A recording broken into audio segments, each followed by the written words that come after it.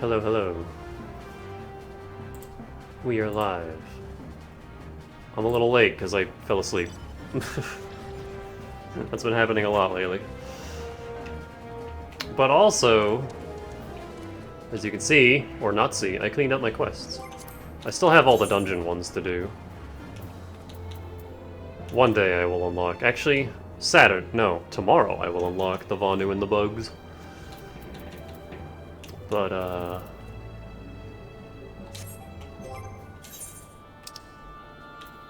got these three all unlocked, and I'm almost done with the turtles. And I'm getting there with the moogles. But, yeah. Today I'm going to try and blitz through the remainder of post Stormblood. Tomorrow, I only have a little bit of time to stream after work, so I think I'll just dedicate that day to cleaning up these side quests. These blue quests. And then Saturday, we'll do the raid content. I might start the raid content today, depending on how much time we have left at the end of this, but we'll see. It's been an eventful few days, hasn't it? But I suppose all we can do now is wait for word from Alphino. Also, I am just smothered in cat hair. If I don't recall the last time I had nothing pressing to be getting on with, I should probably make the most of it. Shall I put on some tea? Tea would be lovely. You may regale me with the tale of your adventures in the Far East, and of your encounter with this new primal especially. I'll put the kettle on then. That table looks free if you'd like to take a seat. Claim the nearby table. Several cutscenes will play in sequence. Alright, as long as they're voiced. Can I just sit back and watch? That'd be great.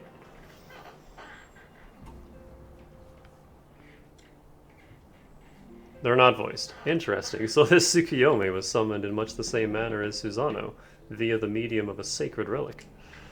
That's right, they believe their gods, or kami, reside in physical objects.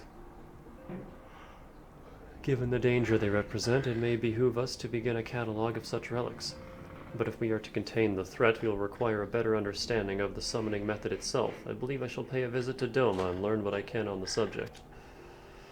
A fine idea, and I know for a fact that our friends in Doma would be grateful for any information which could help to prevent further summoning in the region. I will pen you a letter of introduction. Lord Hien will wish to welcome our resident expert on aetherology. Greetings. Could it be that I'm in time for tea? It certainly looks that way. Come on, sit down and tell us how your investigations went.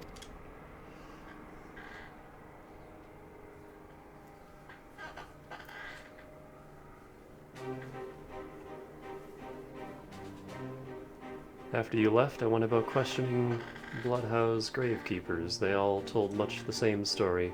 Once Elise and her officers had confirmed Xenos dead, his corpse was interred under strict supervision.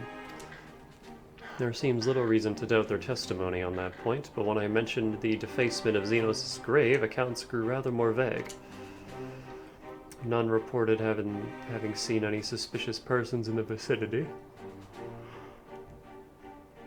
It all assumed the act to have been perpetrated by a vengeful Alamigan. Crucially, however, I was able to confirm that when the offending scrawl was removed, as per Lisa's instruction, no one involved thought to check the contents of the coffin. By that stage, 'tis like that the corpse was already missing. Assuming Xenos has not in fact risen from the dead, we are left with two possibilities. Either the body was disposed of to lend credence to the claims of an extremely committed impostor, or an Ashian has taken up residence within it.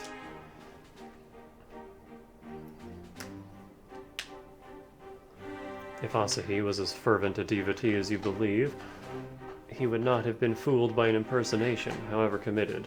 We must assume that we are dealing with an Ashian and proceed accordingly. Agreed. The question is, how many more such monsters are waiting for Alphino and Garlemald?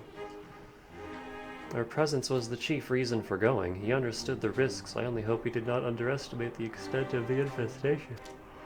I can't help it. They just keep hitting me.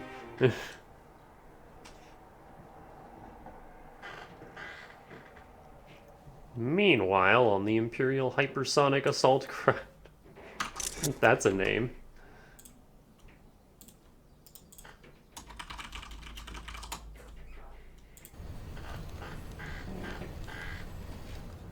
It's fine when I'm at work. I don't yawn this much when I'm, like, talking with customers or anything. It's just reading. It's only when I'm on stream and reading.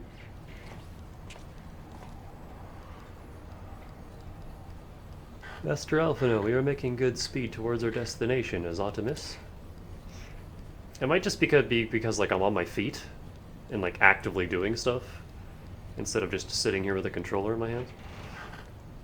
Nay, 'tis just I can see not from my cabin and was curious to know the land over which we flew. But then even like when I'm at a sibling's place talking, I don't yawn this much. I don't know. It's just reading. I'm afraid our military craft are built with little thought for such niceties. I am happy to indulge your curiosity, however. We are presently passing over the burn on the western edge of Authard. Even with the benefit of a porthole, your gaze would have been greeted with naught but malms upon malms of lifeless earth. I have read something of the burn. It was described as a desolate wasteland, bled dry of every last drop of ether. Aye, it is believed that a succession of icon summonings was responsible. When Emperor Solus first came to Authard and beheld this blight, he is said to have reeled at the scale of the devastation. Such devastation! He declared icons a threat to our very star's existence and issued an empire-wide decree ordering the eradication of all such entities.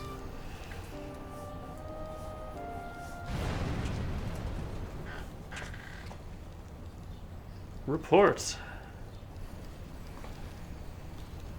We're under attack, sir. Magitech armor. No visible designation.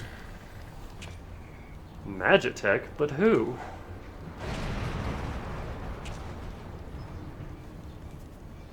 All cannons, return fire. Damage report.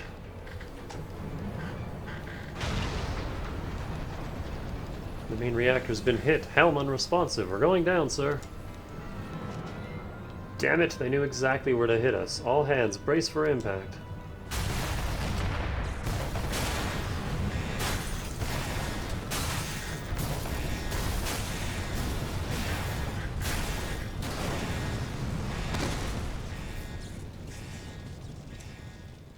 Well, Alphino's trip isn't going well.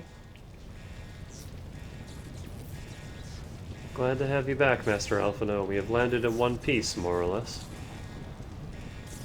But the air filtration system is damaged and the ship is filling with smoke. We must gather the survivors and get out while we still can.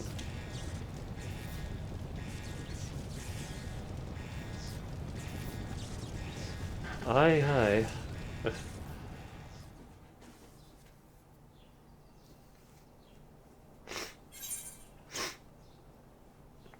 Oh, okay. And suddenly we're fighting.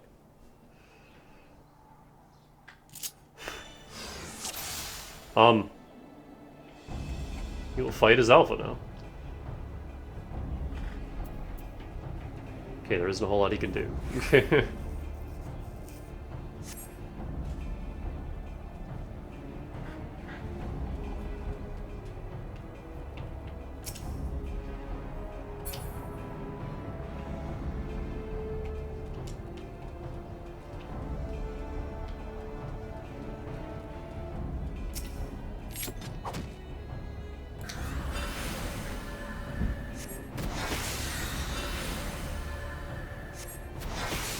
And those are my samurai skills.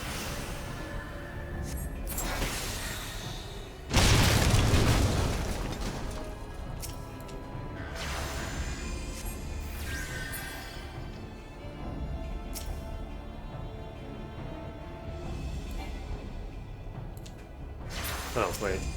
There we go. I thought I meant a literal revive. I don't think I would have made it.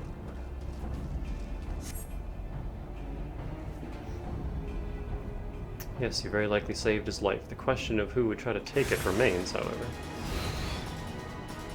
Prince wishes none left alive. The prince?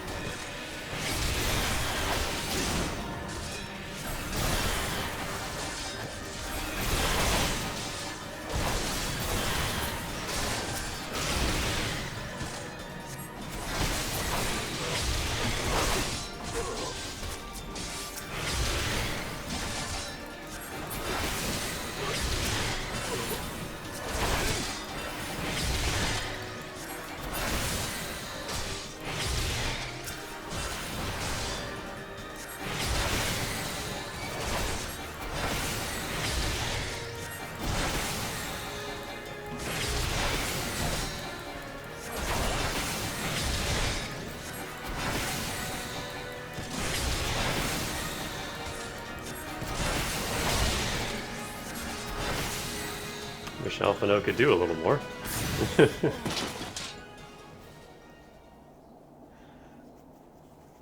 He's got 3 skills and they all suck.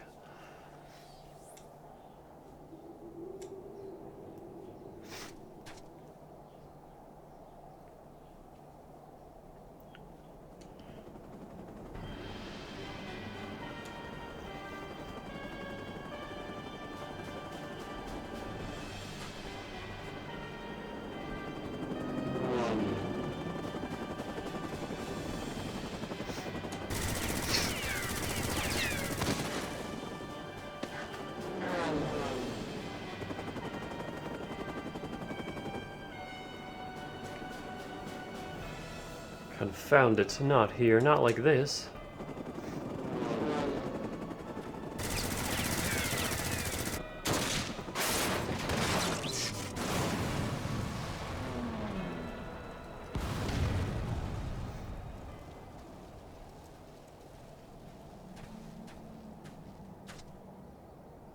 What? Who in the Emperor's name? Enemies of our enemies, introductions can wait. You are calm in a crisis, Master Alphino. Let us finish this, then.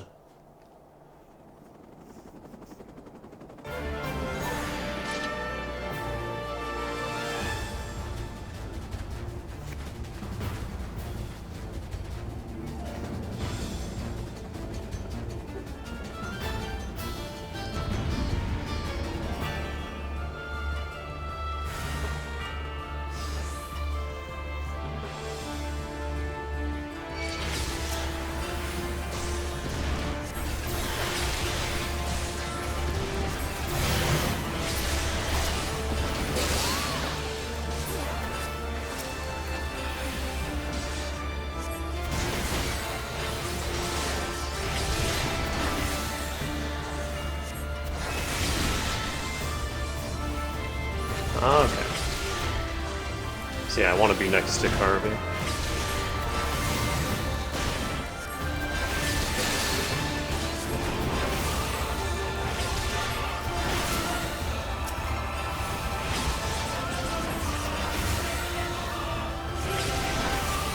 I like how my samurai skills are going on cooldown.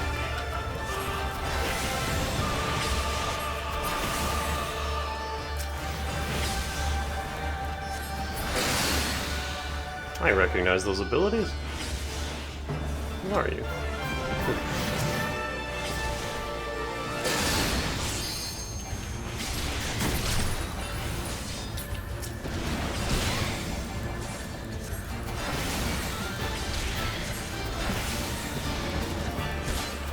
What is going on here?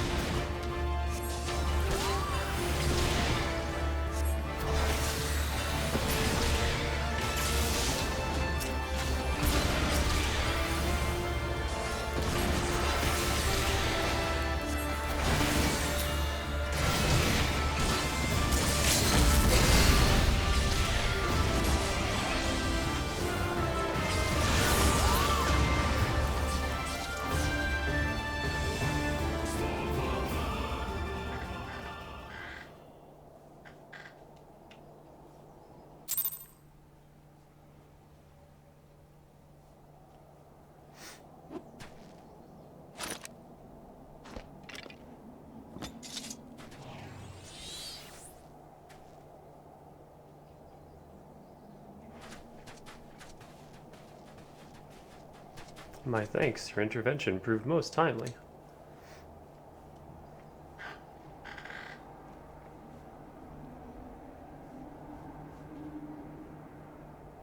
Well, well, I did not think to meet an Eorzean in this place, let alone a scion. You know of me, sir.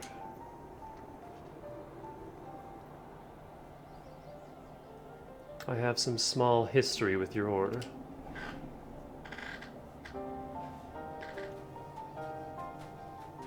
But I would speak of the present. Know you, your assailants, and the severity of your predicament. The soldiers bore the insignia of the Emperor's personal guard. And I could venture a guess as to their motive, but you have us at a disadvantage, sir. Will you not tell us who you are?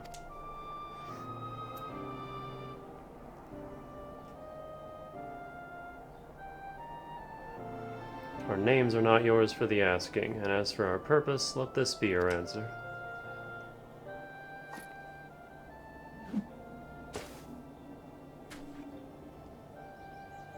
An Ashian mask.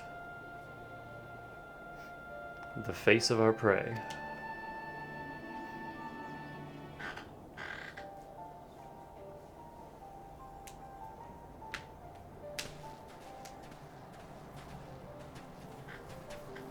Are they the Shadowbringers? We must away before more arrive. Come with us or stay, but make your choice now. Even should we manage the long trek out of the burn and secure passage to the capital, we would no doubt be greeted by the Emperor's guard. Indeed, we accept your gracious offer,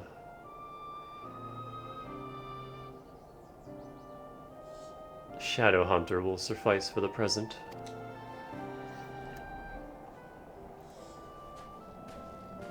Come.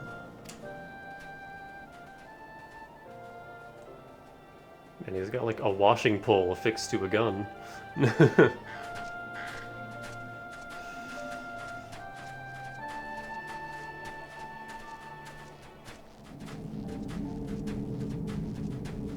Oh, he's killed several.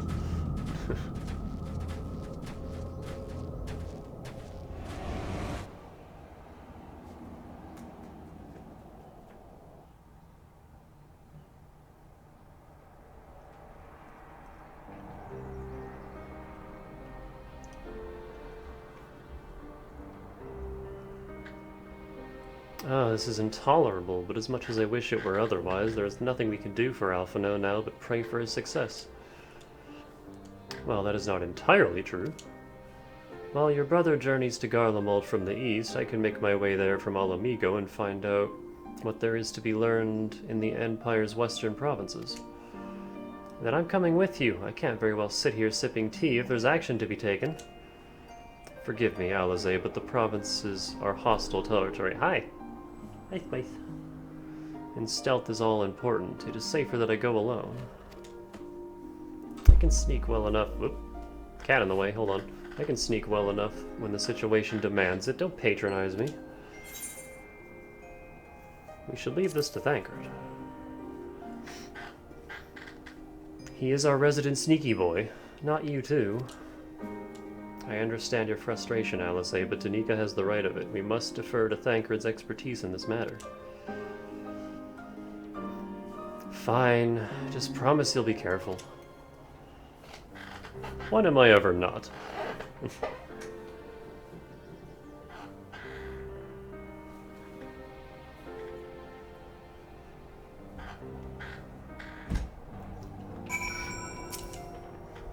It seems that praying is to be the extent of my contribution after all, but I will stay behind as I have been bid. We all have our talents. Mine just happened to involve a silver tongue and soft souls. I promise to send word the moment I learn aught of consequence. See that you notify me, too. I mean to depart for Doma as soon as I find a suitable East Aldenard vessel to bear me thither, but I shall return if I am needed.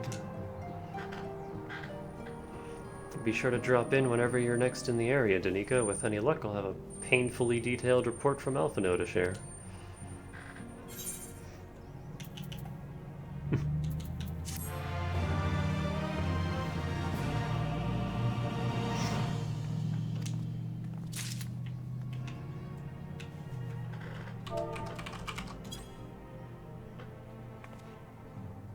Oh. Is it just a facial animation? Oh, that's boring. I was hoping it would be like the Rosa thinking meme.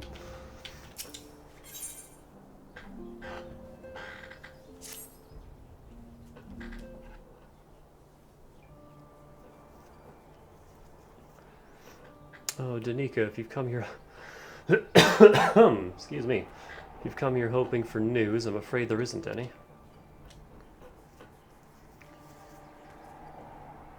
Everything is exactly as it was. Y'shtola is still investigating primals in the Far East, Thancred is still gathering intelligence in the Imperial provinces, and Alphino is still out there somewhere. There's been no word since his first scheduled report, nor does he respond to calls, and all the while I'm just meant to sit around here waiting. It's driving me mad. Hey, Tongs. Begging your pardons, I bear a message from the Eorzean Alliance. Thank the gods for that. We have a visitor.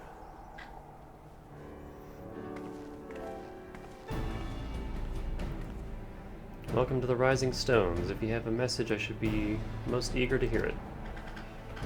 My lady, the Alliance leadership will soon convene to discuss the matter of Ashian interference, and they humbly request the assistance of the Scions of the Seventh Dawn.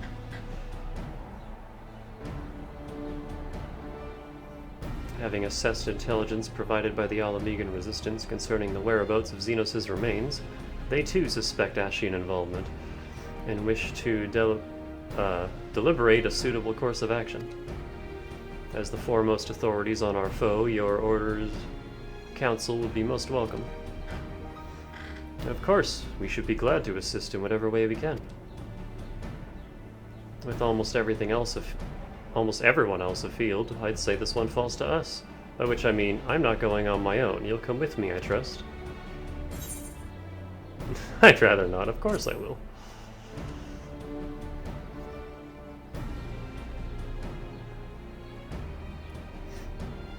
There you have it. We accept the invitation.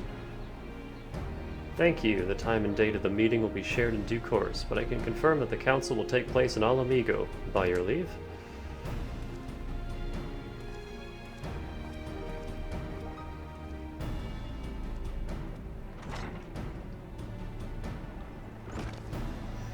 I somehow doubt we'll have anything useful to offer, but standing mutely at a meeting would still be better than the nothing I've been doing of late.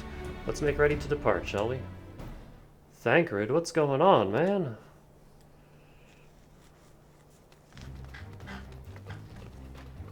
Oh hey, it's not Zell. I forgot about him.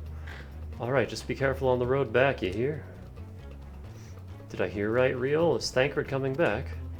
Aye, that he is. Says he's acquired some important intelligence. That was quick. Being in Garlean territory, though, he couldn't risk sharing the particulars in case the Imperials were listening in, so he said he'd head back as quick as he could and to make sure someone was waiting for him in the Alamegan quarter. Understood. Tanique and I will go.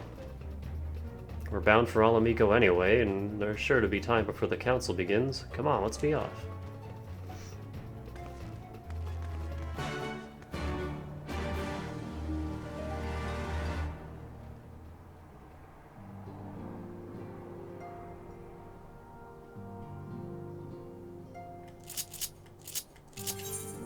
But first, real quick... Actually... I don't know where the inn is in Gridania. I've never used it.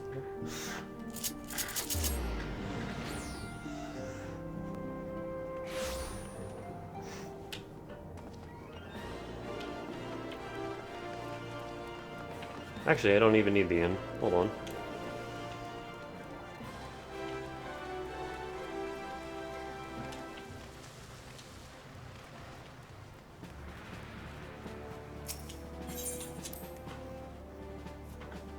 There's one thing I forgot to do, which I will do now.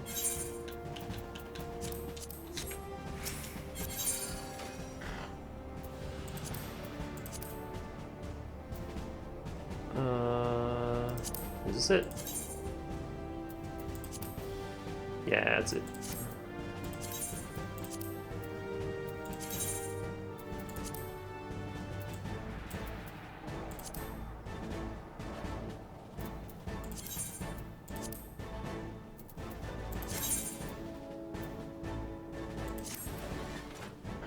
We're upgrading from barehanded to glowy fists. I mean, these Tonfa are cool and all, but...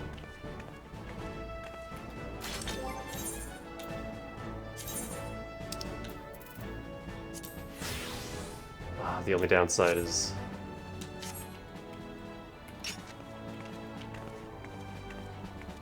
They don't mesh with the rest of the armor, but I like the glowy fist a lot, so...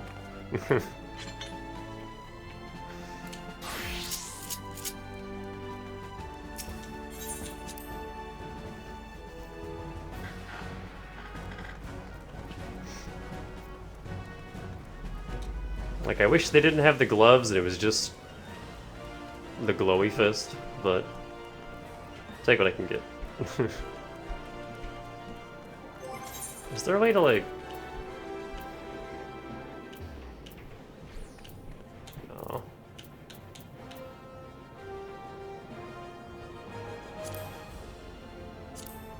Wait, hang on. What does this do? Nothing. Alright. Never mind.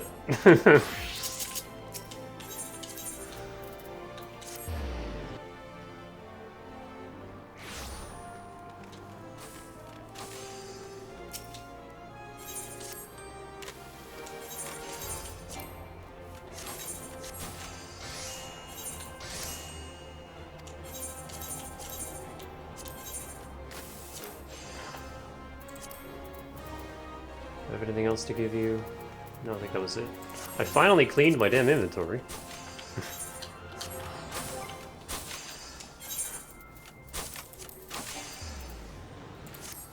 Just in time to be done with the game for a while.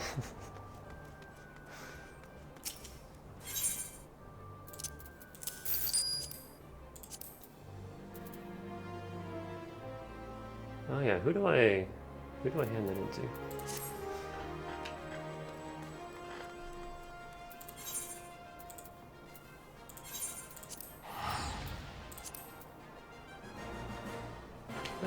We can do this without spending a ticket. Hold on.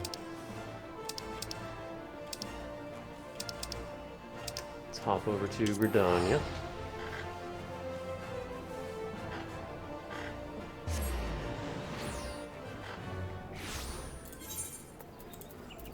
There we go.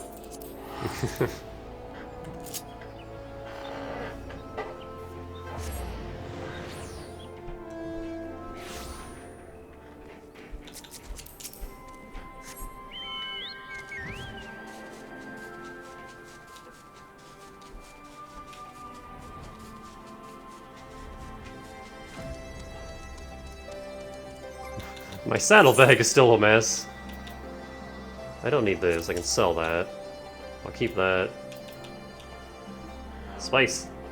He's pushing my mouse with his tail.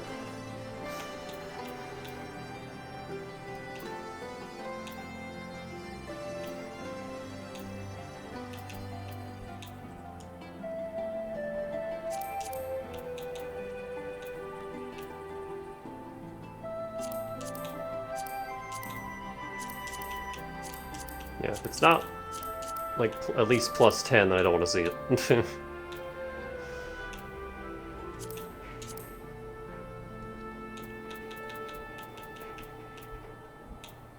Can I use this yet? Let's find out. I can. Haha. I probably can't use the other one, though. That's probably level 80.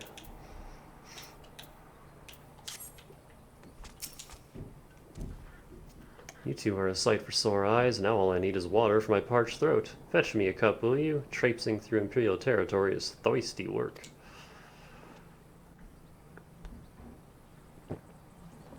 Oh, you and me both. God, I needed that. I won't bother telling you to catch your breath. Whatever brought you galloping back to us, I assume it's urgent. Quite. Without further ado, then. After the successful uprisings in Doma and Alamigo, rebels in several other provinces were inspired to follow suit. Unfortunately, they did not fare quite so well. The Dalmascans paid the heaviest price. For their defiance, the Emperor made a show of razing their capital to the ground, prompting many of their neighbors to abandon thoughts of resistance.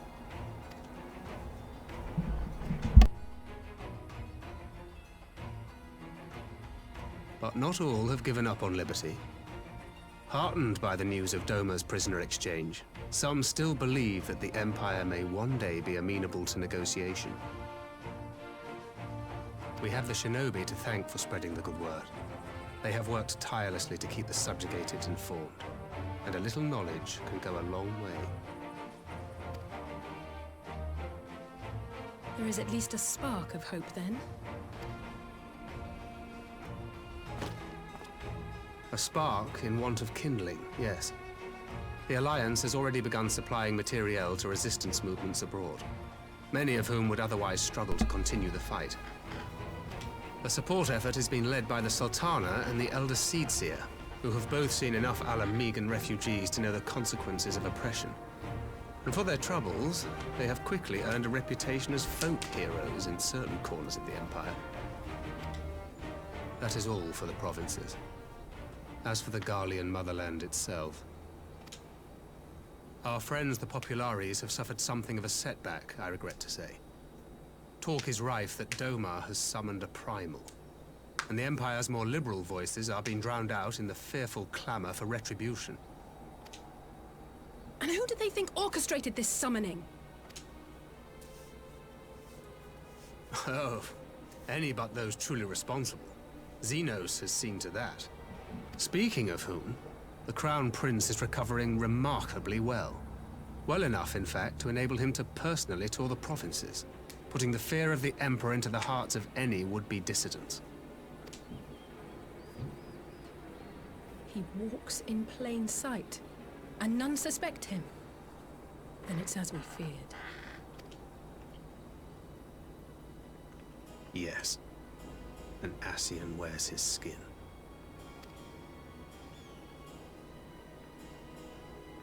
But it was not that which brought me here in such haste. During my time in the provinces, I learned many things. Yet at no point did I hear any report of a Doman emissary in the capital. But Alphonse should have arrived by now. Could they be holding him there in secret? The possibility did cross my mind, but I have reason to believe he never reached his destination. As you know, Scions assigned to covert operations, such as Riol and myself, are issued special link pearls for communication in the event of an emergency.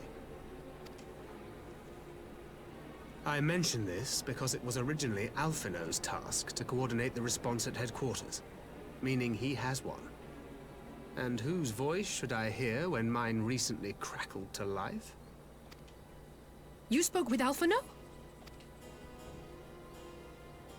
Spoke with? No. I but heard his voice, and none too clearly at that. 2 words were all I could make out. The burn. The wasteland on the edge of Otherd. Something must have happened to them there.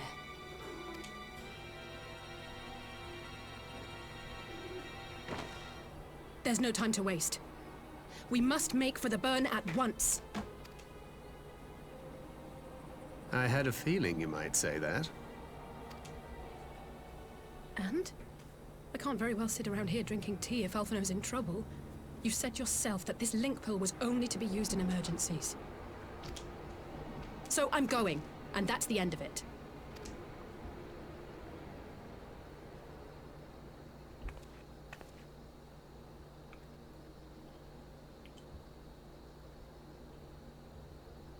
Oh, far be it from me to change your minds.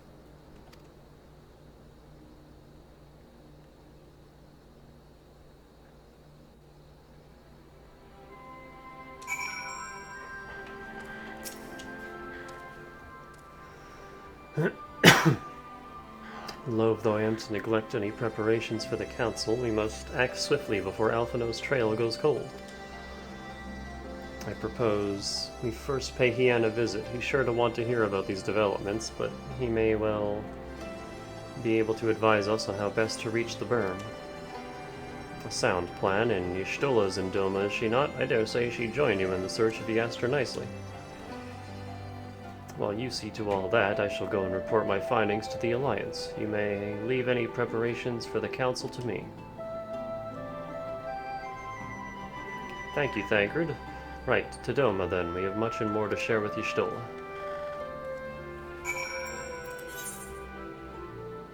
Oh.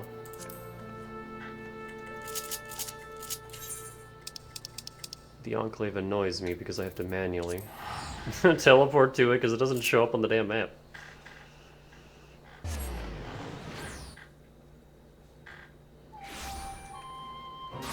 Oh, hey.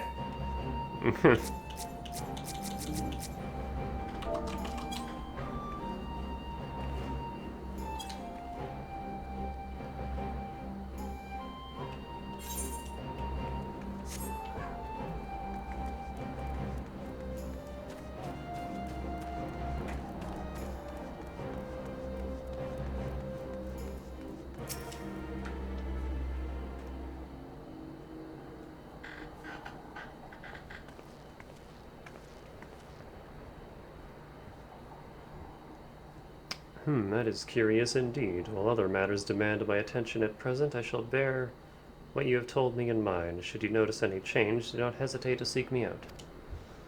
Thank you, my lady. You are most kind. You appear when I least expect it. Hi, Dylan. How you doing?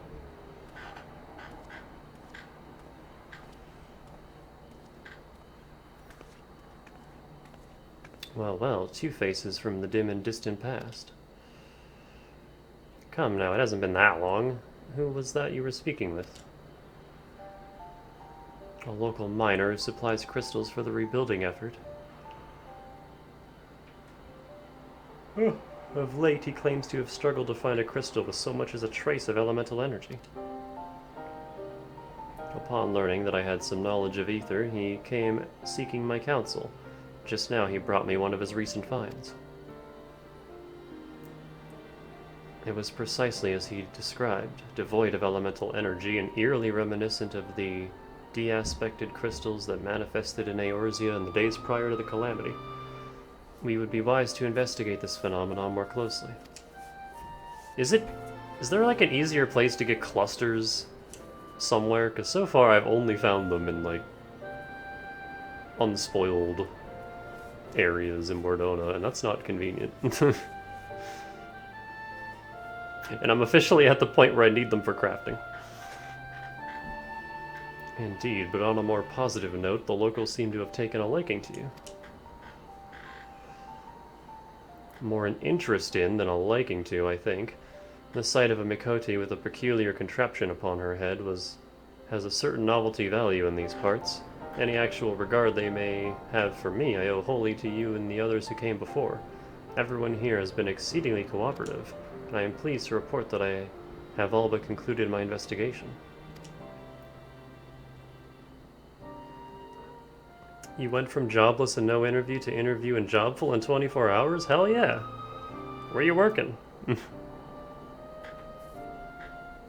Simply put, by focusing one's will upon an aether-infused object of worship, it is possible to conduct a summoning.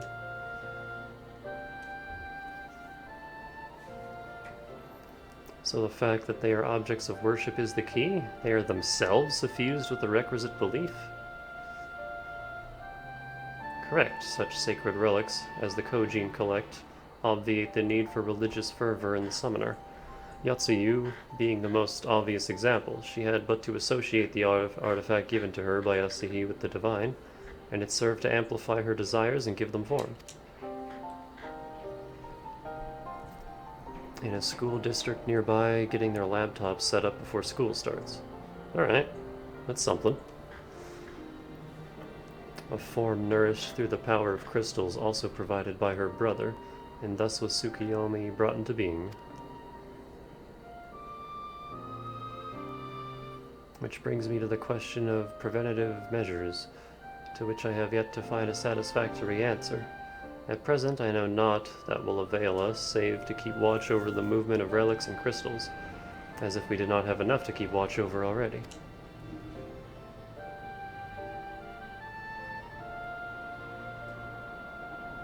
But I doubt you came all this way to hear that which may be perused in a report. Has something happened to Alpha now?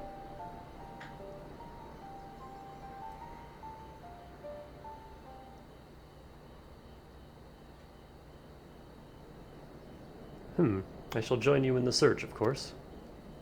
Thank you, Ishtola. I should be glad of your help, truly.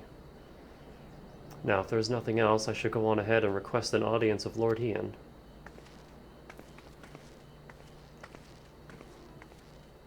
Alice puts on a brave face, but she has little talent for concealment. We should join her at the Kian Khan.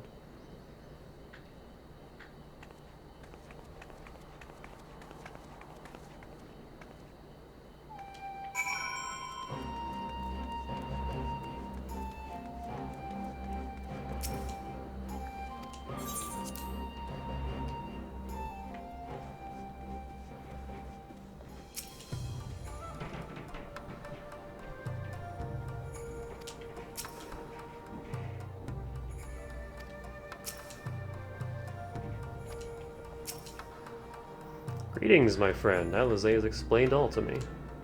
Needless to say, you shall have our full cooperation in the search, even if Alphino's trail does lead to the burn of all places.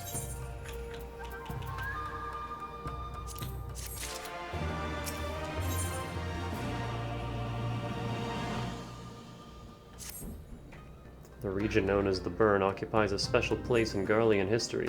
Every child in the Empire is familiar with the tale.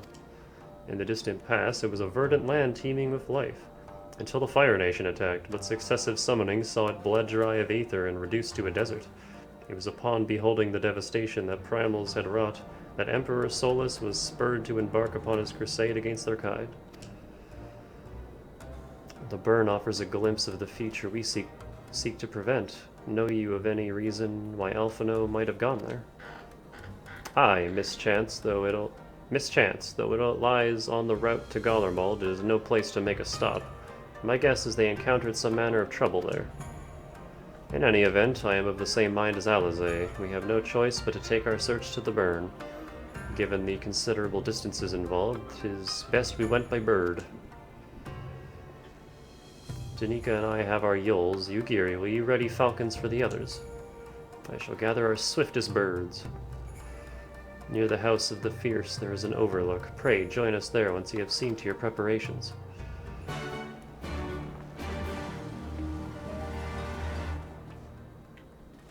All this talk of birds just reminded me of Punishing Bird and Big Bird and Lobotomy Corporation, which reminds me, hey Tongs, you weren't around for the Lobotomy Corporation days. You should go check out those streams when you get a chance. They were a good time. I love that game.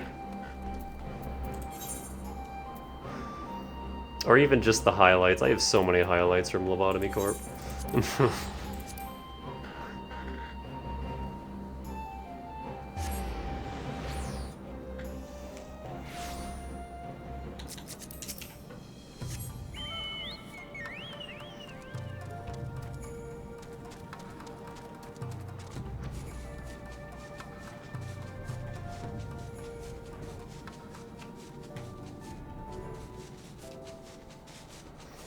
Keep getting notifications that game is on sale. I think it's already like a $30 game to begin with, so I'd say pick it up.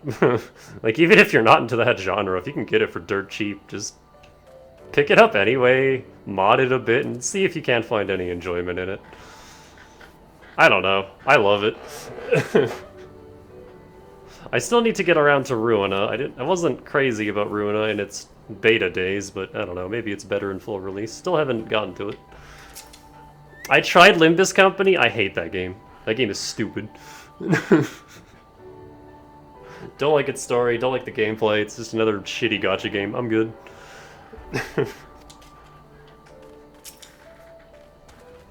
Lobotomy Corp, however. Just find it difficult to start a new one. That's fair. It's really hard. I will say that. It's one of those games where you learn through failure, and you will fail a whole lot. The game is like purposely stacked against you constantly. And it's learning how to fight against that is like the whole experience of the game. And also managing, as your facility gets bigger and bigger and bigger, you still have to manage the whole thing from top to bottom, and it only gets harder as it grows. But that's what I find so fun about it. It gets really stressful by the end of the game, and I enjoy the challenge. Because I'm weird.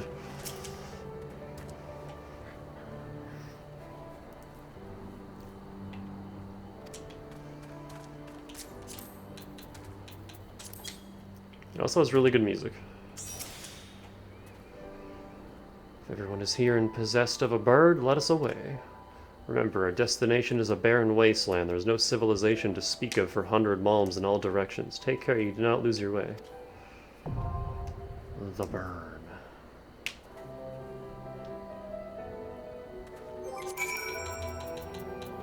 Is Tongs on? Tongs is not on. Alright, me and you. Oop. I don't think Alchemist will be much help in here.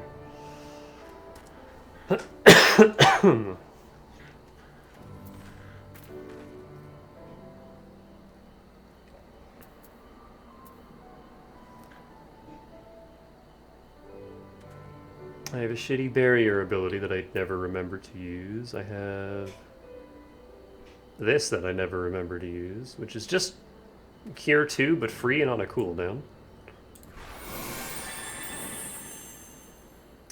And then I just got this, which I also never remember to use. It's just extra heals, okay. I should use that before Medica 2, probably. Alright. I have so many goddamn abilities.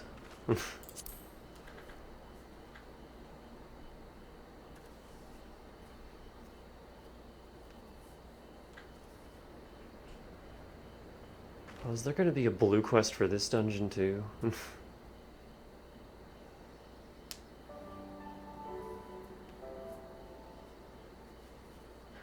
Healing on healing on healing.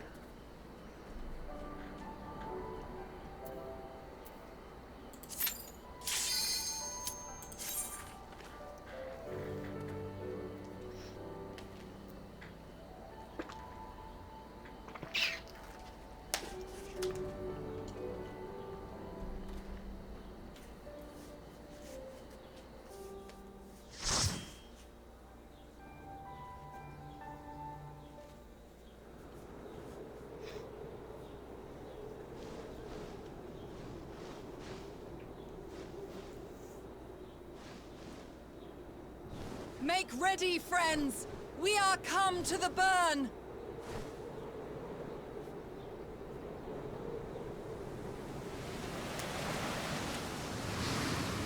Immediate sandstorm. Everyone, land where you can! We must wait out the storm!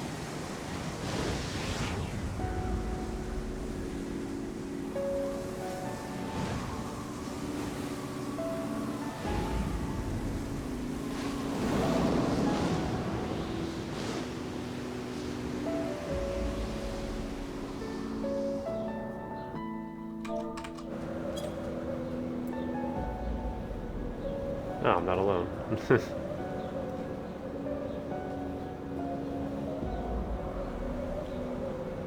We have a fellow samurai.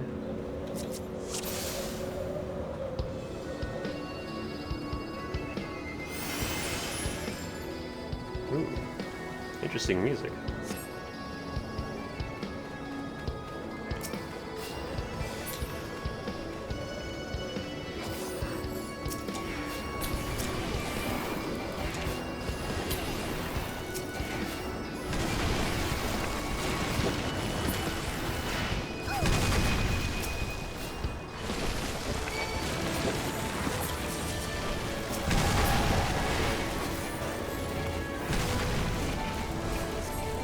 This thing's sure like poison, huh?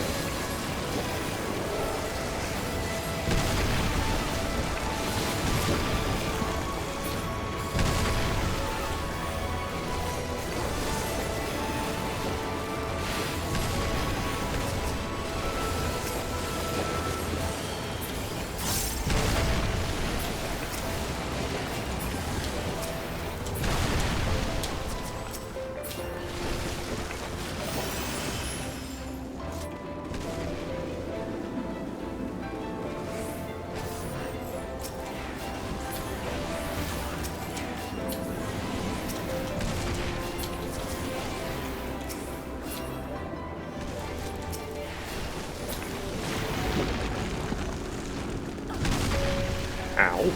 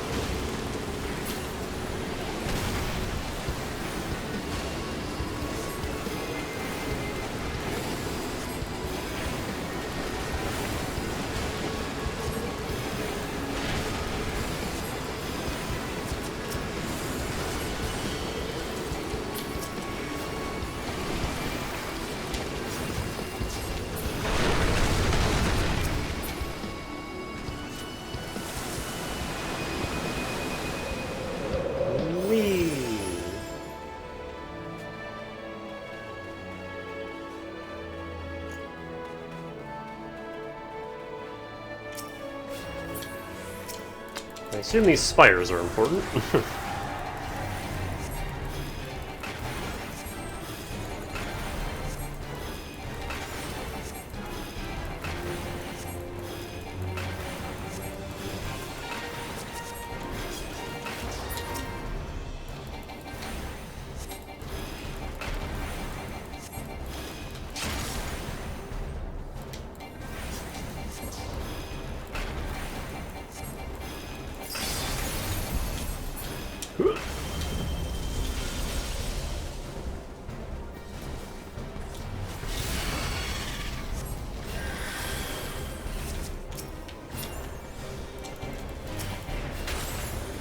This dungeon is hard but fun. I'm liking it so far.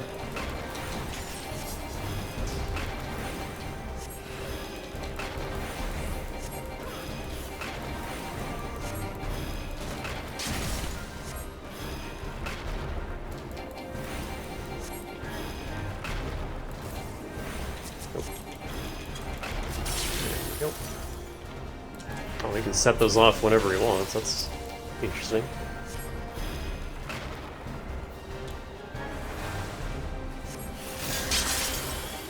Too early.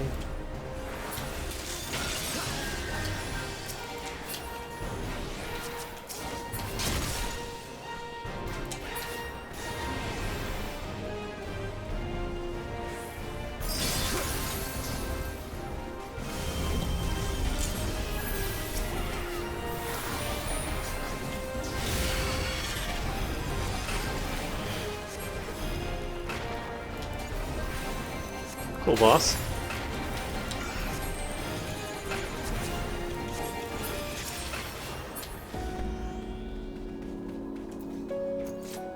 What did we win?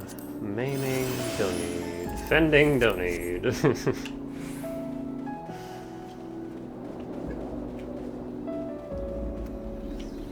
I need striking and healing.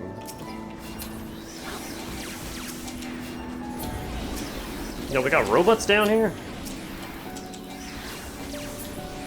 Pew.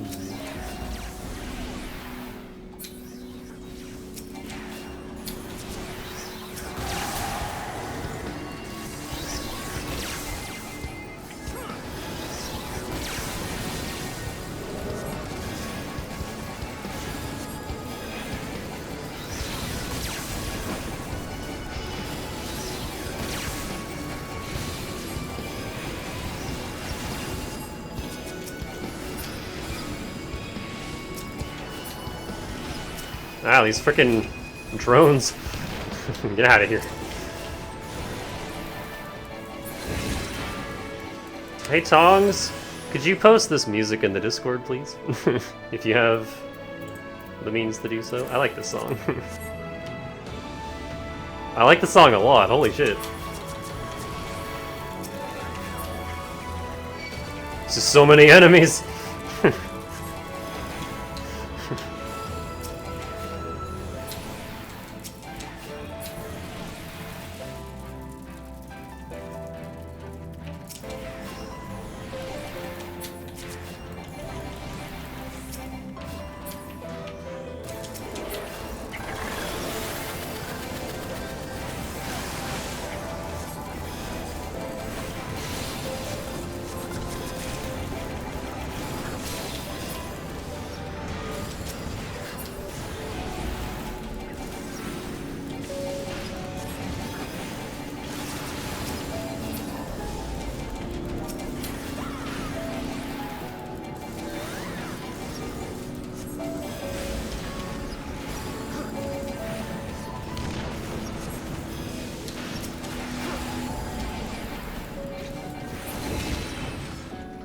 Hell of a fight. It's all fending.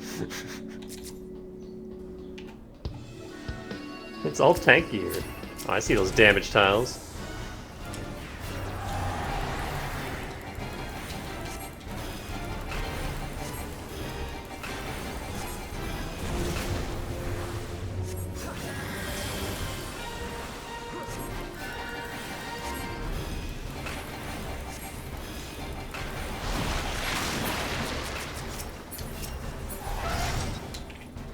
Oh.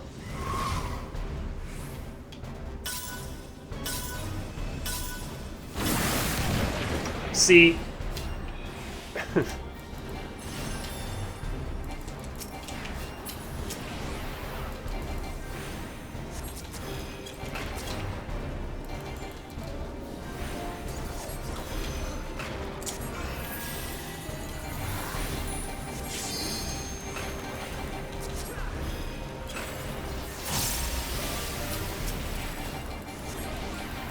What's going on here? This is reminding me of one of the Alexander bosses. I don't remember which one. But this arena reminds me of... It was like the goblin dude on the conveyor belt?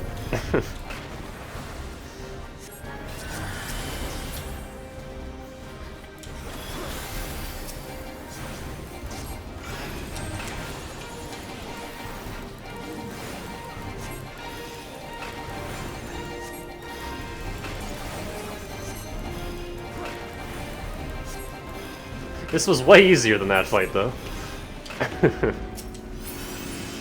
What do we got? Casting, I'll agree with that. And slaying, yeah, gimme.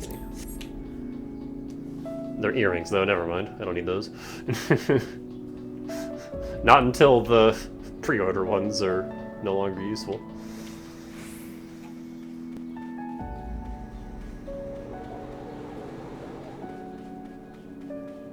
The black lens.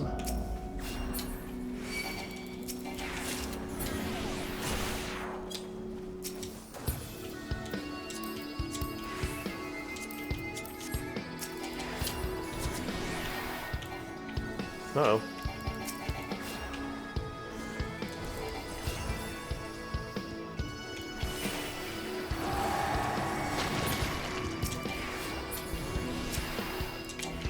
It's a giant AoE keeping us from following you.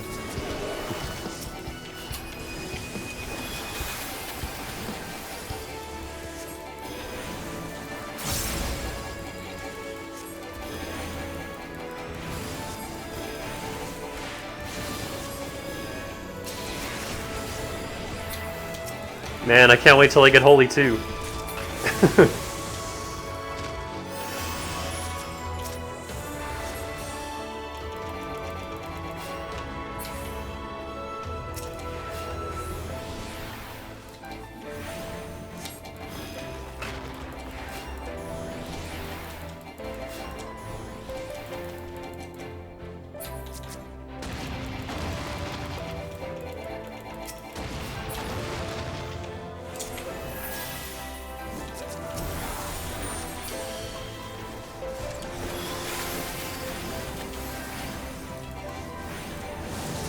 Oh, you are not having a good time. Stop that.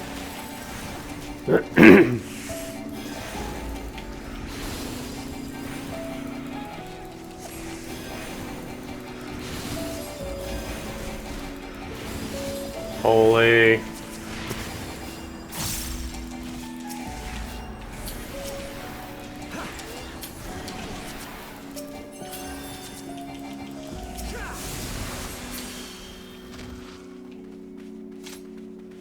My favorite button.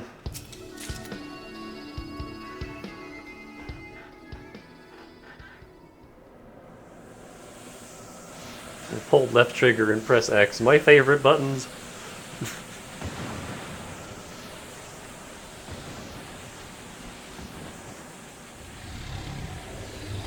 That's a dragon. I don't think I was expecting sand dragon. More earrings. Yeah.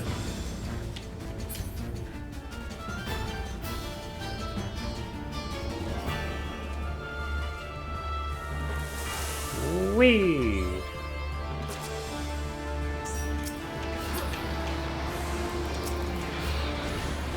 It's not sand. Oh, missed. Oh, it's Rydia's mom.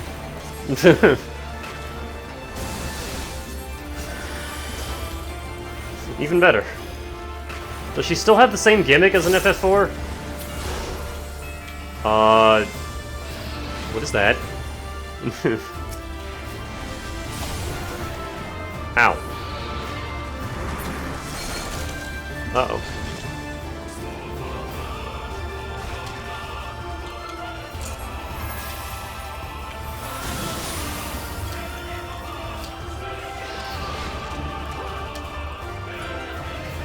There we go.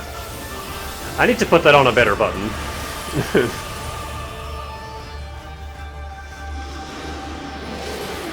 So I remember to... Are we killing these?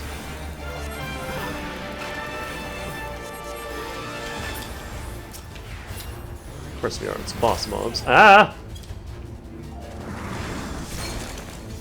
Oops.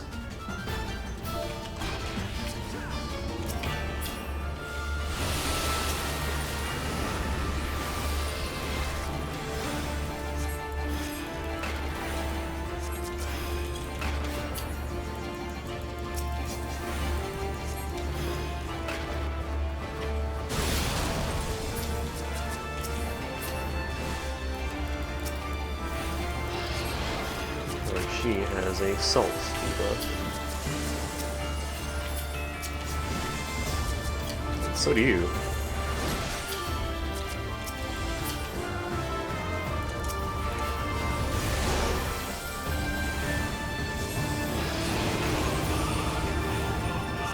Ah.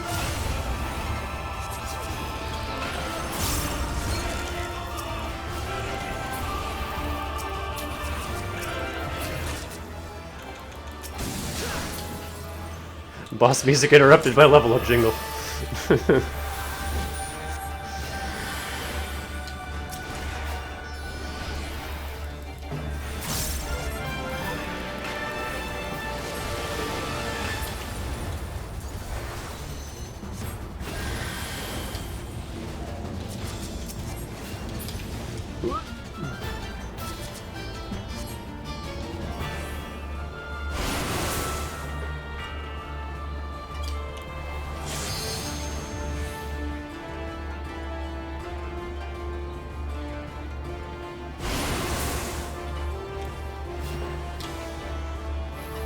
We want to be at the edge?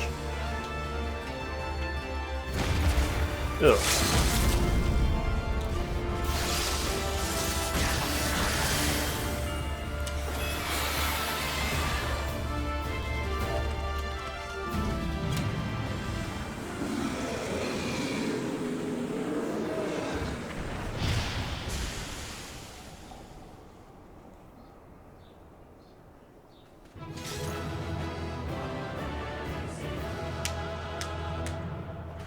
We got $4 grand for that. Thanks, Radia's mom.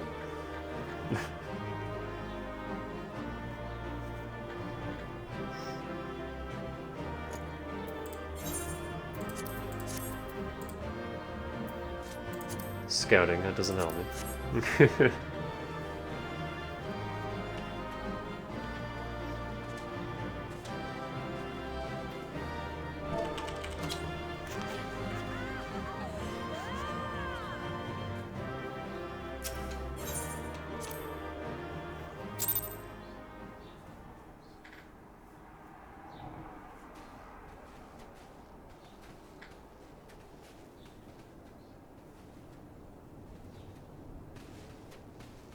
Between contending with bloodthirsty beasts and sand in my every conceivable place, I'm quite ready to leave this wasteland.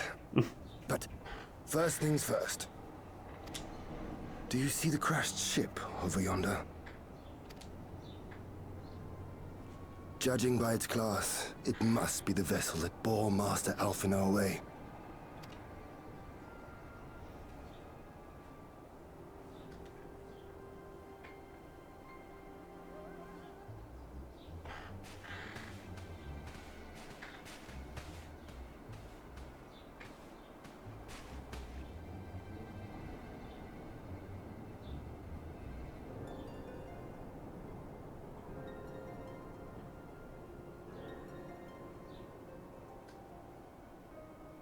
War Machina. It would seem they were involved in a struggle. Can she sense inanimate objects? I thought she was blind.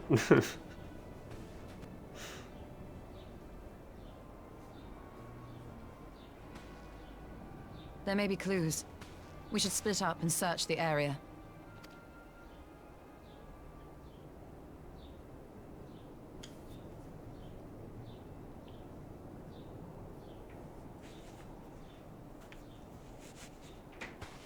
Is that the Sandman? There's no sign of Alphino, nor of Maxima and his people. Her vision is weird.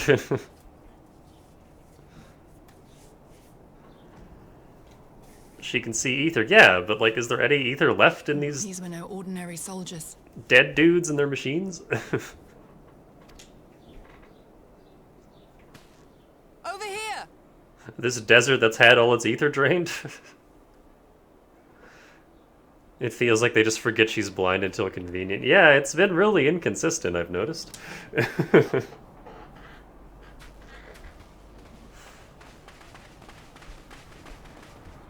I mean, she was missing for this entire expansion, so I The guess... insignia on this man's uniform identifies him as one of the Emperor's personal guard. I guess maybe they just forgot, but it's still funny. Hand-picked soldiers, answering only to the royal family. That would explain why all the casualties are Glaceon. They were fighting their own. You're saying the Emperor was behind all this? That Alphino is his prisoner? We don't know that yet. Everything has ether, maybe? Aye, we must not jump to conclusions. Besides, Alphino is more than capable of looking after himself, is he not? It's the same thing as Phantasy Star Online. It's all photons. If you have a question about something, photons. Everything is photons.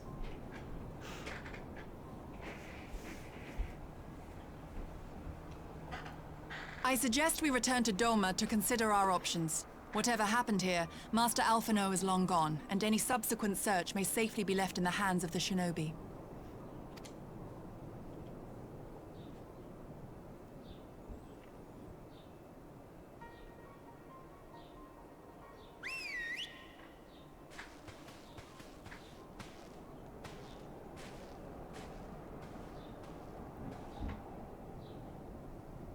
Where in the world are you, brother?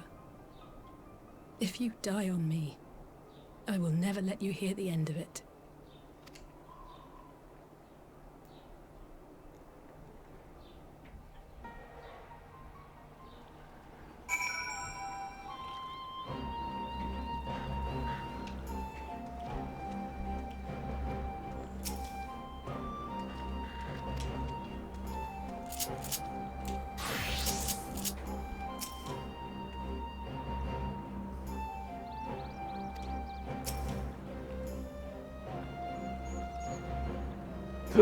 Oh, excuse me. Well, that was a decidedly uneventful journey. I almost found myself hoping for a sandstorm. Joking aside, I'd say our birds are due for a good brush down and a treat or two, wouldn't you?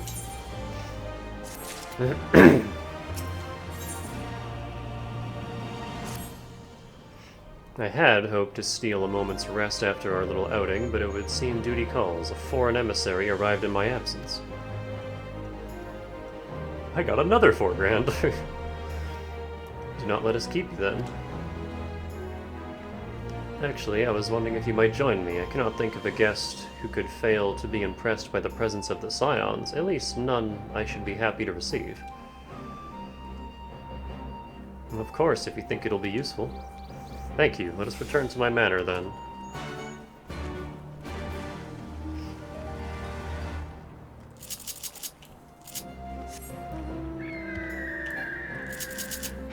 Oh yeah, I got,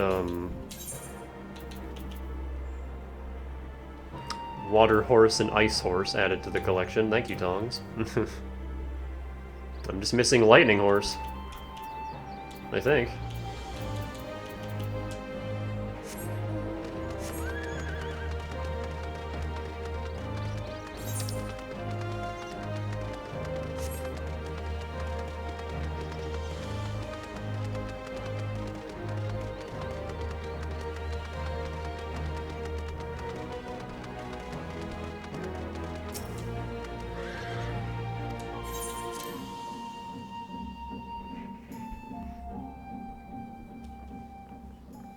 He also dumped a bunch of duplicate minions on me, so again, thanks.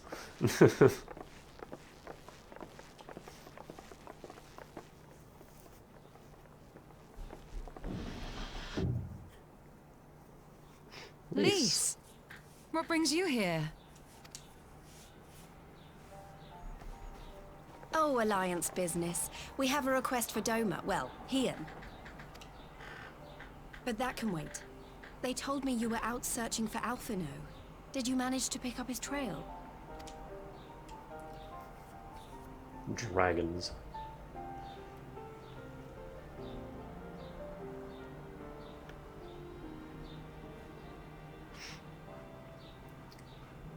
Well, if he wasn't at the crash site, he might still have escaped. We have to keep searching. And we will. Alphino embarked on this journey as an emissary of Doma, and I hold myself responsible for his safe return. I will have our shinobi in the provinces search for him as a matter of urgency. Chin up, Alize. You'll get to admonish your brother for his recklessness yet. Well, someone has to do it. I'm sure he's going to be fine. There is one thing I'm not sure about, though. You said it was the Emperor's personal guard that attacked Alphino's airship. But the Popularis would never have been able to arrange the prisoner exchange without Varys' blessing. So why would he sabotage his own mission? They may not have been acting on Varys' orders. The guard answer not only to him, but to his family. The Crown Prince included. When Yotsuyu summoned Tsukuyomi, Asahi was quick to proclaim that a Dorman citizen had violated the terms of our agreement, that the negotiations had failed. And it is this version of events that is now being repeated across Garlemald. To hear the tale, one would think the prisoner exchange never took place. Plainly, someone is manipulating matters from the shadows. Most likely Xenos, or whoever it is that wears his face. Whichever Ascian you mean. We all know the nature of our adversary.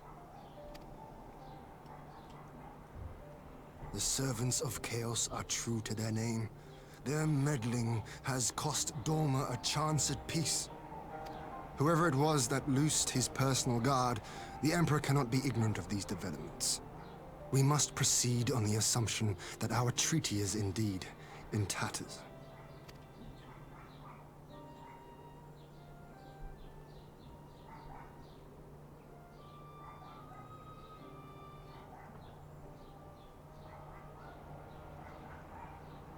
But come, Lise.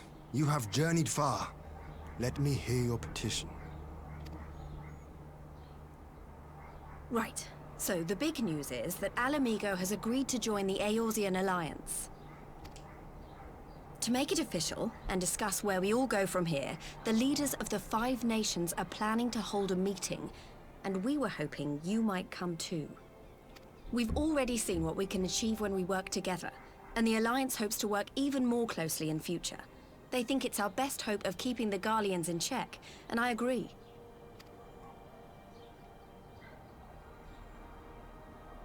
As do I. By coordinating our efforts in the east and west, we may be able to discourage them from committing their forces to a single front. I accept your invitation. I must, however, ask for time to attend to some pressing matters here. In light of recent events, the risk of Imperial reprisals is greater than ever, and I would not leave Doma unguarded. Ere I depart, I must shore up her defenses. Understood. I'll let the Alliance know. We'll wait to hear from you before setting a date. The meeting's to be held at the Royal Palace in Alamigo, incidentally. Do you remember the way? Well enough. Please assure my hosts that I will not keep them waiting any longer than I have to. Consider it done. And thank you for agreeing to come. If we all put our heads together, we're sure to find the best way forward. For everyone.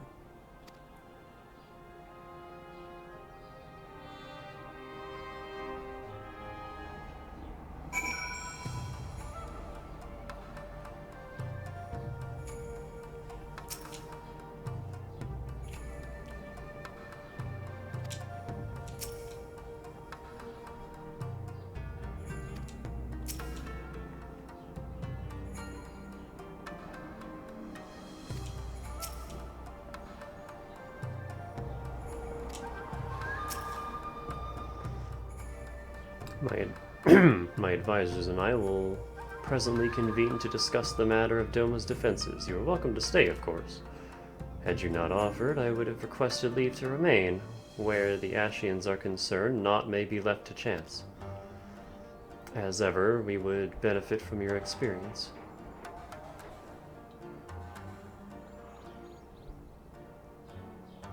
I thank you for coming, Lise, even if it is not on, or even if it was on official business. I had hoped there might be time to show you the land you helped to save, but I will settle for a fleeting visit if needs must.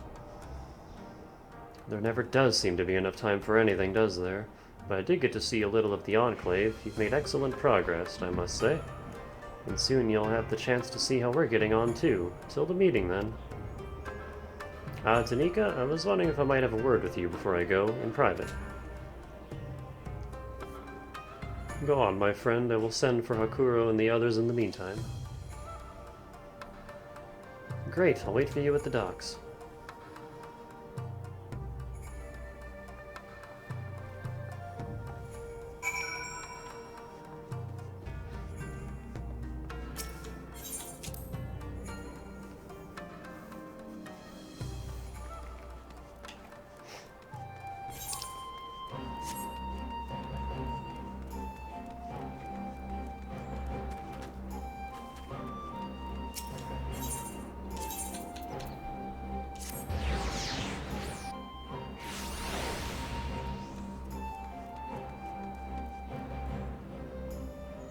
Will now receive an EXP bonus until attaining level 80. Hey, I'm almost there. Maybe that message will stop showing up every single time once I'm there.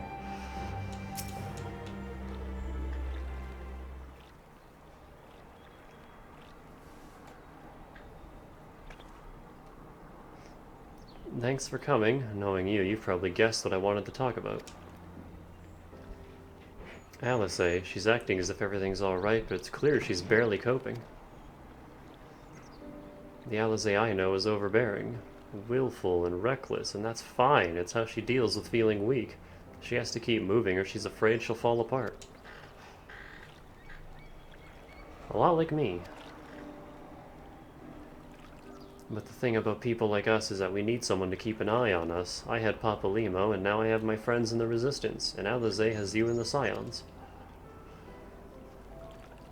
Before you start, I'm not saying you're neglecting her. I'm sure you aren't, and I'm sure you won't. But she's a good friend, and when I see her like this, I can't help worrying. So please, make sure you give her all the support she needs, alright? Leave it to me.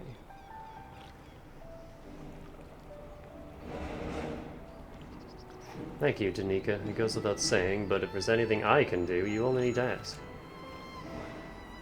Well, I'd best be off. See you in Alamigo.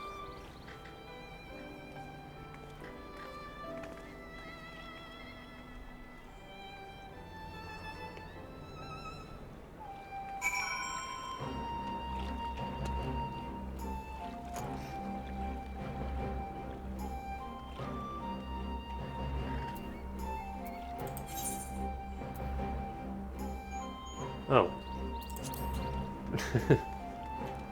Back to Ian. Whoop.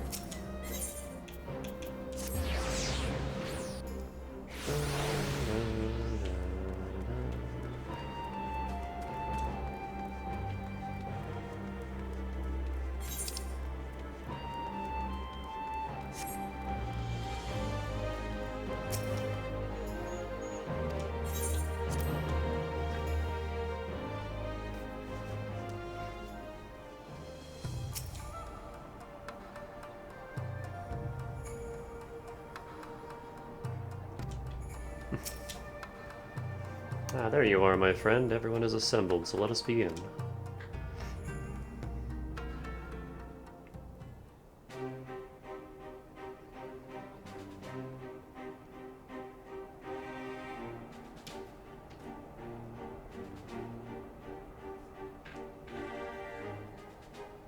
If we are to ready ourselves for invasion, we shall need manpower, provisions, and time, all of which are in notably short supply.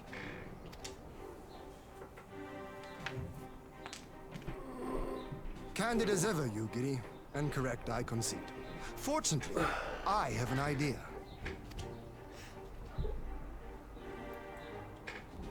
"'Tis plain no single nation can stand against the might of the Empire. And it was only with the aid of others that Dorma succeeded in winning her freedom. So, I mean to take a leaf out of our Eorzean friends' book and form an alliance of our own.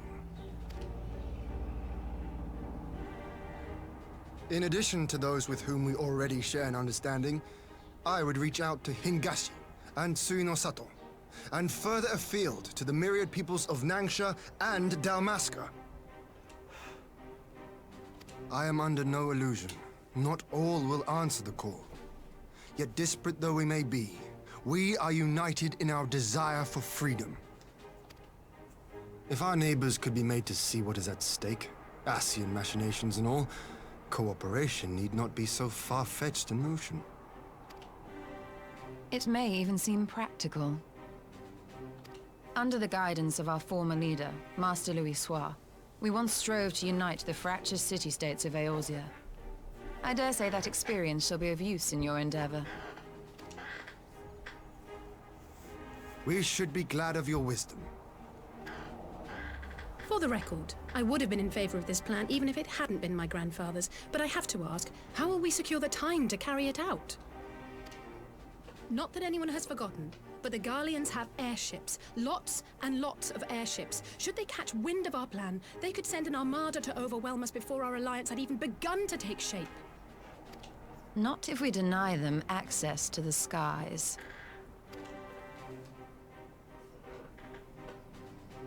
During our time in the Burn, the Warrior of Light and I chanced upon some Allagan ruins. Oh?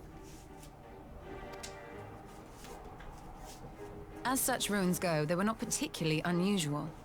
But something about the surrounding land struck me as odd. Faint though it was, its ethereal residue was uncannily similar to that of Azizlar. Identical, in fact. For locations so far removed to share a single etheric signature is all but impossible. I conclude, therefore, that the Allagans created the floating continent with land taken from the Burn.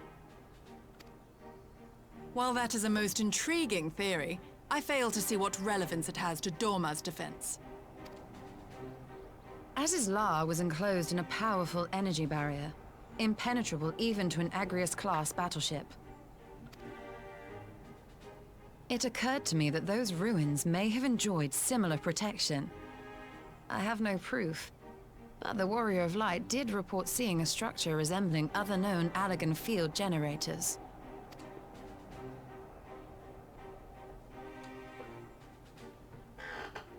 All right. But even if we could put up such an energy barrier, it surely wouldn't extend beyond the limits of the Burn. So what's to stop the Garleans flying around it?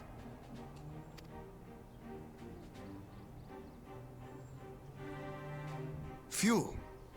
The Dalmascan capital, Rabanasta, was a key Imperial refueling point in the east. By laying waste to it as a lesson to the rest, the Empire greatly hindered its own operations in the region. If an Imperial fleet were to advance upon Dorma, it would now have little choice but to travel, as the crow flies, over the Burn. I see. A word of caution. Even assuming the generator still functions, raising a barrier of such a scale will require a prodigious amount of energy.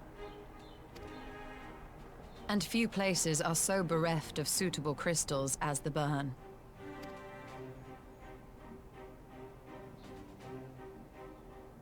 A source of energy. Tell me, did the Allagans make a habit of launching things into the sky?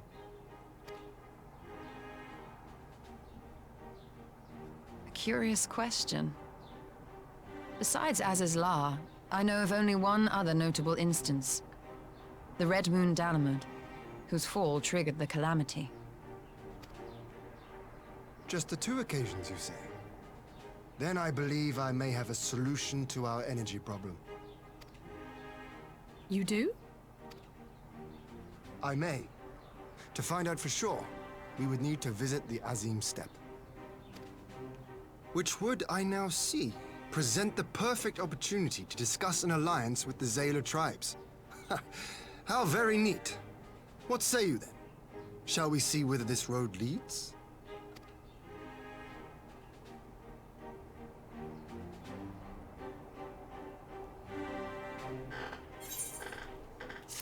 I like how Hakuro and the other guy just have nothing to add to this whole conversation. They're just here. This guy doesn't even get a name.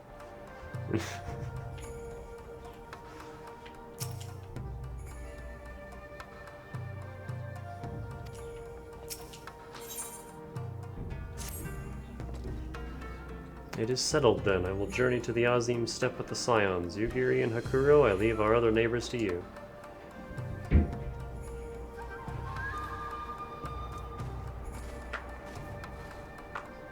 My apologies, but I won't be joining you. I am no aetherologist, and what skills I do possess are unlikely to be of any great use to the mission. More importantly, it seems to me that the ruins and the burn warrant attention. And so, while you are away securing an energy source, I will engage our friends at Garland Ironworks to undertake a complete overhaul of the field generators. We'll need them in good working order if our plan is to succeed. I trust there are no objections. Have care in the burn. Have care on the steppe. From what I hear, the Zayla like fighting with friends almost as much as foes. Good luck.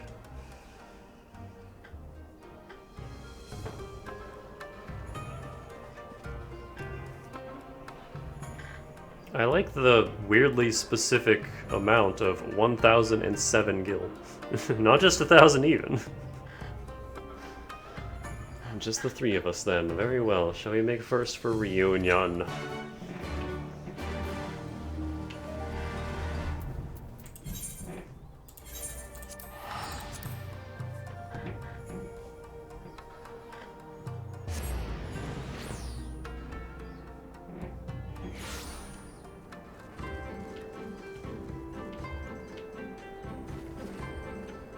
That's where I'm going to.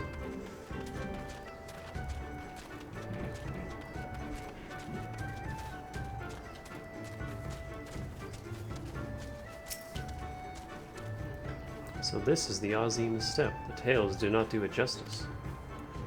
If you think the view is impressive here, wait until we reach higher ground. Actually, seeing as it's your first visit, permit me to show you my favorite spot.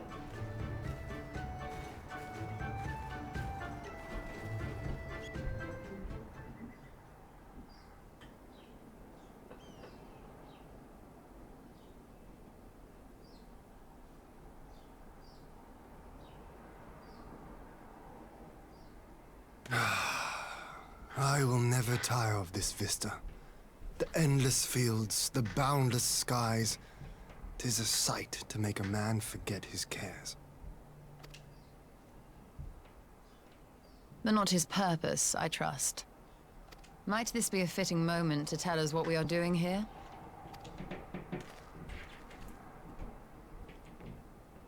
Of course. During my time with the Mole, I learned some few myths of this land. One goes thus. In the distant past, when all seemed doomed, a wayfaring soul came unto the steppe. Venturing into the northern crag, he received of Nama a sliver of her essence, a shard of the shining moon, and with it clove the tainted land from the earth. The end thus averted, to these fields did the wayfaring soul return, and venturing once more into the northern crag, he buried the shard, and made unto the heavens an offering of blood. This reminds me of like an Okami story sequence. A tainted land cloven from the earth and an offering of blood to the heavens. Azizlar and Dalamud. That was my thinking, yes. And you believe that yonder mountains hide an artifact possessed of sufficient power to raise Azizlar up to the heavens? I suppose that might suffice. Worth a closer look, would you say? I would.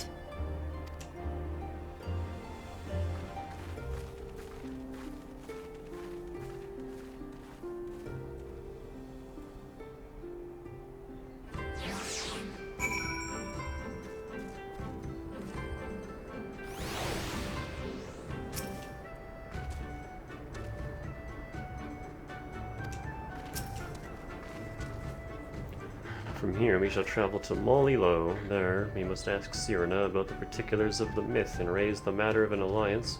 Purple bird! With the rulers of the steppe.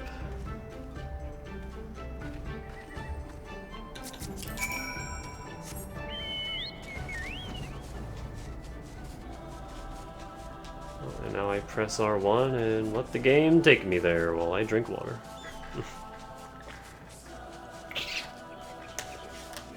L1 rather.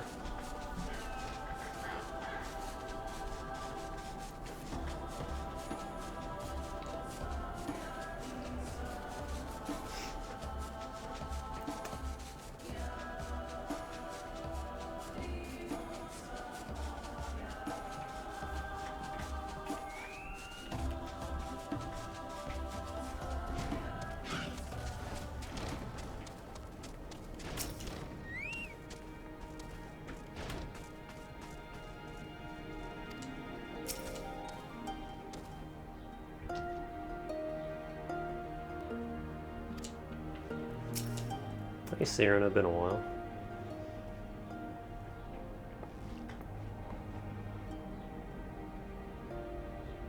Ian, Danica, I'm glad of your visit and the opportunity to welcome a new friend. How may we serve you? There is a matter I would discuss with the mole. It concerns not only the peoples of the steppe, but every land in the Far East.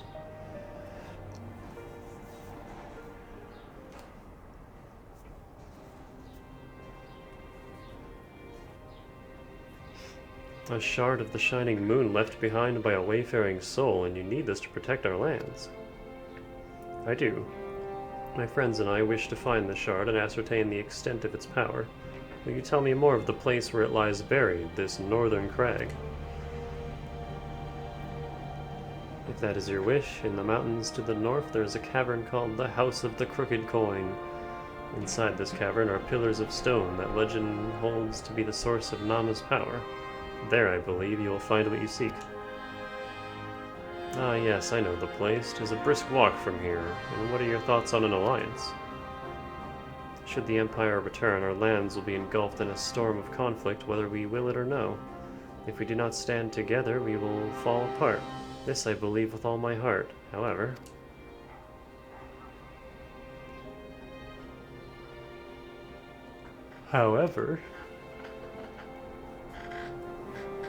Among the tribes of the steppe, there are those who revere Nama above all else. To them, the pillars are sacred and not to be disturbed.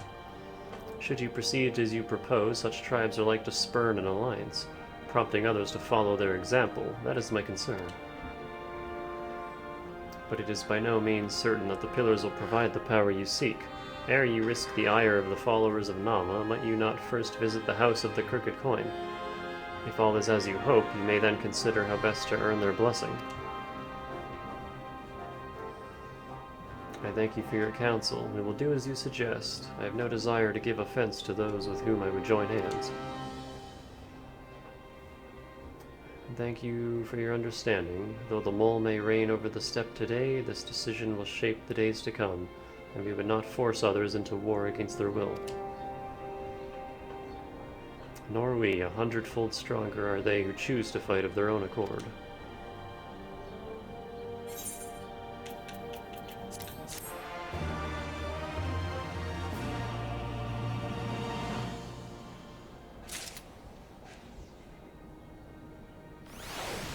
Matcha latte.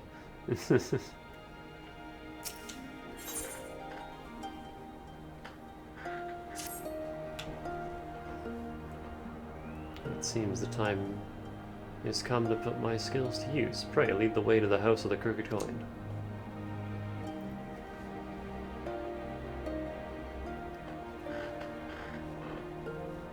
There's a house down in New Orleans they call the Crooked Coin.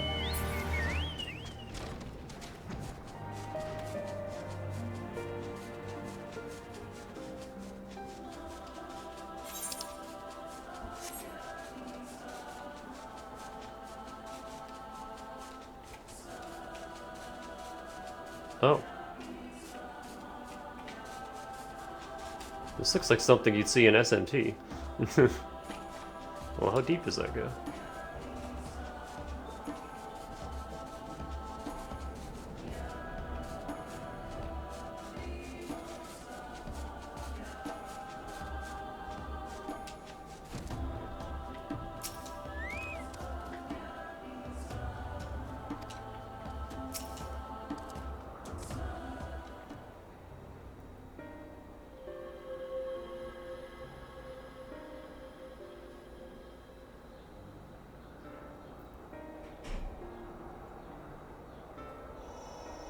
Such an abundance of ether. Are we in luck? We are. This is an Allegan artifact, most likely built to regulate the flow of ether. I strongly suspect the ancients used it to stem the flow from here to the burn. That would explain how they were able to untether what became Azys La from its surroundings. But were we to throw open the floodgates, the resultant deluge would surely be sufficient to raise our wall. And in restoring the flow, we may also restore life to the wasteland.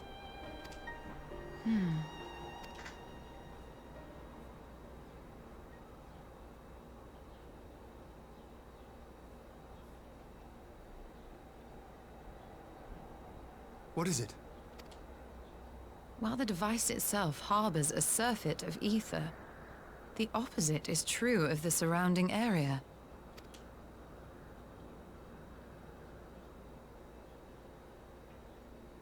An effect of regulation, perhaps.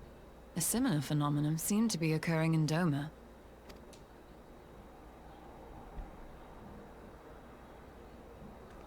Whatever the explanation, the answer will not reveal itself here.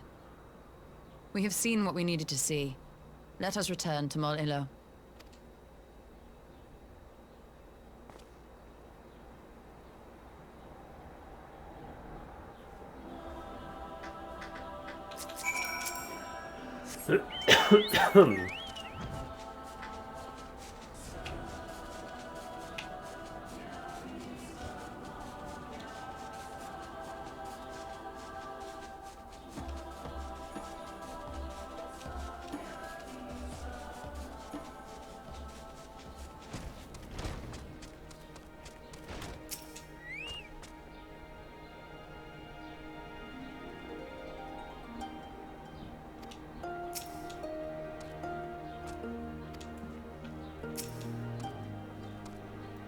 You found that which you seek, then. Great indeed is the Dusk Mother's power. If not less will suffice to protect our lands, the blessing of the other tribes must now be sought. Of course, but to which tribes should we appeal? There are many who worship Nama, but none are so fervent in their faith as the Datharl. Their consent shall be the key.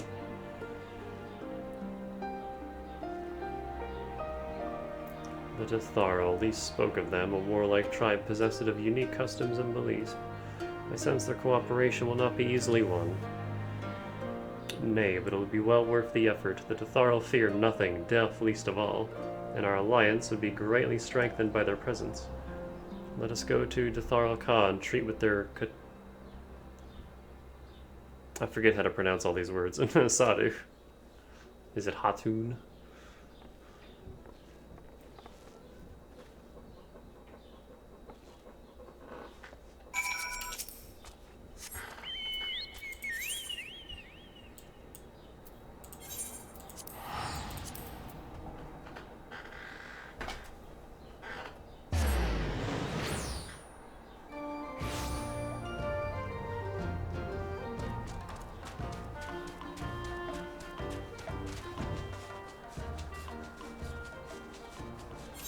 That is some Goemon music.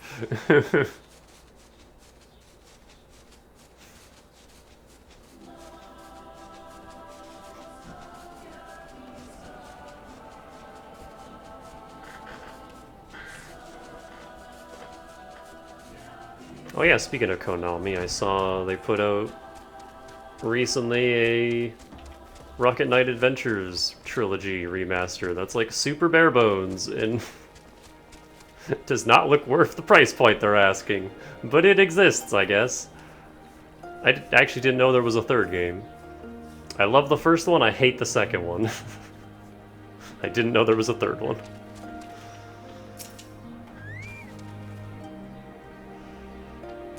Great faith gives rise to great strength, for better or for worse. Whatever it is, the Dathar will hold. Why am I reading this? No, I'm looking at he in game.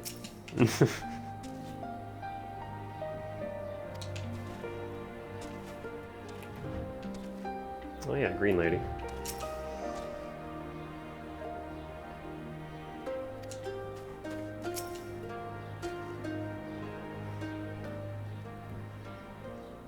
Hey Sadhu, how you doing? Still angry?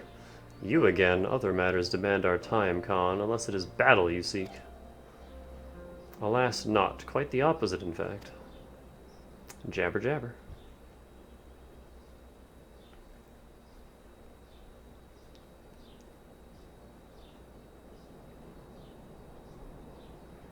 Talking, always talking. You say the pillars hold great power. Of course they do. They are the source of Nama's strength.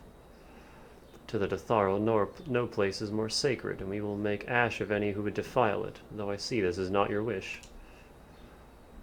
You see the wisdom of our proposition, then. You will join hands with us. I said nothing of joining hands. You wish to wield Nama's power to defend these lands, and this I will allow. But for leaving the steppe to fight the men in iron, I would have something in return. Namely? Namely, battle with you, Khan. Oh, sure. The Nadam ended ere it began. I would face you again, alone, without distractions. Defeat me, prove yourself the stronger, and you shall have the Datharl as your allies. Surely these are agreeable terms. Well, this is a not wholly unexpected turn of events, though I had assumed I would be the one required to fight. Alas, the Hatun has made her choice.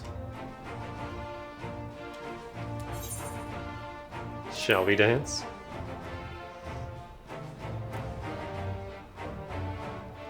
It shall be a battle the steppe shall not soon forget. Ah, already my soul burns brighter. Prepare yourself, Khan, and await me outside the Ka. I will gather my witnesses and join you anon.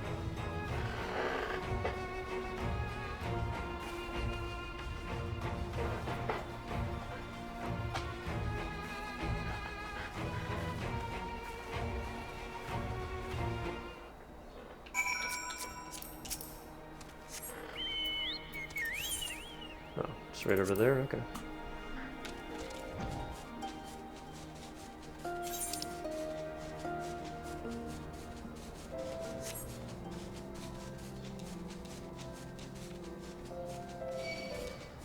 What? There's no way. You aggroed me from there.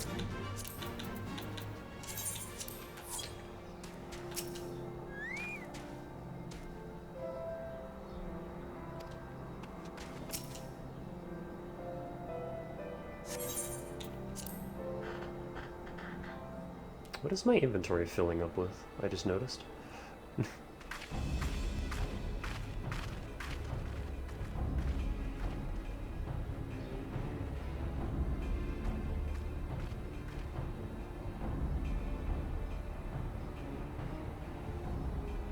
Yes! This spot shall serve as well as any. I shall enjoy this Khan. Is this truly necessary? Have you no peaceable way of making decisions? Speak not of peace. You stand before proud warriors of the Dathal. In the heat of battle do our souls burn brightest. We lay low the strong that we may rise higher. That is our way. The way of might. There is no other. Oh, they do not want for conviction.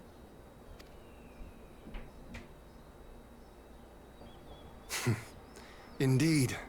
It's what makes them such dangerous enemies. And such useful allies. Enough talk! It is time to fight! Throws wine glass.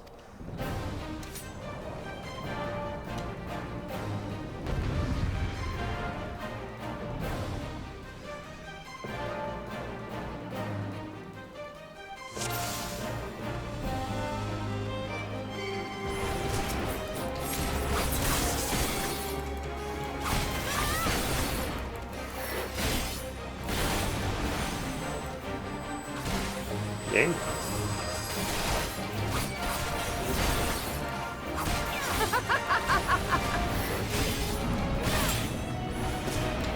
Probably zoom out of it.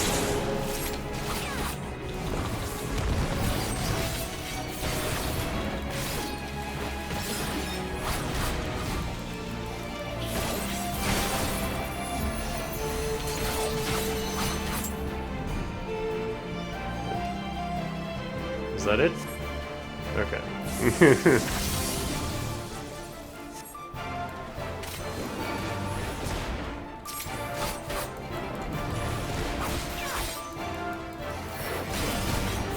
In death do our souls sing!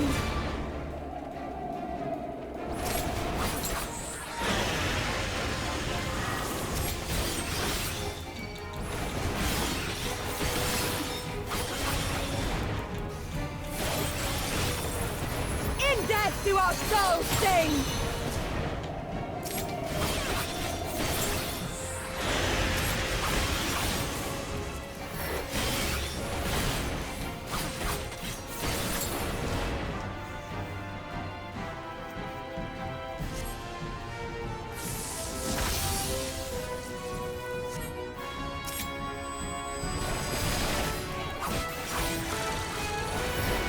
Oh, hello.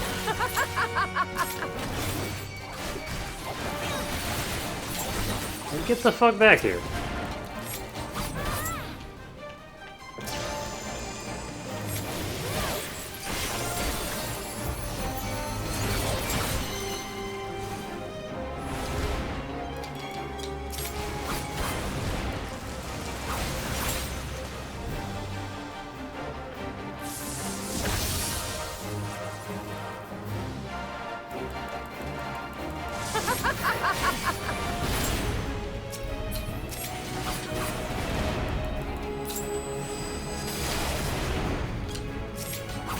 In death do our souls sing!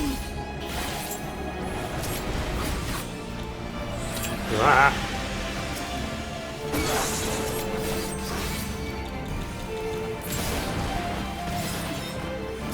In death do our souls sing!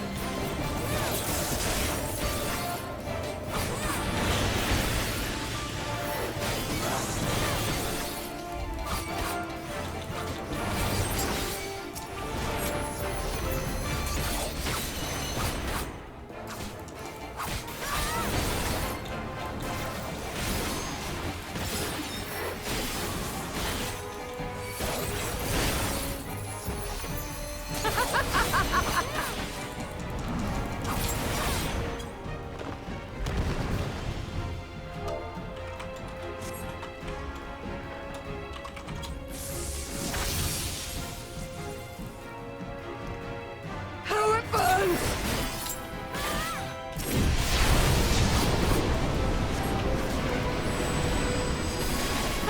Meteor.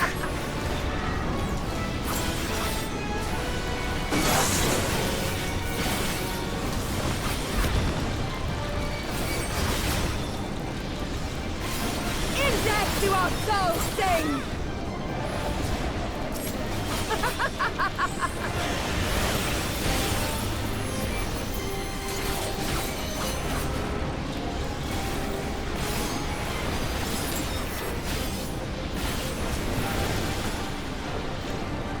Hello?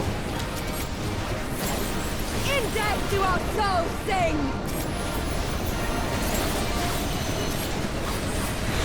There are too many effects on screen, game.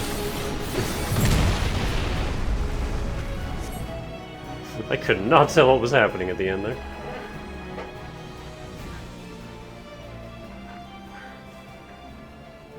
Yes! Yes! Not since the Nardum has my soul burned so!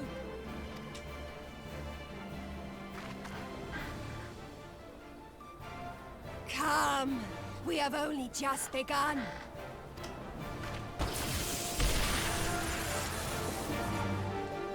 Enough! You were not granted leave to set the steppe ablaze. Well, well, the sun has come out to play. Be gone, Moonstruck Oranir! I am busy!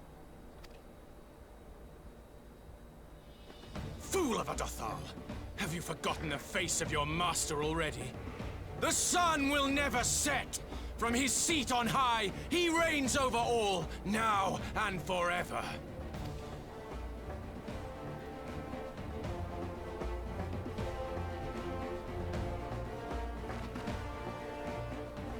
Yet what should he find here but a battle to determine the fate of the steppe? A battle waged without his blessing. This will not stand. You, Doman! You who come to petition the warriors of this land, forget that all Nama's children are wards of the Orinir. As first among my brothers, your petition is mine alone to judge.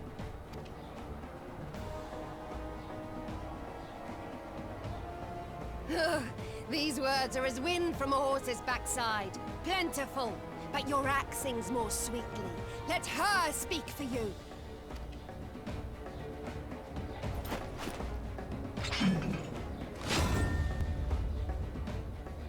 Insolent child.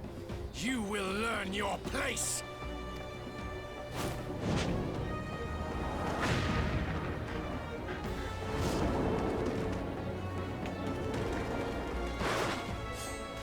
Forgive me, Brother Magni, but we have an arrangement with the Dothal. We will not abide any interruptions. So be it. The sun will pass judgment on all. Didakul, join me.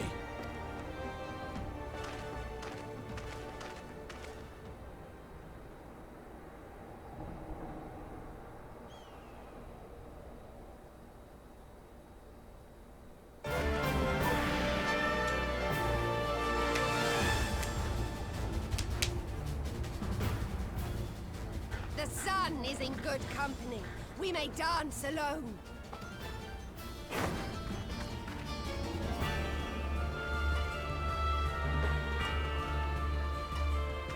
Beg not for mercy, for you will have none. Bear witness to the power and the glory of Azim!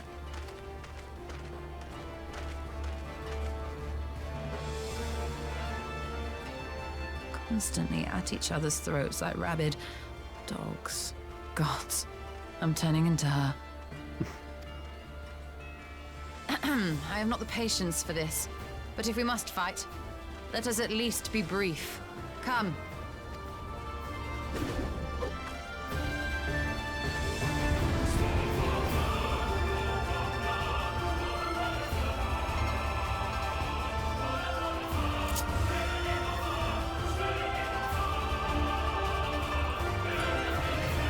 We're doing this again, alright. What can you do? Not a lot, alright.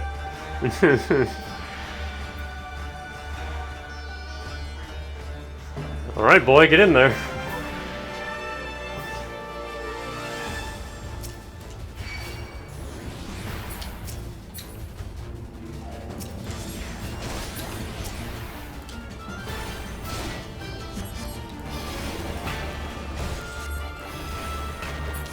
I think we should focus fire this dude.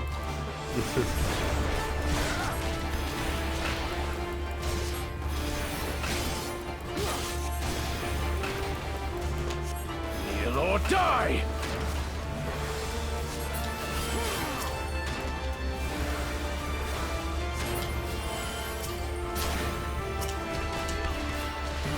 This arrow doesn't last very long.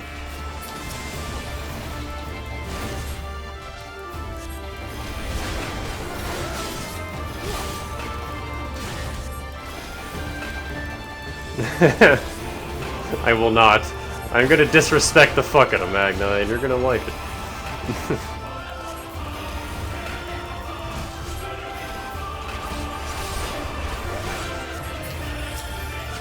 Damn, how come my lucid dreaming doesn't do that? Kneel or die! Stop.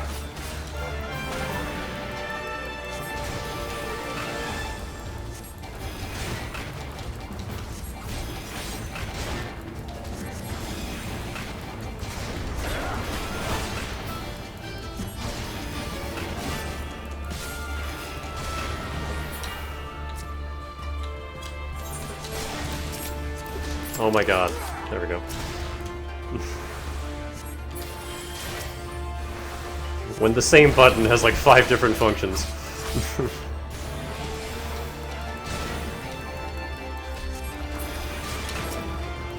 Heal or die! Wah.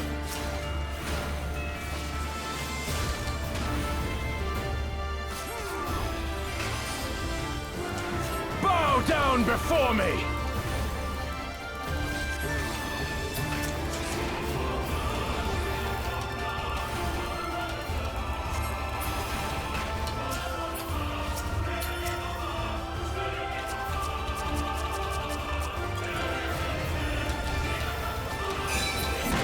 I tried. Heal or die!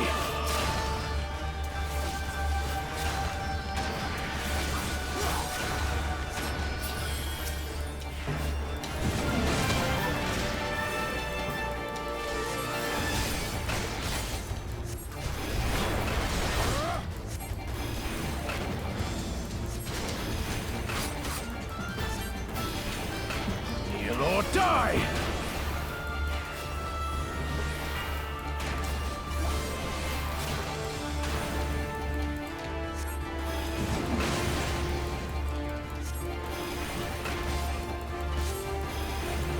Bow down before me!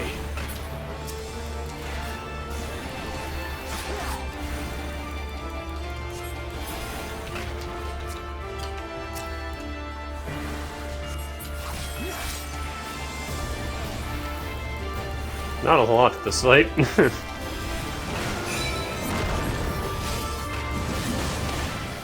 I disagree, that didn't hit me. Heal or die!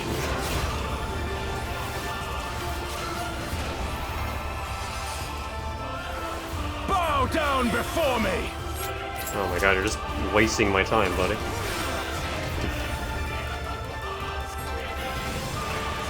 Tremble before the sun!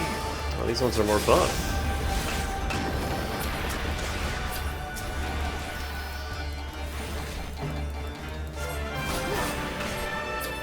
So just go for you then.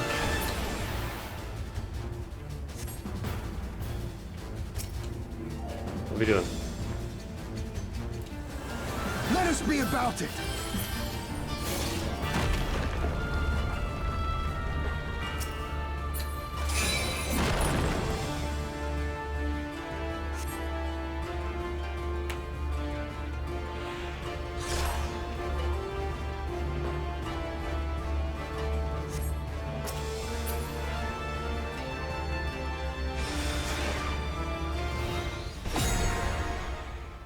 Mash button.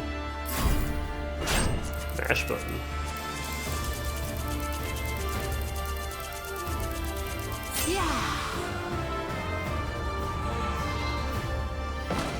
Aoife, to me!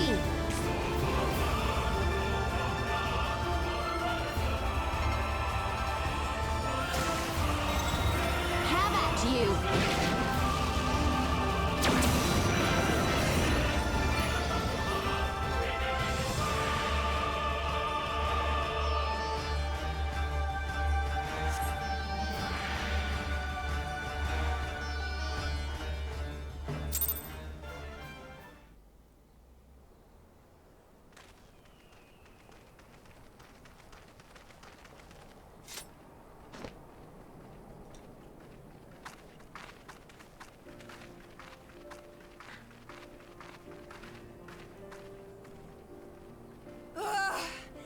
Never have I felt such bliss in defeat.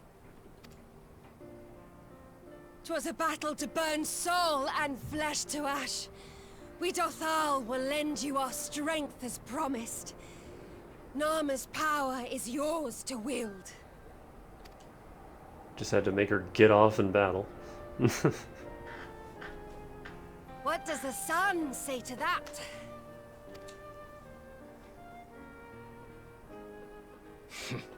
The sun is not driven by base motives such as yours. But they have been judged and found worthy.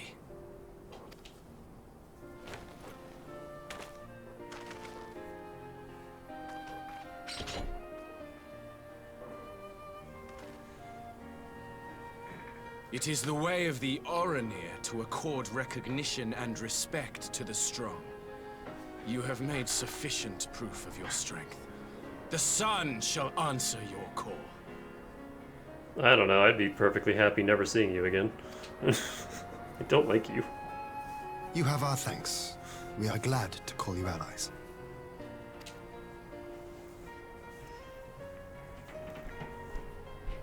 You? By what are you called? No, back off.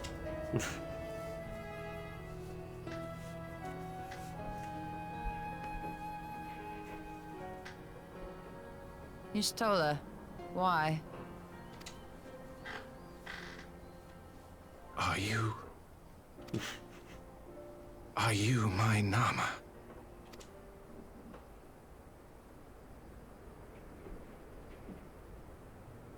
I beg your pardon?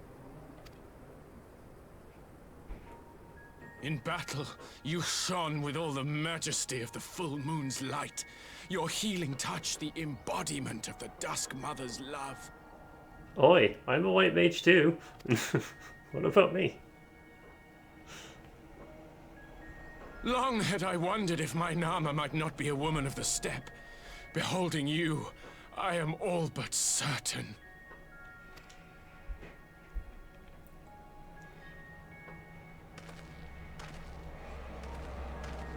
Now, look into my eyes. Could it be? Could you be? I'm blind. I am. Not interested, little son. Try again when you've become a man. Is that what this is from? That's one of her victory quotes in Theater Rhythm.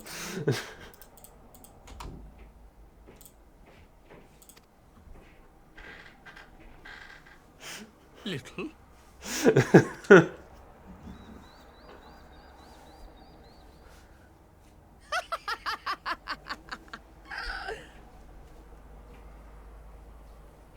Little son!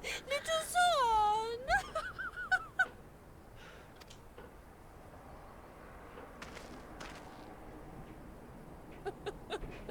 Does it pain you, little son? Crave you salve to soothe the ache? Fire to sear the wound in your heart?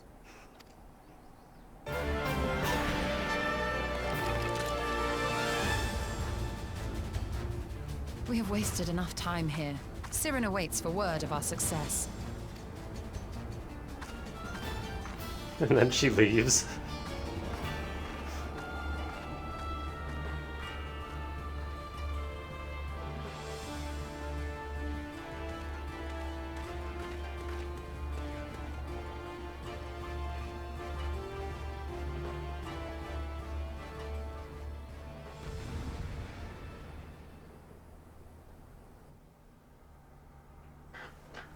Y'shtola is savage, it's why I love her. Offended, not in the least. I am no stranger to clumsy propositions, and that, believe it or not, was far from the worst I have heard. Yeah, she has to deal with Danny flirting with her all the time.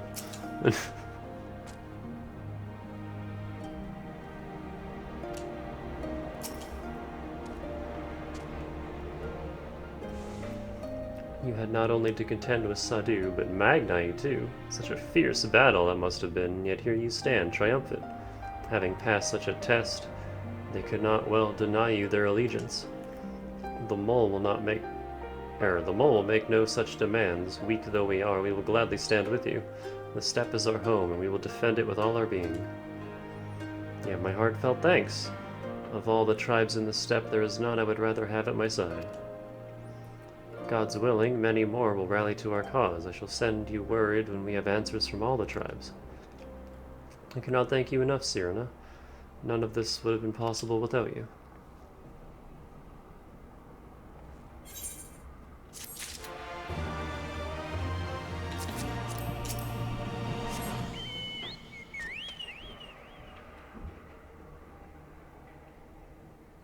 Music? Hello?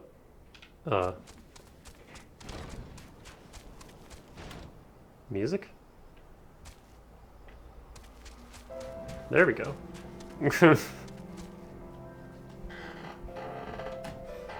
That instance was really long. I need a... Oop, not that. I need a break. Be right back.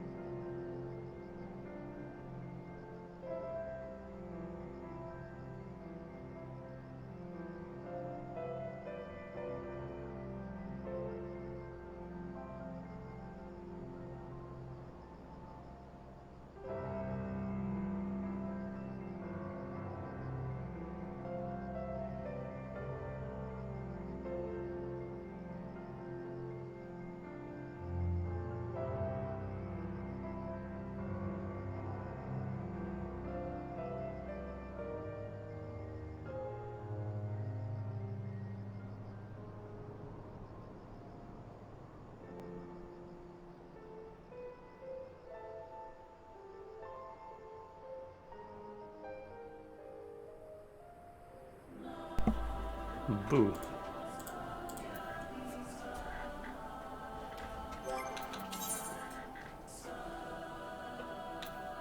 Oh yeah.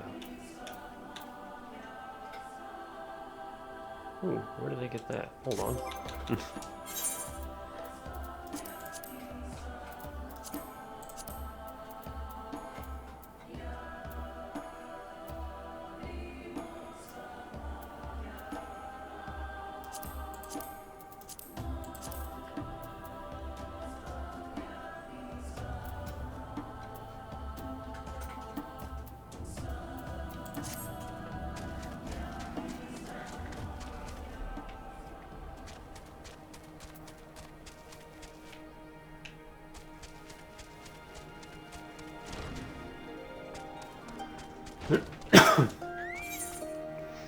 Apparently just 4 marshmallows is 100 calories, which is wild.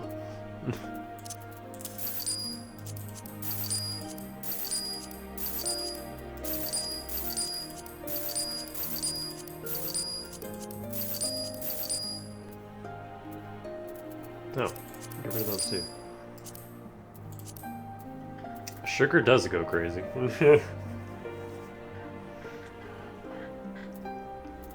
Sugar go burr.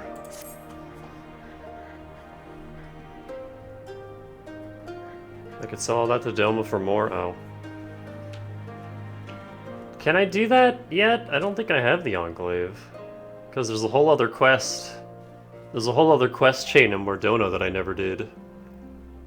That I have to do before I can continue that, like, Enclave quest line. So I don't even know if I could do that yet.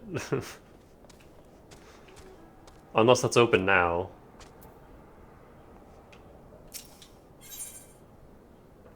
Angie. Endure. Just gotta do the blue quest. Yeah, I can't do the blue quest right now because it was like, oh, you have to do this other quest chain first. And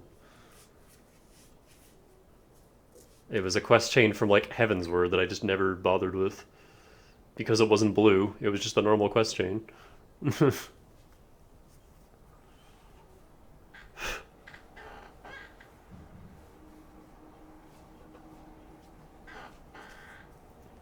We have the requisite consent. It is time to put Nama's power to use. If the ether flows as planned, all that remains is to have the Ironworks engineers do their work at the ruins. Come, let us return to the House of the Crooked Coin.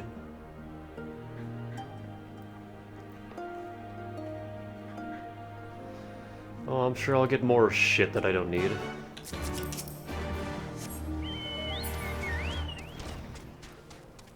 That I can throw at them later.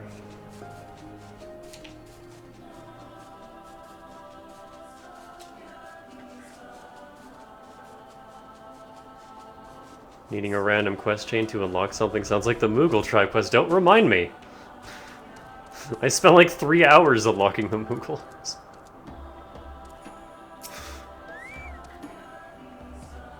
I shall begin at once. You may wish to step back.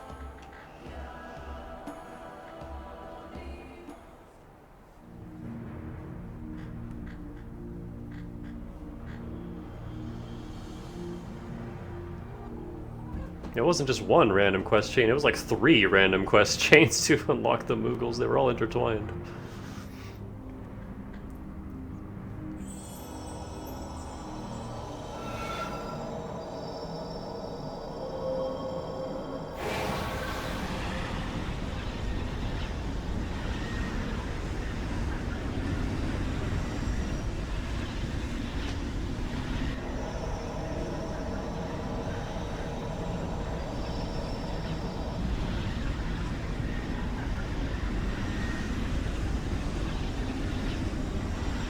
I like my dead stare.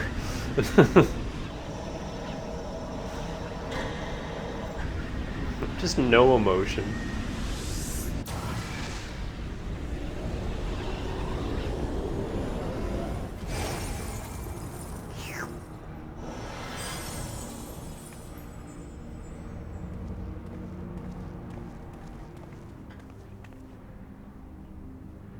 Did it work?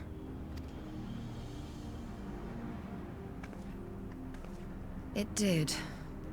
Ether may flow freely to the burn once more.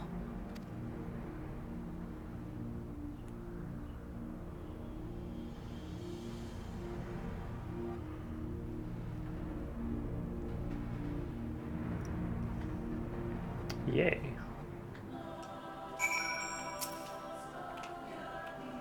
To manipulate ether in such vast quantities is draining, to say the least. I shall take it slowly for a while. Me and Noik doing the same quest line. I did not pretend to understand what you did, Ishtola, but you did it. Thanks to you and to Nico, of course. We have taken a momentous step towards securing our defenses. No more suck, I mean...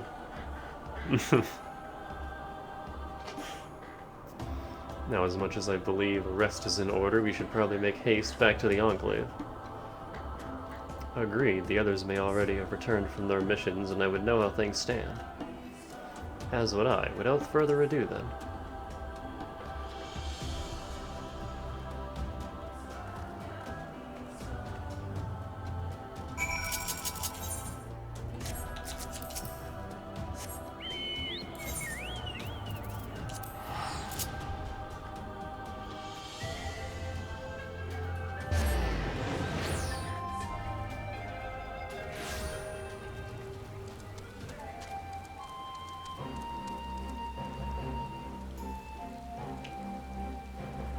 Is that Omega?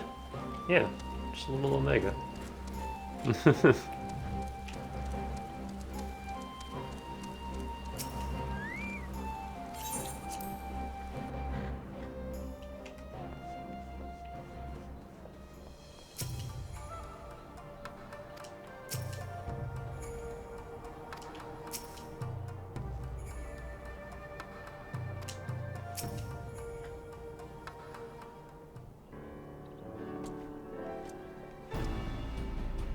Judging by your triumphant expressions, I take it all went well in the Azim Steppe.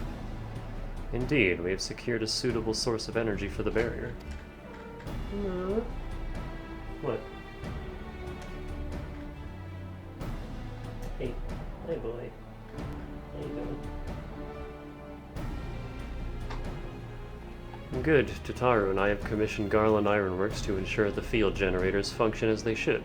A team of engineers stand ready to set out for the burn at a moment's notice. You need only say the word. I thank you for engaging their services on our behalf. The minutiae of the arrangement you may leave to me.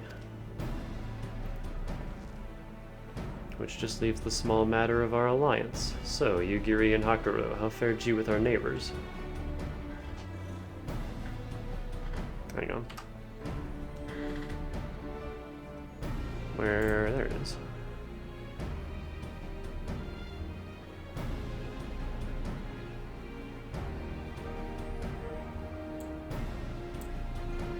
Nope. You leaving already? Okay. See you.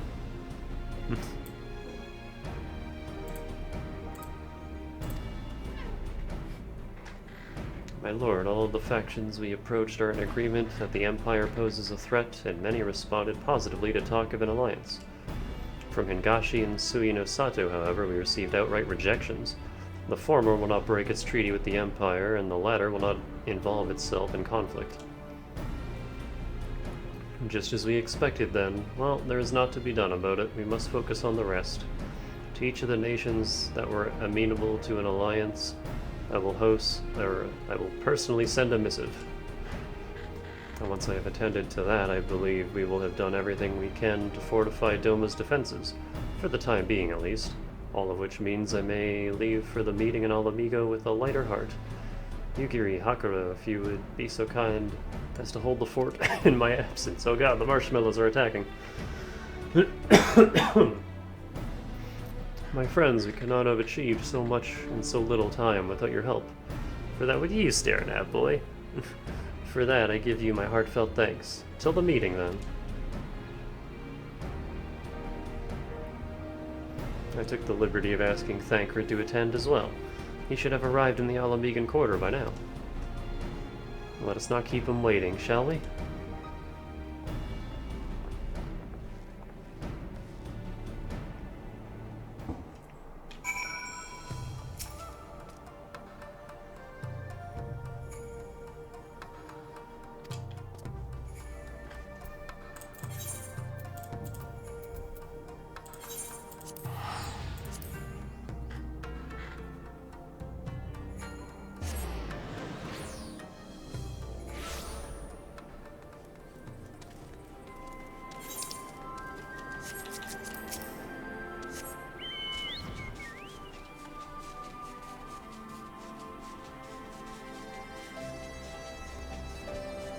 What?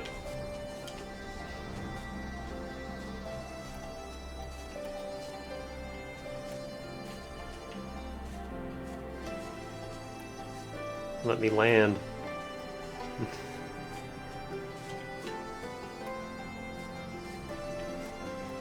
Let me land.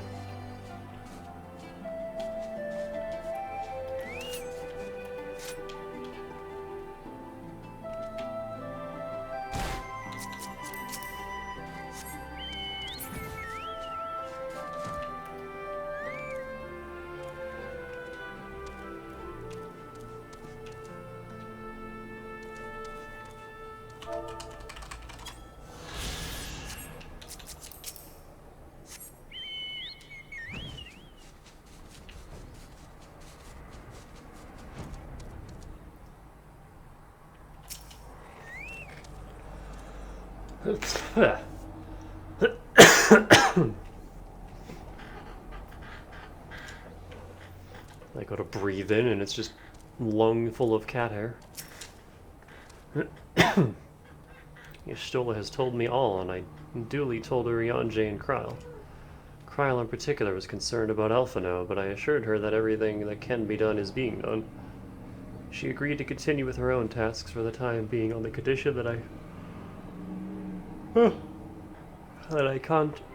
contact her the moment there is any development. So that leaves 4 of us to attend to the council. Arnvald is here to insist with security.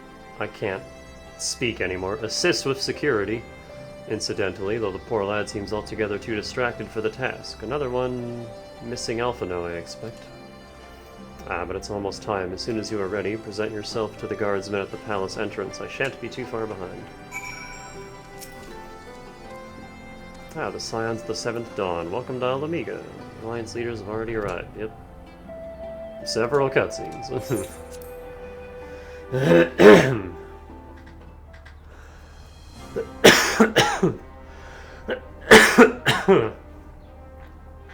Mistress Lys, Commander Aldin, it gives me great pleasure to formally welcome the city-state of Alamigo to the Eorzean Alliance.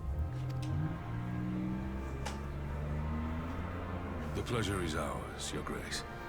I know I speak for all Alamegans when I say that we are glad of this chance to stand with our comrades of the Alliance. And we, for our part, are glad indeed to be able to welcome friends both old and new. Lord Hien of Doma, at your service. Pray, accept my heartfelt thanks for your generous invitation. Nay, 'tis we who must thank you for journeying so far. And 'twould be remiss of me not to acknowledge the part the Scions of the 7th Dawn have played in bringing all of us together. In times of great unrest, you and yours have been our constant companions, without whom we would not be here. With apologies to Lord Hien and Mistress Alize, it occurs to me that we have not gathered in this way since that fateful day in Uldar. The day I lost my arm and my freedom. As I lay in my cell, never did I dream that I would one day be given the chance to represent my homeland at this council. I would not even be alive had you not plucked me from the jaws of death. You, Yugiri, and Alphino. Would that the lad could be with us.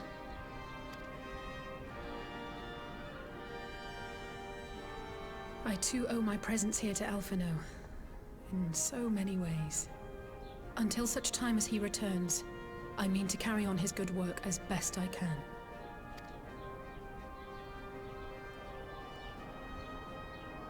Come, friends. Let us leave the past in the past and turn our eyes to the future. My Lord Hien, pray, tell us how things stand in the East.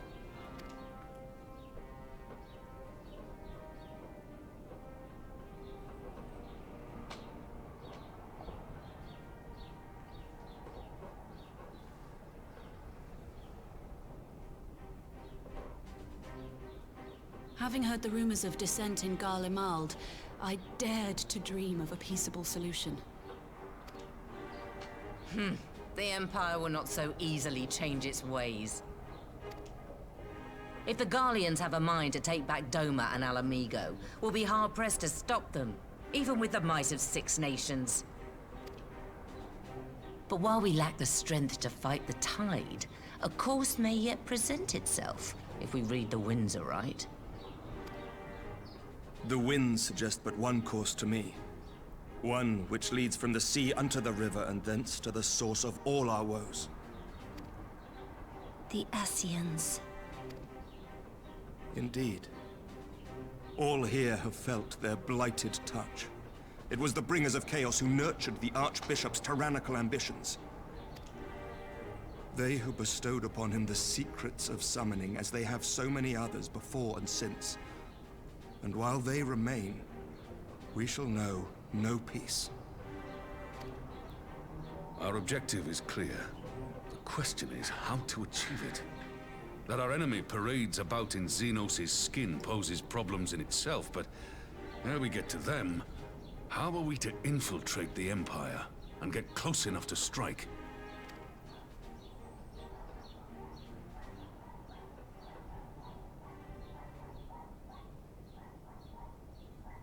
While I see the wisdom in targeting the Ascians, an assassination attempt on Garlean soil would do little to aid our cause, even were it to succeed.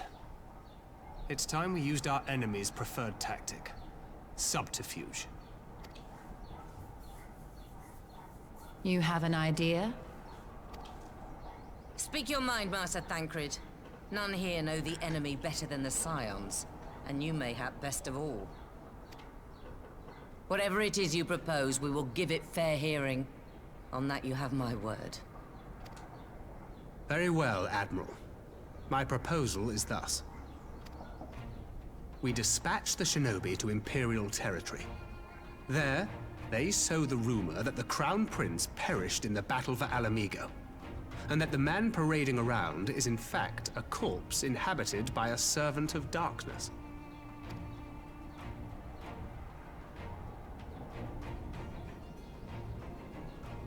Well, it does have the ring of truth about it. And were the Garleans to learn that their future ruler is a puppet, the Empire would be shaken to the core. But at the risk of sounding stupid, would they actually believe such an unlikely story? I didn't. Ordinarily not. But prior to his miraculous recovery, rumors of Xenos' death had already begun to circulate around the Empire. Ultimately, however, what the masses believe is not our chief concern. Our true objective is to create an opening for rival factions within Garlemald to exploit. Just as a war of succession erupted in the wake of Emperor Solus's death. A war which raged until but recently, plunging the Imperial House into disarray as nephew and uncle grappled for the throne. It is no coincidence that one of Varus's first acts as Emperor was to name Xenos heir apparent. Family feuds being so tiresome when armies are involved. Not all welcomed his choice of successor, however. There is no shortage of individuals who aspire to the throne, who would jump at any chance to seize power. The news that Xenos is not only dead, but a puppet to diabolical forces, would be too enticing to ignore. The Empire would not be quick to recover from a second war of succession. I am no stranger to infiltrating Imperial territory. With a team of operatives gathered from among the Alliance's finest, the plan should have a reasonable chance of success. Doma already has shinobi in place throughout the provinces. We stand ready to act, and act we must. What say you all?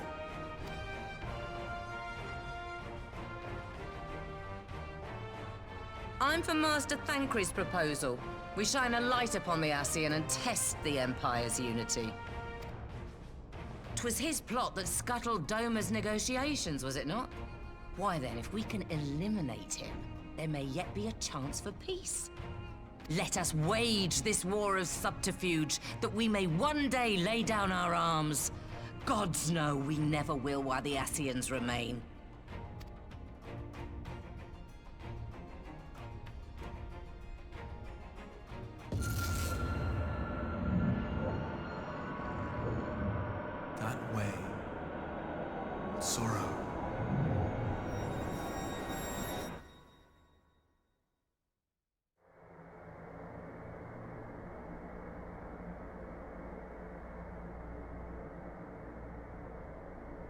History must be changed.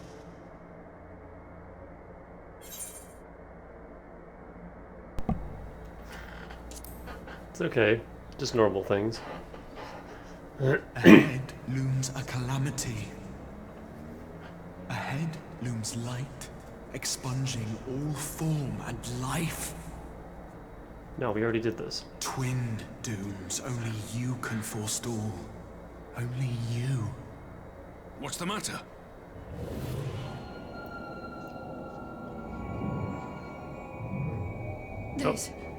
There's a voice. It's not just us. Spies in our midst? Nay, I sense no such presence. Let expanse contract. Eon become instant. Throw wide the gates that we may pass.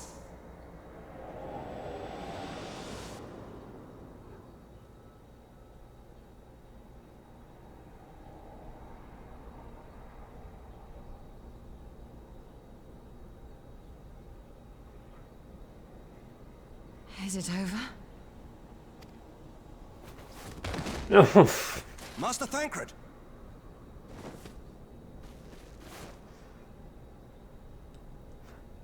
Got 12 for Fend. got gut punched by his migraine.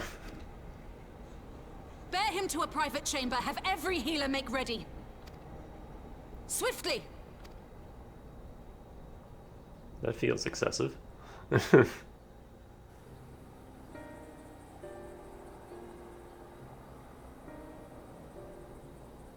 Master Thancred remains in slumber. Though his vital signs appear stable, he's unresponsive. What could have done this? And why just him and not the others? I'm afraid we could not identify the cause, milady. Our examinations revealed no wounds, nor the presence of any poisonous substances. Gods, that only makes it worse. You're to let us know the moment there's any change, all right?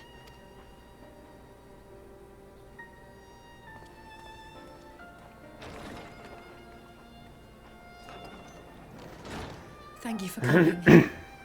Knowing Thancred, he would apologize for being otherwise engaged at so crucial a juncture. In gifting us a course of action, Thancred sowed the seed of all that is to follow. We have but to nurture it as best we can. To him, I would say, rest easy, that he may wake to enjoy the fruits of our labors. Now, the matter of the mysterious voice must not be forgotten. Will you tell me exactly what happened? Alize and I heard a voice in the moments before Thancred collapsed. It was accompanied by a severe headache, as if something were clutching at our minds. Did you experience the same thing?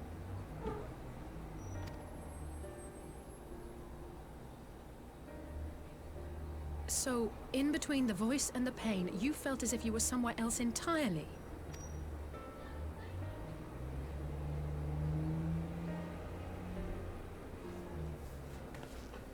Your testimony confirms my suspicion. That which you experienced was, I believe, your soul being plucked from your flesh. Called. Called? I myself examined Thancred. Reach out as I may, I could not sense in him the spark of life that is his soul.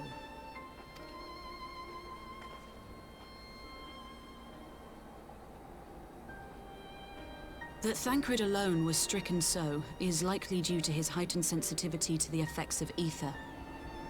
A consequence of his prior possession by the Asian La Hebrea. The owner of the voice, whoever it may be, reached out to you, called your souls, and in so doing, caused you and yours such pain.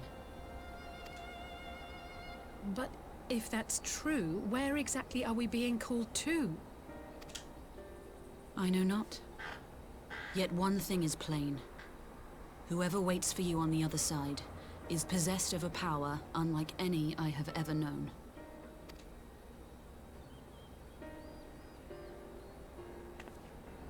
Forgive us, Lise, but may we leave Thancred in your care for a time? As if you had to ask. I may not be a scion anymore, but I'm no less a friend. Don't worry. I'll see to it that Thancred's well looked after. Just focus on solving this mystery, all right? Thank you, Lise. As the Elder Seedseer says, 'tis no ordinary individual we are dealing with. Nor can we discount the possibility of Ascian involvement. Whoever or whatever is behind this, the sooner we find out, the better.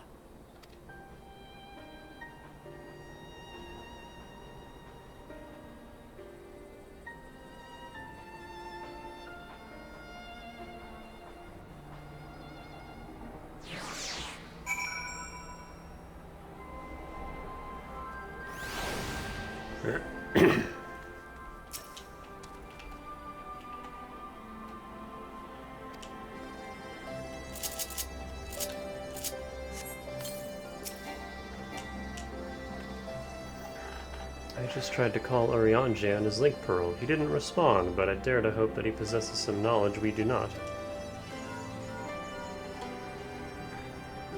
Ah, Urianger, something happened during the meeting. Thancred's collapsed. A disembodied voice suddenly started. What? But that's... Well, we should talk about this in person. Alright, we'll meet you there. That was Urianger. He heard the voice too. In Thanalan? As we alone were afflicted at the meeting, I had my suspicions, but if the voice also spoke to Urianger, then it can be little doubt. The Scions were targeted specifically.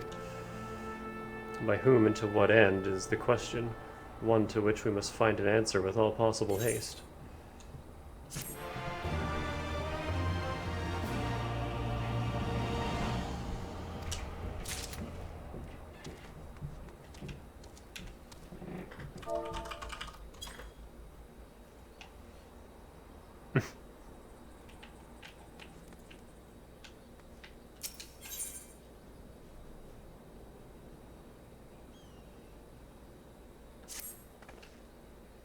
Urianger agreed to meet us at the Rising Stones. If any of the others heard the voice, we'll find out soon enough. Good luck. I should... excuse me, I should get back to the meeting with the Elder Seedseer. But if there's anything I can do, anything at all, you must let me know, alright? Promise me.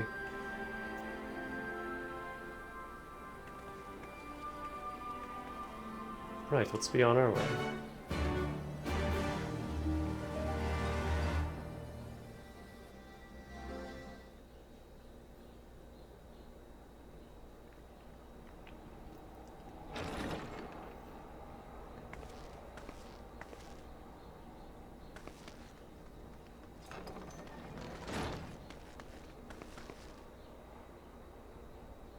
Urianger! God, it's good to see you. Would that our meeting were under happier circumstances. I judged the voice sufficient cause for concern even before you sent word of its effect on our comrade.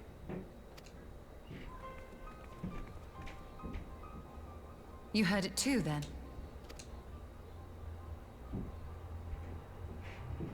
Aye. And all but certainly at the selfsame instant. Alas, pained as I was, I could make little sense of what few words did then reach mine ears. His voice sounds different again. Man of many voices. Who do you think is responsible? Could this be the Ascians' doing? That I cannot say. Not when so little is known. Ere I indulge in speculation, I would examine Thancred with mine own eyes. To Alamigo, then, without further delay. One other thing. During my visit to the Far East, I observed a strange phenomenon. Thou referrest, I presume, to the localized reduction in etheric density. Well, that spares me the trouble of an explanation. Yes, I noted precisely that at two apparently unconnected locations. I take it the phenomenon is not limited to the Far East. Indeed not. Of late, our agents charged with surveilling the beast tribes have spoken of little else. In every corner of the realm, they tell of places in which the ether hath grown thin. Naturally, my suspicions first turned to primal activity, but the areas thus affected betray no evidence of summoning.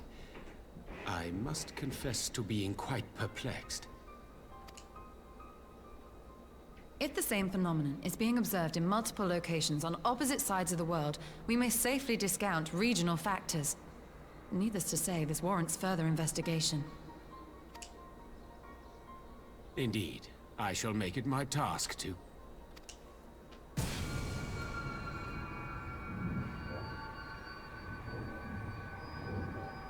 The voice. It calleth to me once more.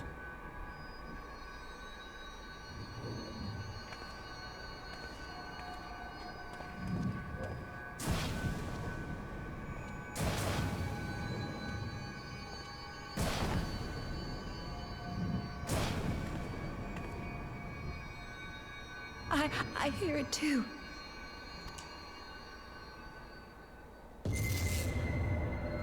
Only you. Only you. No! Ishtola! Urianger! Throw wide the gates.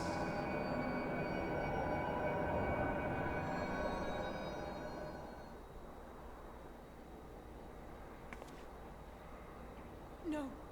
No, this can't be happening!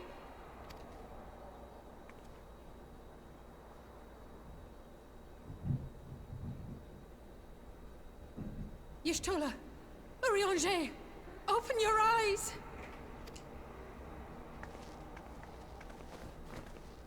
Open your eyes, I beg you!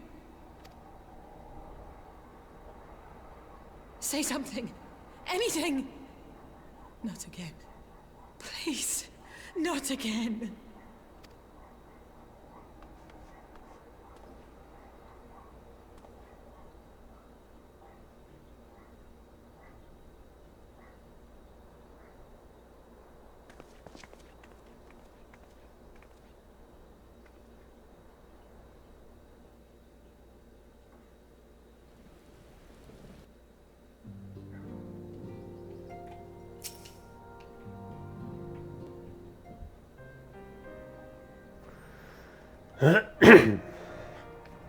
Forgive me, that was an unseemly display. It happened before your very eyes, my lady. None here would have behaved any differently. We have borne the two of them to a private chamber, but tell me, is it true that Master Thancred languishes in a like state in Alamigo? I'm afraid so, though given the circumstances it would seem best to observe them together. I would send word to Lys that he should be brought here. Take heart, my lady, the world is full of scholars and knowledgeable folk of every persuasion. Someone out there is bound to know what ails our comrades and how it might be cured. Thus will we rouse them, no matter what. That we will, Hari, that we will. But first things first, our comrades will have questions. May I ask that you explain the situation to them? I must attend to a private matter.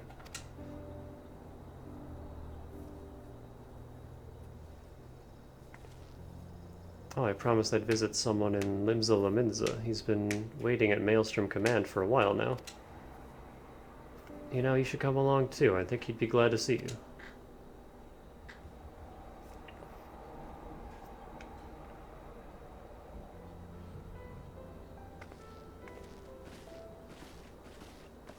Can you teleport me there? Nope. While I'm here...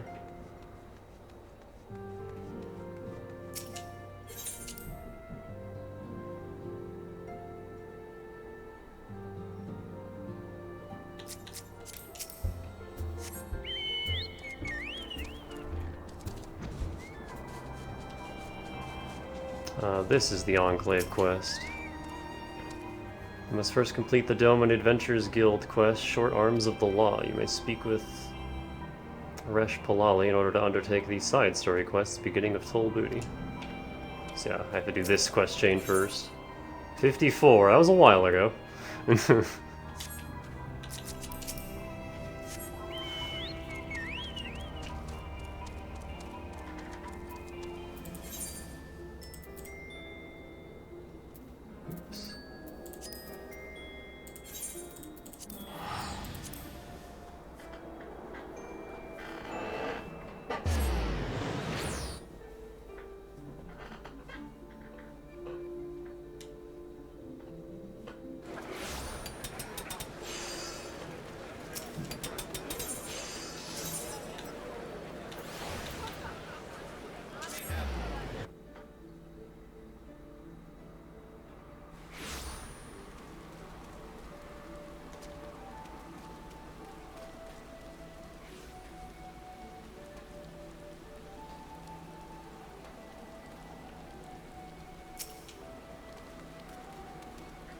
As you probably guessed, it's Gabu we've come to see. The private here will bring him out to us.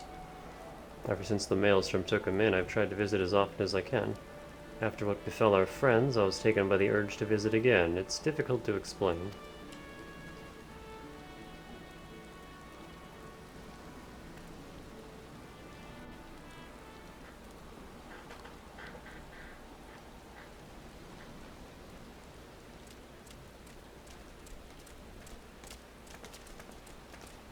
Here he is, my lady. Oh, right. God, this was forever ago.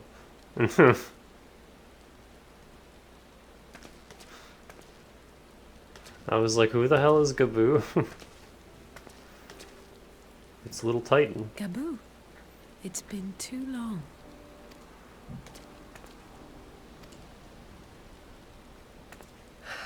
I'm afraid there's been no change.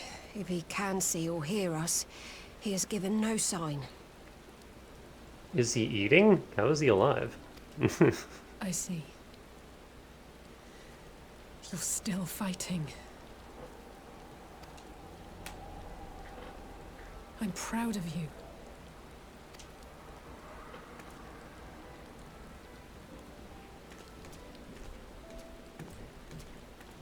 We promised that we would come and visit you together, didn't we? Alphino and I. I'm sorry that we haven't managed that yet. You know, with the three of us like this, does it not remind you of that night? Of the stars beyond count twinkling in the heavens? I was feeling pretty low back then. Powerless. But I knew that my brother was close by if I needed him, and that the others would be waiting for me back at the Rising Stones. Not like now.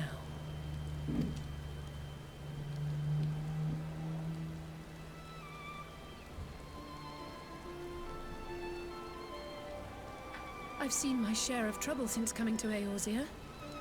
Been reminded again and again of my limitations, of how little I can change about this world. And I've come to know the sorrow of parting all too well.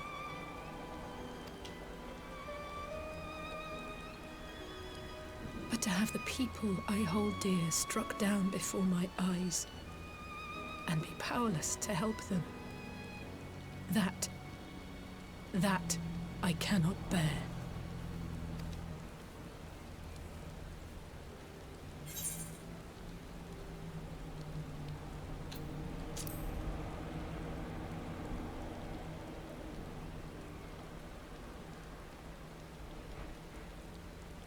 No, I don't. You're right.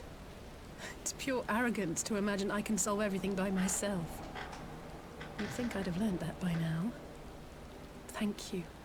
I don't know what I'd do without you.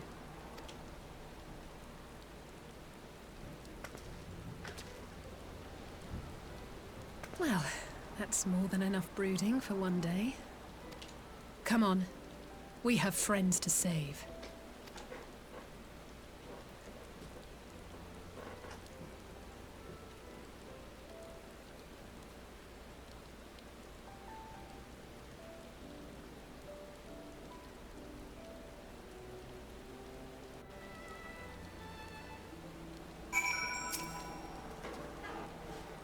Let's return to the Rising Stones and take it from there. We were just there!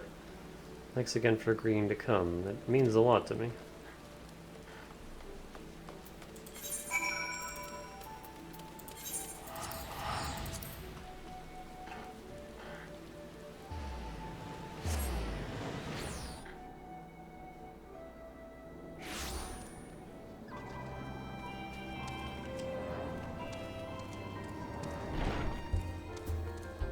Hugubert.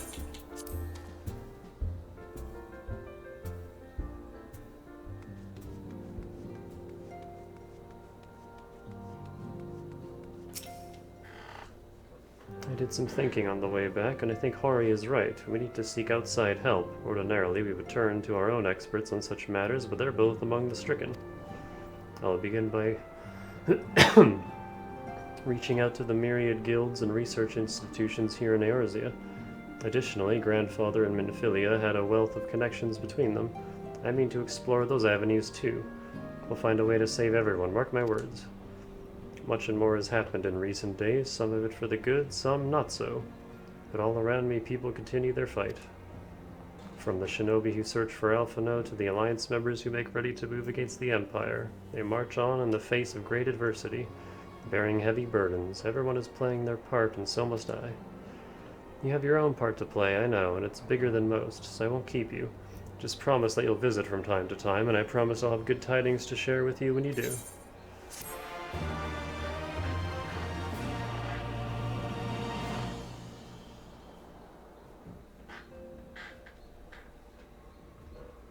Meanwhile, in the Legion of Doom...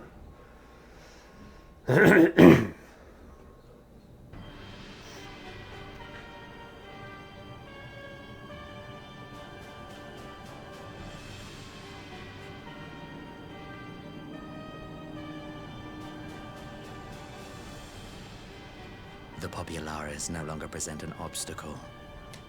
Now is the time to bring the Empire's might to bear.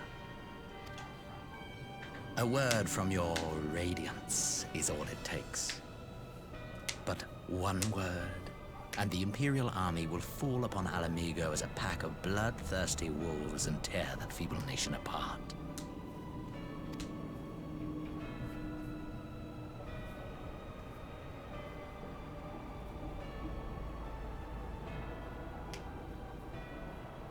Have you no words for me?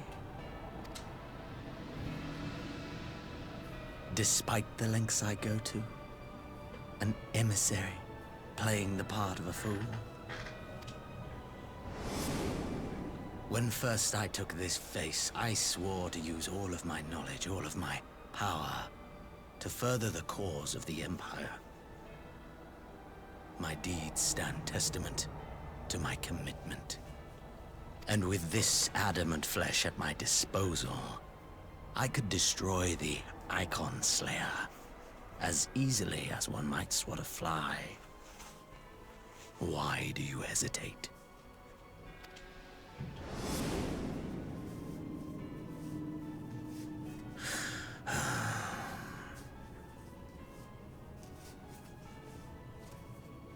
Our enemy is resourceful. Though victory is certain now, it will not remain so indefinitely. Deliberate if you must, but be quick about it. We'll speak again when you have unburdened yourself of doubt. Until then, I take my leave, Father.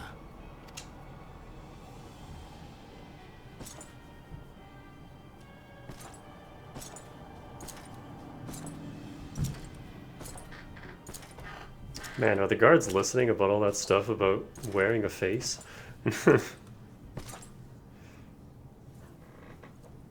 I should be the one to sigh. No, don't do that. You'll summon monsters. I played my part to perfection. I had earned my rest, and then thanks to La Habrea's crowning act of idiocy, our favorite emissary sees fit to summon me back. Elidibus was ever a warrior. A most tiresome trait, would you not agree?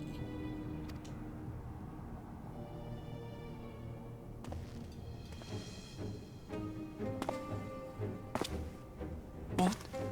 Have you no words for me either? No matter. I've long grown weary of this mummery. Now, my dearest grandson, let me remind you of your place in the simplest of terms.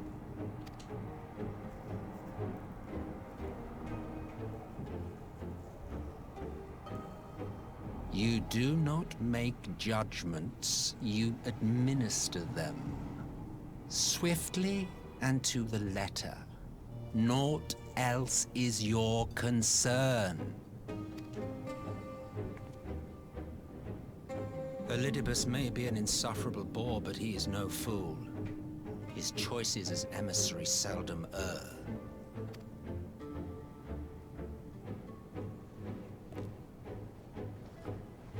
If aught threatens the balance twixt light and dark, it falls to you to remove it. Be it by your own hands or by your armies, you have ample means at your disposal.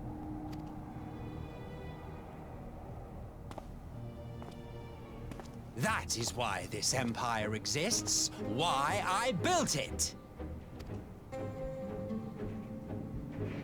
Oh dear, have I touched a nerve?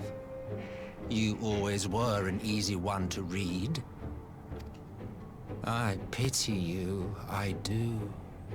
As they say, ignorance is bliss.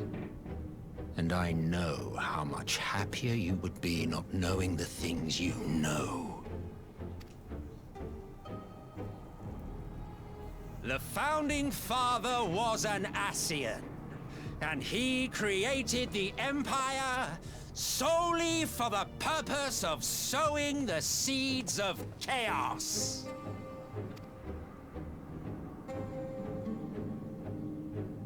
Don't take it personally. I merely do my duty. To bring about a calamity requires no small amount of power. And there is no surer way to obtain such power than by collecting powerful pawns. To that end, I have labored long and hard, and I must say I am quite pleased with my handiwork, paltry though it seems in comparison to Alag.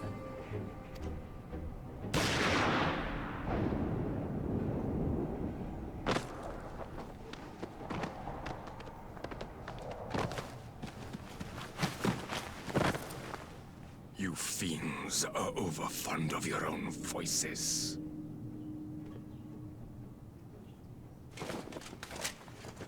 Mark me, Ascian. Man is the master of his own destiny.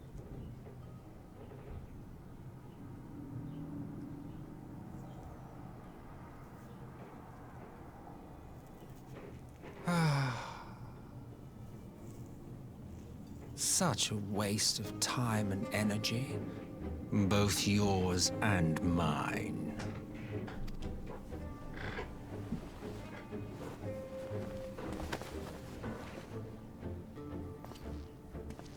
Lest you forget, you are Emperor now. If you wish to spout drivel about man's destiny, save it for the masses. It will serve to give them a sense of purpose, and you pliant pieces for the game.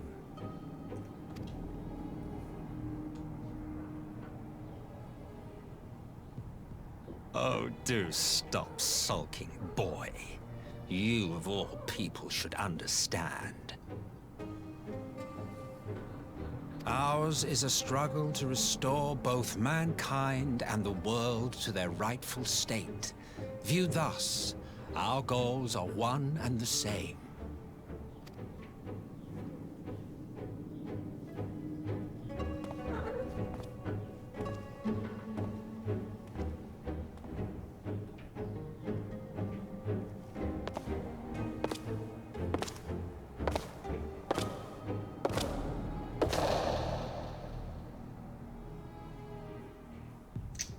There's a lot happening right now.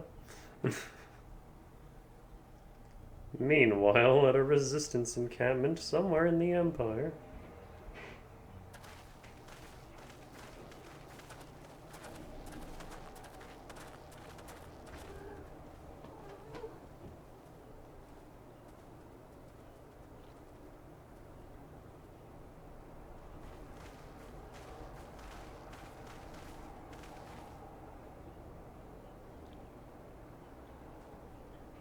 What in the world?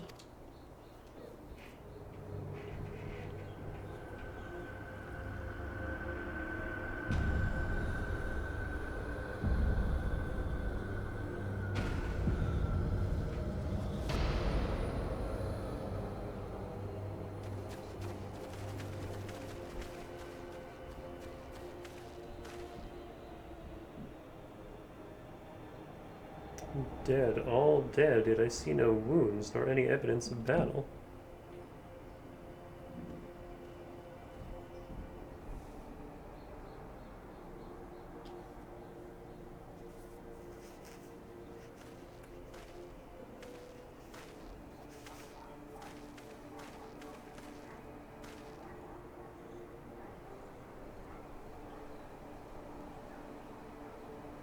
Damn them, they finally used it.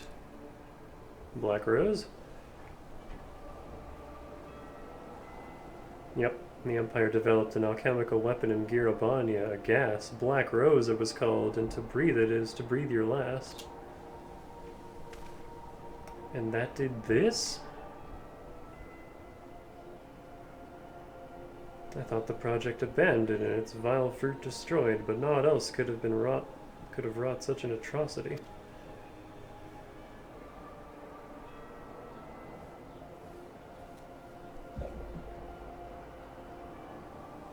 Fools, what do they hope to gain with this butchery? Can they not see that a rule won through terror will not endure? How many more provinces must they lose?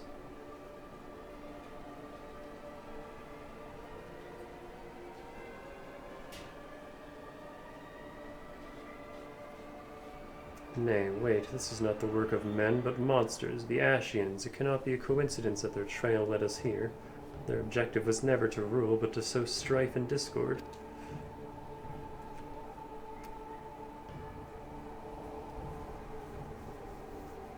Such a crime does indeed bear the mark of the bringer of chaos.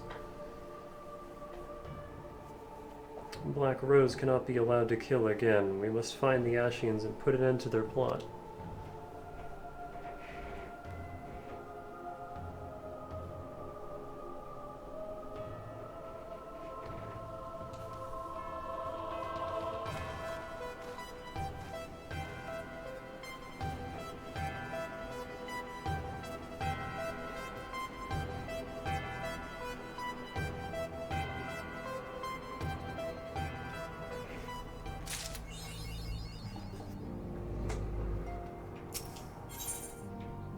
Soul searching.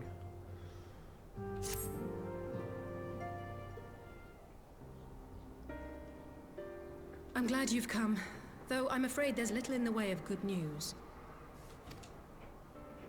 After you left, we reached out to both the Alchemists Guild and Stillglade Fane and attempted all manner of treatments. But the results were always the same. Whatever the answer is, it's not alchemy or conjuring. Why did it have to be Y'shtola and Urianger and not me? Out of all of us, they are the ones who could feasibly have solved this puzzle. And Elfino's still missing. Gods, it's all going wrong. Where do we even start? A grave situation indeed. Might I be of some assistance?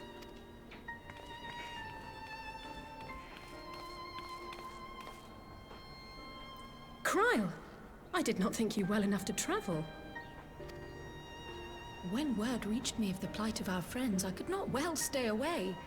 As a fellow scion, not to mention your erstwhile mentor, this is one of those times you should feel free to call on me, regardless of my personal circumstances. Yes, I should have thought of that. Thank you for coming, Kryle. We would welcome your insight. And I should be happy to provide it. Now, what's this I hear about Alphino heading into Imperial territory? That boy always did have some funny ideas. Do you remember the speech he gave when he was accepted to the Studium?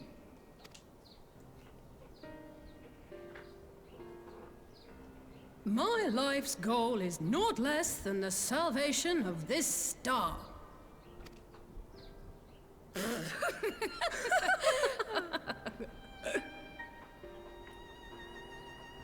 That particular grand pronouncement has been a source of great embarrassment to him, as you know. But the fact of the matter is, he meant every word and has lived his life accordingly. Yes, he remains altruistic to a fault. But I'm worried he was too fixated on his goals to see the dangers, as has happened before. You needn't be so concerned. Though his values remain the same, Alphino is not the blinkered boy he once was. Slowly but surely his eyes have been opened, thanks to a certain someone. Psst.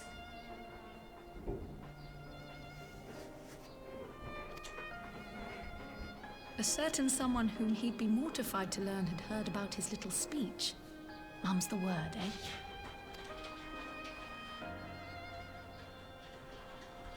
Right, I'd better have a look at our patients. They're in the infirmary, I assume. I'll need absolute quiet, so it would be best if I did this alone. If you'll excuse me.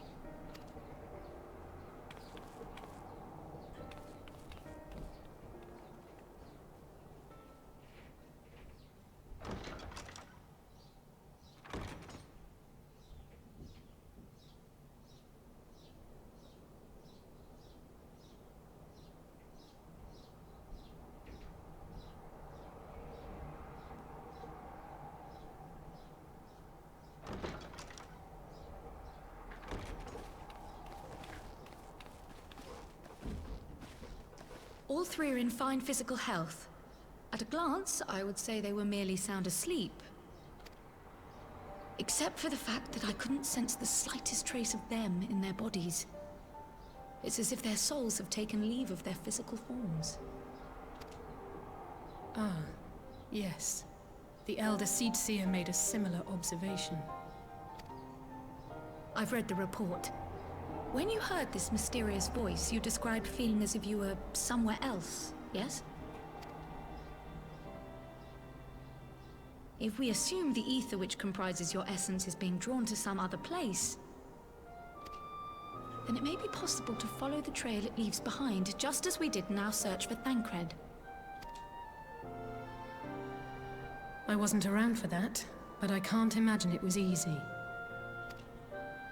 Oh, it wasn't. But that's no reason not to try.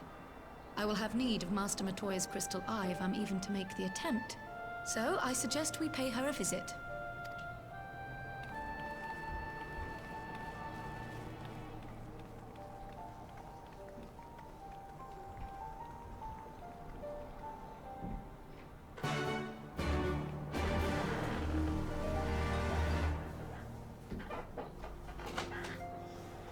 Oh, all the way down there, huh? Okay.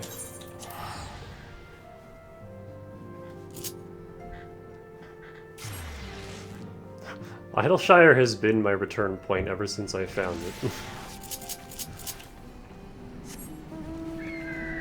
Bird.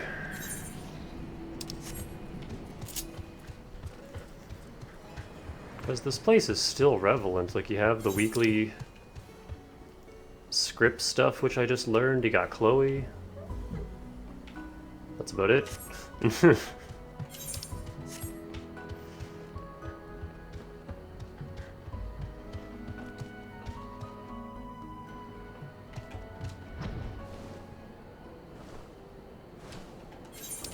There's no faster way down here, right?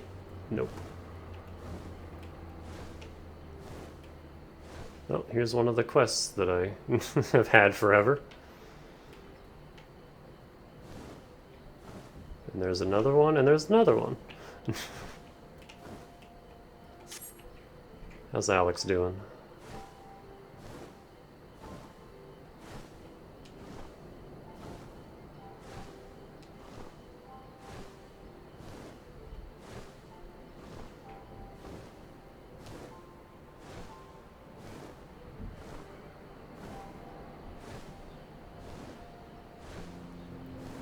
Time travel shenanigans.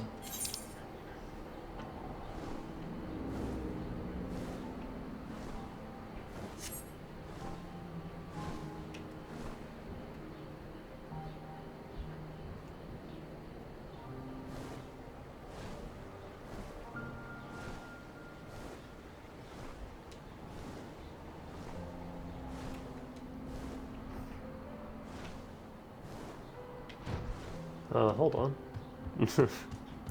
This frog wants to fight.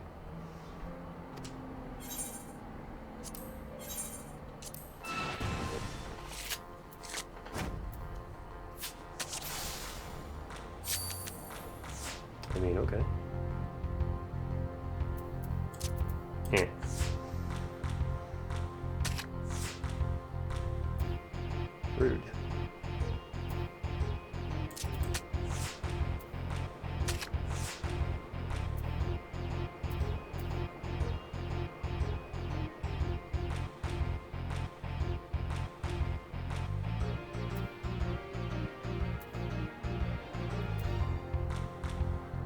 is why I don't like going first.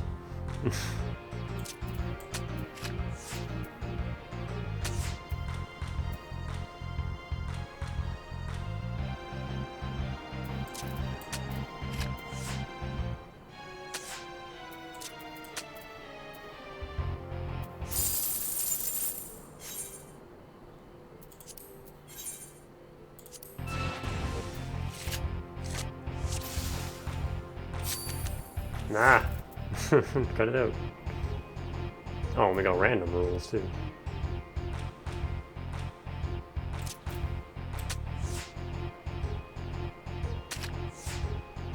These two again.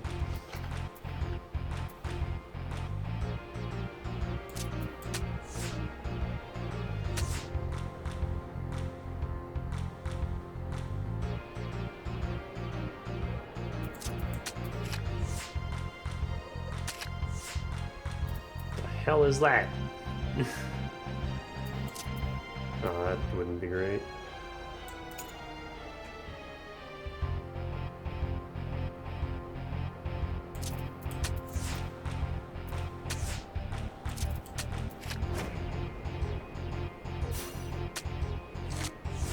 Oh. Okay. Why would you put it in the middle?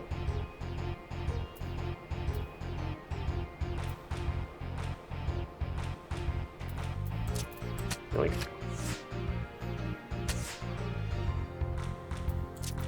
Yoink.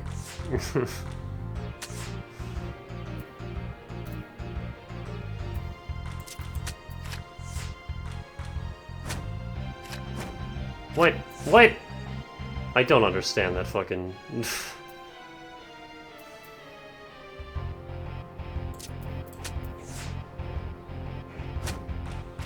What?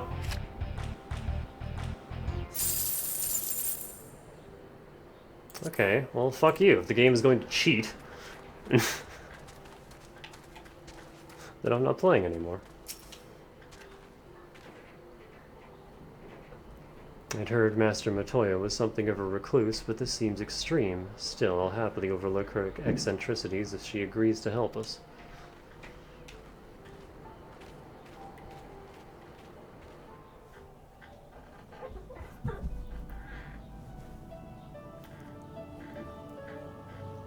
I forgot about Matoya's theme.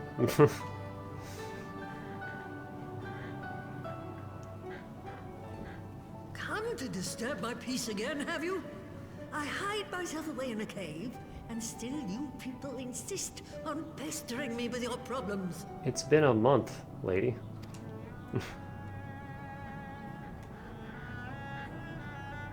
Oh, I mistook you for young what's-his-name, but I see now you're the sister.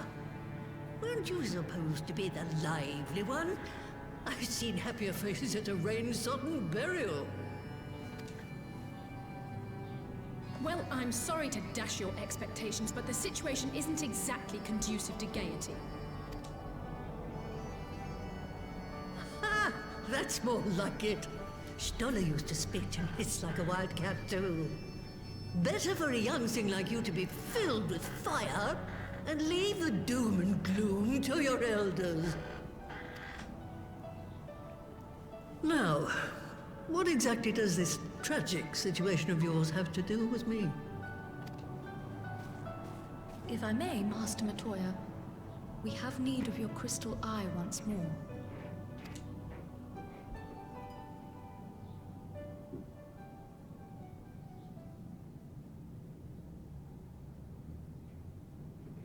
And Stoller is one of the afflicted, is she?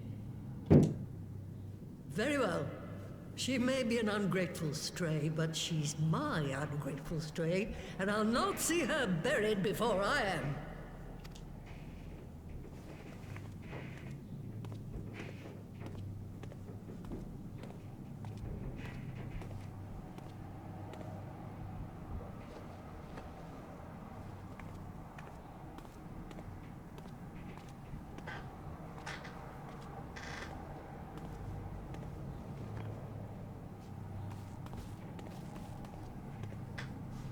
Right.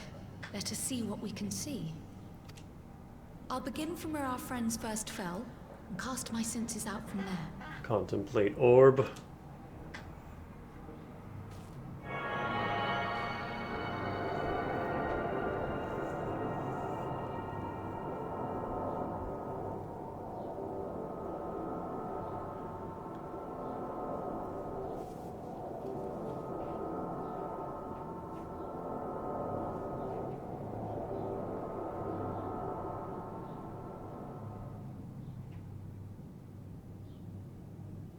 What is it?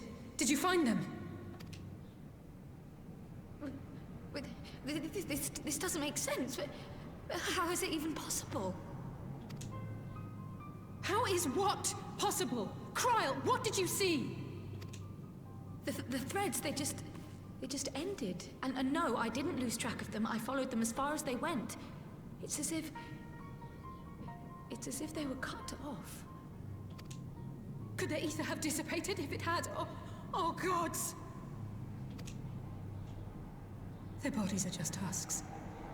It's like the broodmother's daughter all over again. No, this is different. The Kalyana girl was already dead, body and soul, when Lakshmi effected her resurrection. Aye, let's not jump to conclusions. If their physical forms yet breathe, and show no signs of wasting, then it follows that their souls must still be intact somewhere. But where?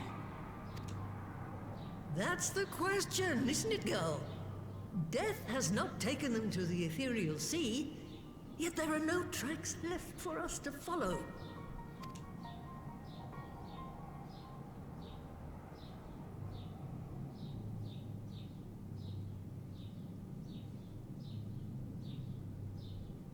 We're no closer to an answer than when we started. But knowing their souls are still out there is progress of a sort.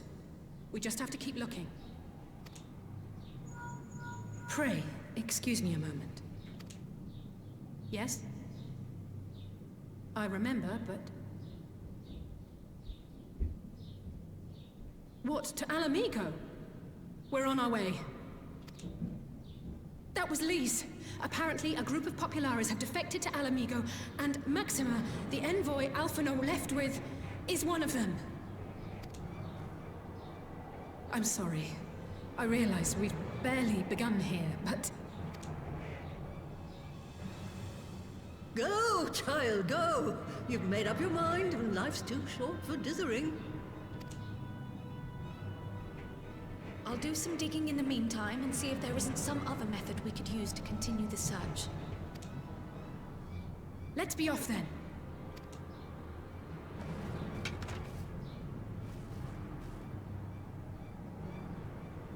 Oh, not again.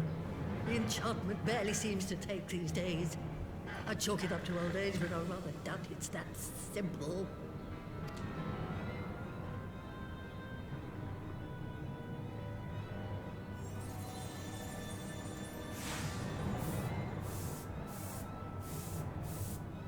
Before they took ill, Y'shtola and Urianger were sharing notes on a thinning of the ether. It seems to be happening all over. Does it now? And here I was, all set to blame my woes on that creaking mountain of refuse clogging up the Thaliac. I fear something has gone awry. Still, there's naught to be gained from starting in shadows. You can only do what can be done, and that but one thing at a time.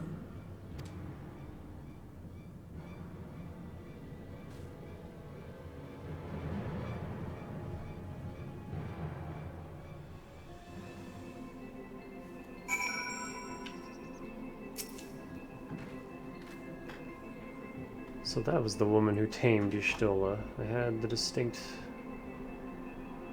Spicer in the way. I had the distinct feeling of being grabbed by the scruff of the neck and having the nonsense shaken out of me. When Alphino is back, I'd like to visit again and ask her what tales she has of grandfather.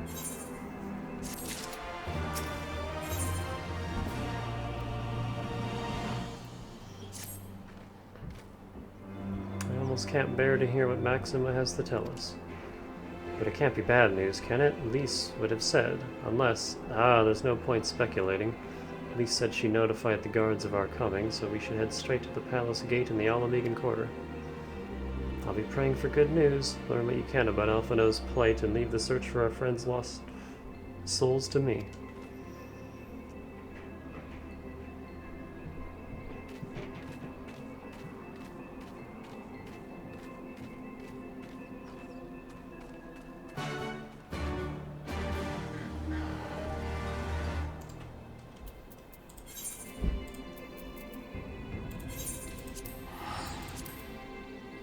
Yes, you're in the way, boy.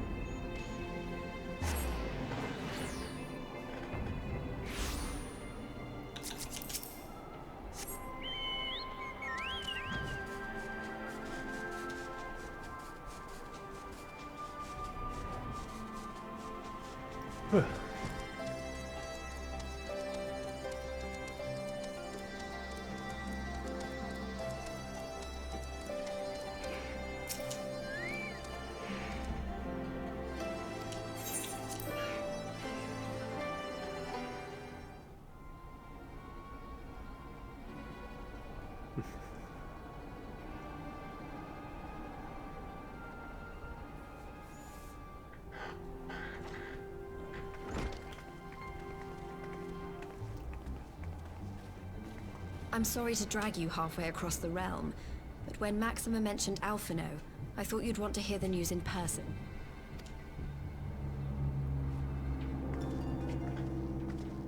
Ah, we meet again. Though I was hoping our reunion would be under more auspicious circumstances. What happened to my brother? Where is Alphino? Never fear, my lady. Your brother was in fine health when I took my leave of him, and I have no reason to assume that has changed. You assume? If you will allow me, I shall endeavor to explain events. Our troubles began not long after we departed Doma. While crossing the burn, we were fired upon by the Emperor's personal guard and forced to make an emergency landing. As we stumbled from the wreckage, our attackers fell upon us again, and we would have perished there and then were it not for the intercession of a third party, a band of mercenaries whose leader claimed to pursue a vendetta against the Ascians. This shadow hunter, as he styled himself, then escorted us out of the wastes to relative safety. Upon arriving back in civilization, I gathered my Populares colleagues and prepared to flee the Empire. Master Alphino, however, declined the invitation to join us, preferring to continue his investigation into the Ascian threat. Well, at least he's not lying in a heap in the burn. Tell us more about these Ascian hunters. Who are they? And is Alphino still with them? He is. As to who they are, I'm afraid I have nothing to tell you. Beyond the fact that they root out and destroy Ascians, they were unwilling to divulge anything which might serve to identify them. They would not even reveal their next destination. But Master Alphino asked to accompany them all the same. Since parting company with your brother, we've been engaged in a game of cat and mouse with the Emperor's guard. We made our way through province after province, finding the army busy restoring order wherever we went, until we finally arrived here in Alamigo. I cannot thank Commander Aldin enough for giving us such an unexpectedly warm welcome. I'm not inclined to turn away refugees, no matter which land they call home. And if they can tell me how things lie in Garlemald, all the better. On that subject, there is much I would tell you. During the course of our journey, we heard tales that an entire rebel army had been slaughtered in the space of a single night. It would seem my former comrades grew tired of putting down uprisings in the conventional manner, and chose instead to bring a formidable new weapon to bear. Details were sparse, but the rumor alone was enough to dampen the flames of rebellion. I have also heard reports that several companies have withdrawn from their designated provinces and begun marching westward. It is my assessment that the Empire's forces are mobilizing for a large-scale military engagement. Westward? You mean they're getting ready to invade Alamigo? We knew this was coming, but not that it would be so soon. We've barely even begun to shore up our defenses. They won't stop an invading army. No, they won't. Dispatch messengers to the Alliance leadership requesting reinforcements, and send word to our officers in the field to hasten completion of those border fortifications. Prepare to meet the Imperials head on!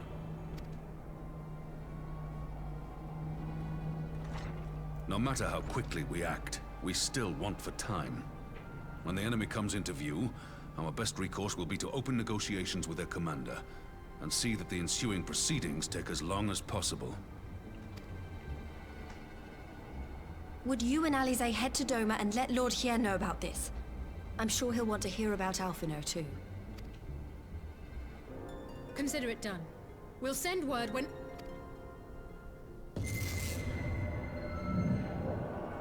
Untold sorrow must be changed.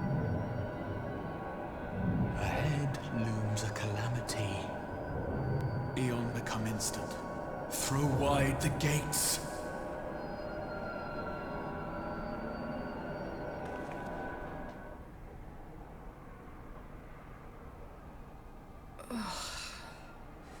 You heard it too.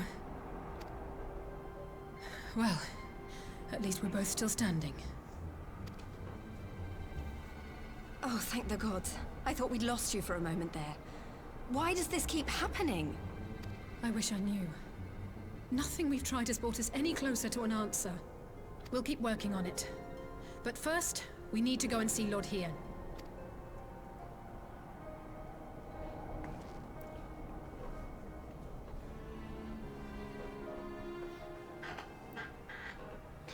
Hold on, I have to have an inconvenient plot headache really quick. So Alphino is safe, for the present at least. Now all we need to worry about is a full-scale Imperial invasion. I'm actually glad Elise tasked us with visiting Lord Hien. Better to be dashing from place to place than sitting around stewing over things we can't change. To the Enclave!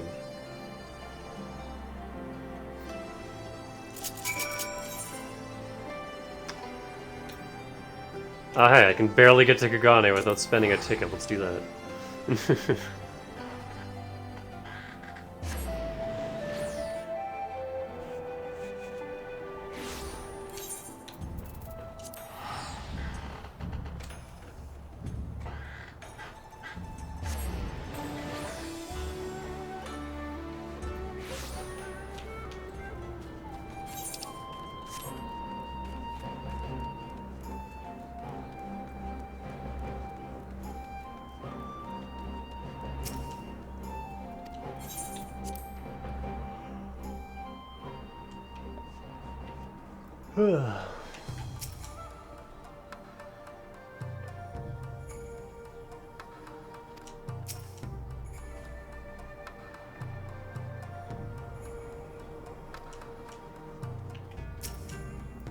Everyone's here.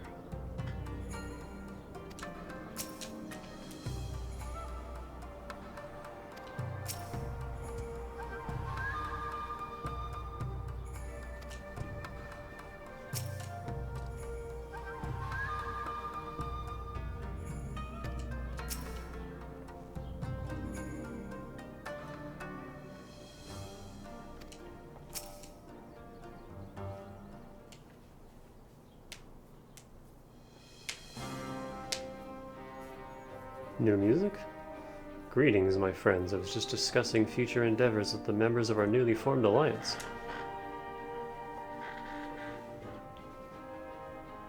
The Kojin and the Confederacy you already know, and it was your own strength of arms that won us the cooperation of the steppe tribes. We also have been joined by our neighbors from Nagia and the indomitable citizens of Dalmasca, though the scattered nature of the latter's resistance will somewhat delay their official induction. These proud peoples have united under a single purpose, to stand against the tyranny of the Garlean Empire. I'm glad to see your alliance is coming together so swiftly. As things stand, I fear we shall soon have need of your strength.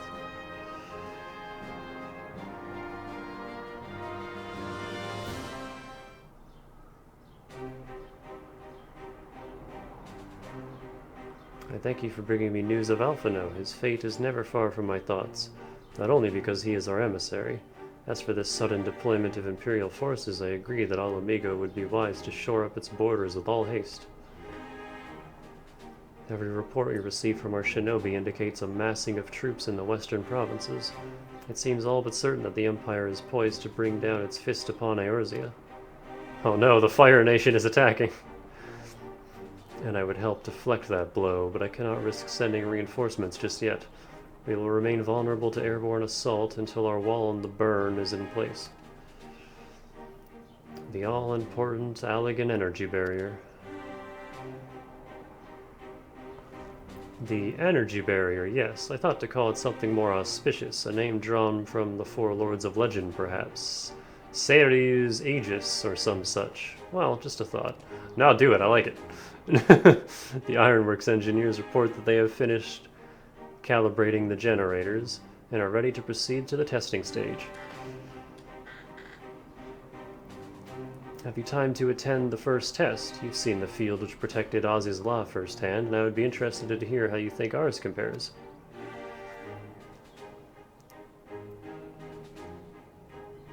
I will come too if you don't mind, though I am no Y'shtola, I may be able to offer some insight. Of course, time being of the essence, it would be best if we made directly for the burn. Yugiri, I leave you and Hakaru to bring the War Council to a close. Understood. Your mounts are saddled and ready, my lord. Where the storms? Free money.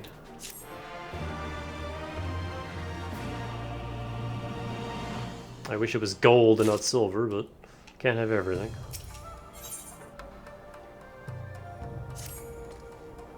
We will cross the burn by Yol and Falcon as before. Join me at the Overlook near the House of the Fierce.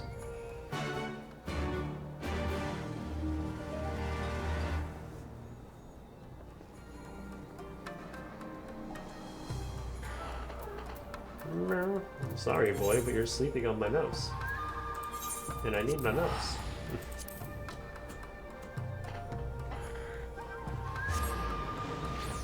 Come here.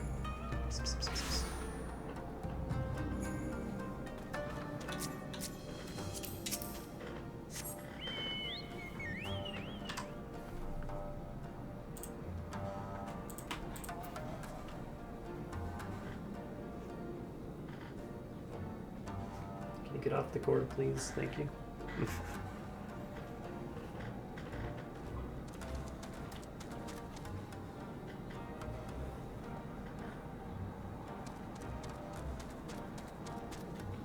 Where's the exit? There we go.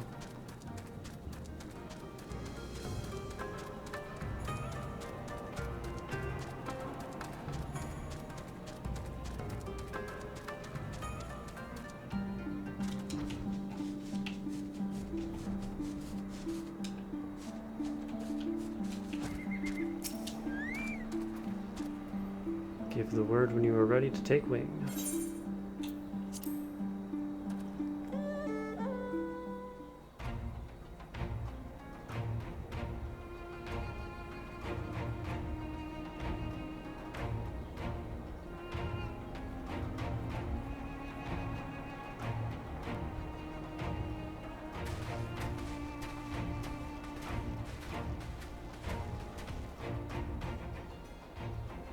It seems the engineers have matters well in hand.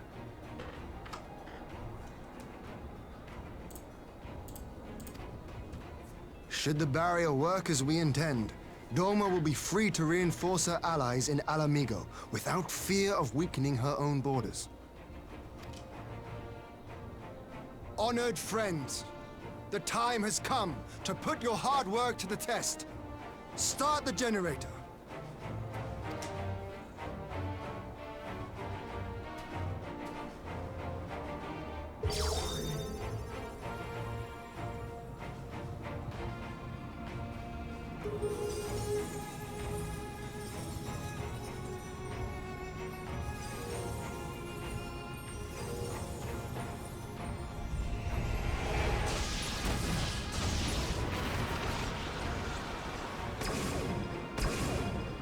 Node 1 is operational.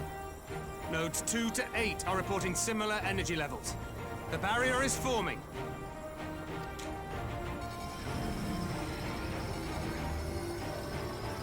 $1,000 yards, 2,000, 3,000. Expansion remains smooth. No fluctuations detected.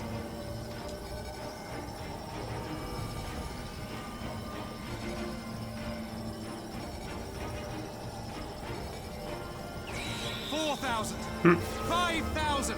Target altitude reached. The barrier is holding steady at 5,000 yards. We've done it! There's a sound effect I haven't heard in a while.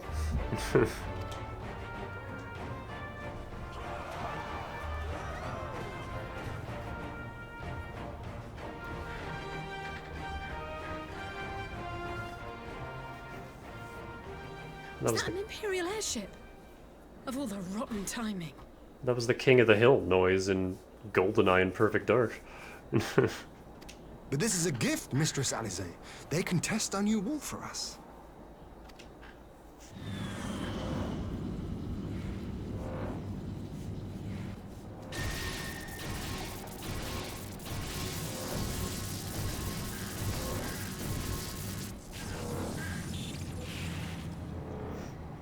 Seems solid enough, though I was hoping for a fireball.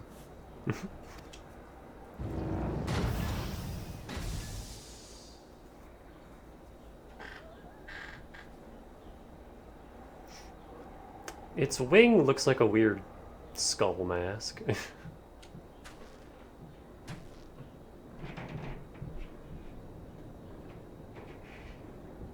Oh.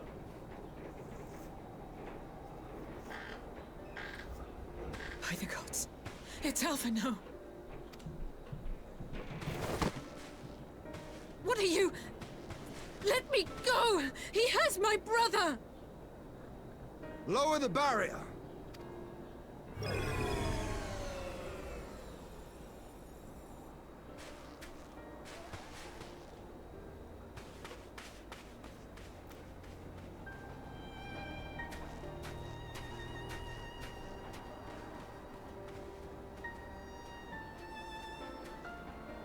Be at ease, girl.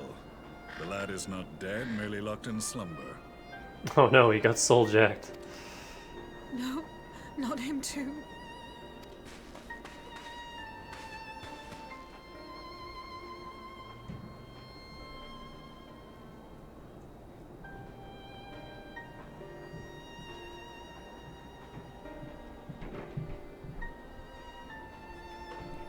We could identify no cause and found no remedy.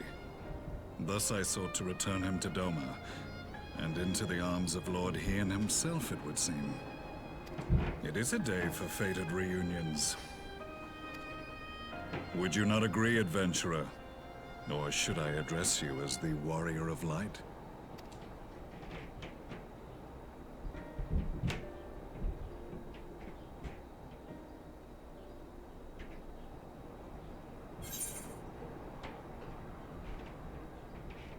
Oh.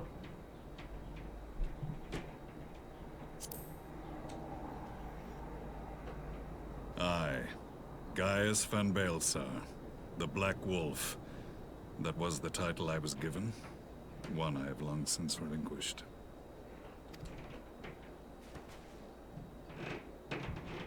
Stand down. The legatus of the 14th Imperial Legion died in Castrum Meridianum. I am no more than Gaius Baelsar, a man without rank or allegiance. Impossible. There's no way you could have survived. Do you remember how it unfolded? He survived all that devastation. How I was deceived by La Habrea? How I was convinced that reviving the Ultima weapon would allow me to bring peace to Eorzea? The Ascian used me, as he used so many others, all to further the restoration of his wretched god. Yet even with the might of Alec at my command, you bested me. And as the Praetorium went up in flames, I was content to burn along with it. For a moment, at least. Man, I've beaten you up so many times since then. A moment of folly. To surrender my life thus would have been to betray all who died for my cause. It was for them that I dragged myself free of the rubble, and swore vengeance on the Ascians.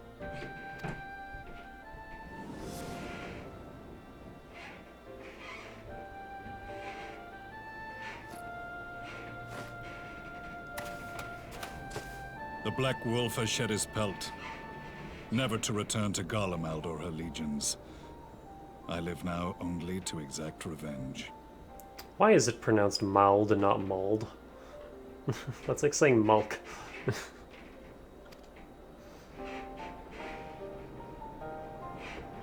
My principal quarry was to be La Habrea, whom I gather you have since ushered onto oblivion.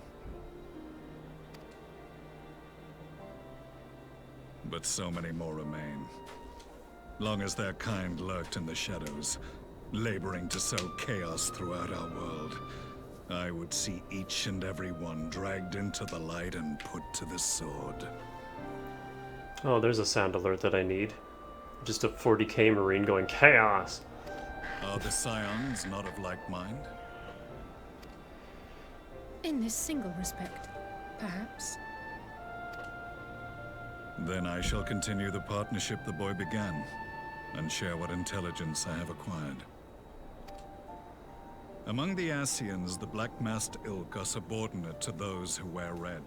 This you already know. Yet among the Red there exists a hierarchy. Those set adrift with the shards clearly stand below those still joined to the source. Did we know that? Because I sure as hell wasn't paying attention.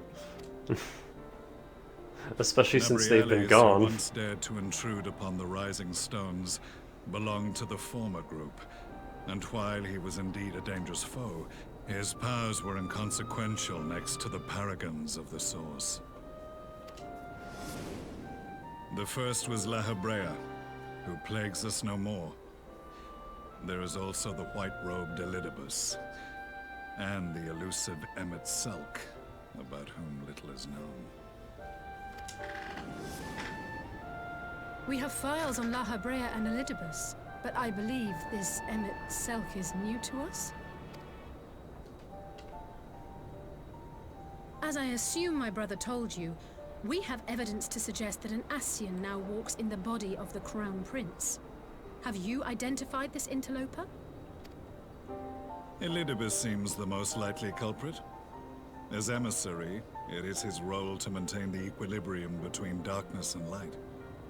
Your many deeds in Hydaelyn's name have upset the balance, and I believe he seeks to restore it by throwing his considerable power behind the Empire. As a leader of the Ascians, he is one of our primary targets. It was on the trail of this very prey that the boy and I came across the scene of a failed uprising.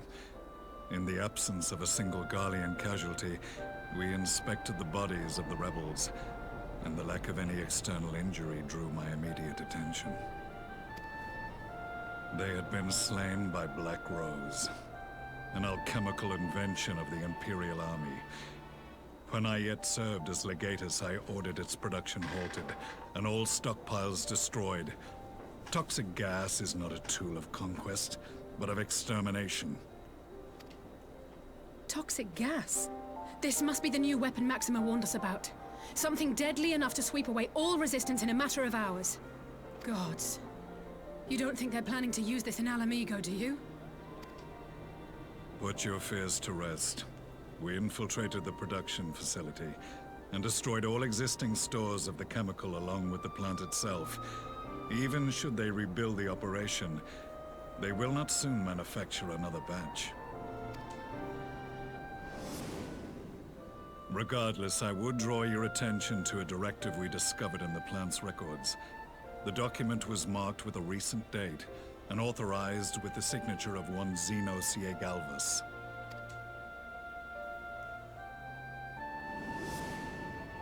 A dead man signing the death warrant for thousands. 'Tis bad comedy.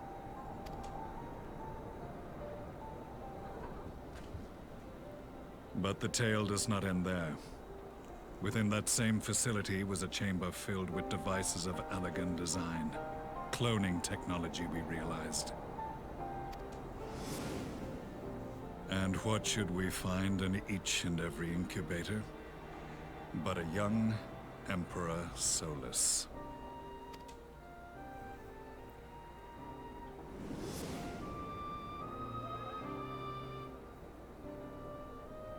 All of which prompts the question, were the Ascians responsible for these abominations, or was it the will of the Emperor? I must know which hand guides the Empire. Though I have given up my rank, I am yet a son of Garlemald, and I will fight for the future of my homeland.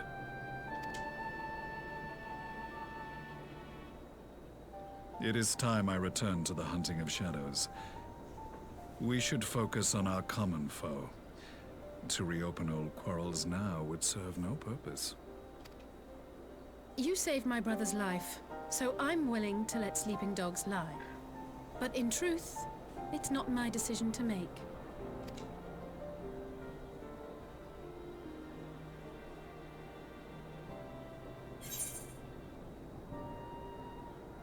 I mean, what is there to settle? We already beat his ass, and now he's just fighting for his own country, so he's fine, I'd say.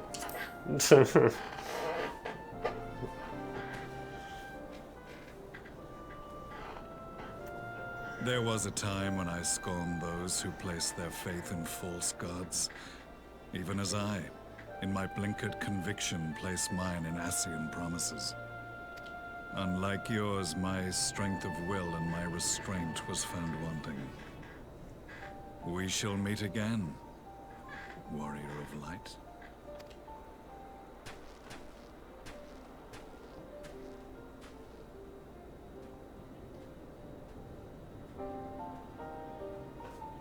So that was the infamous Black Wolf. An unexpected ally, to say the least.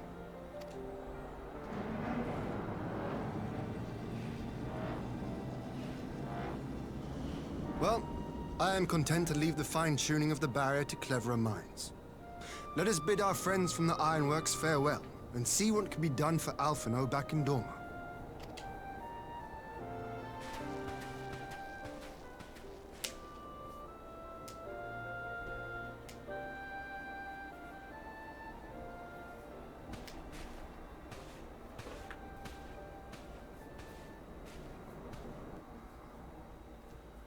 We're finally meeting some decent Garleans. What about Cid?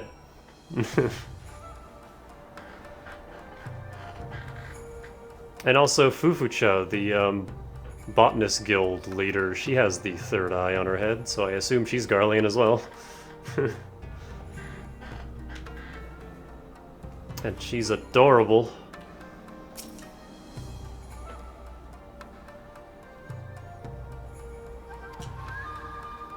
But yeah, a lot of things are happening.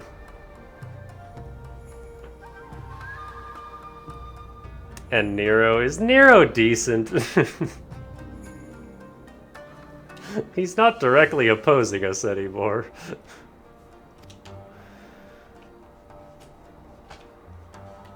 But he's still a prick. He's just centering all of his prickliness on Cid.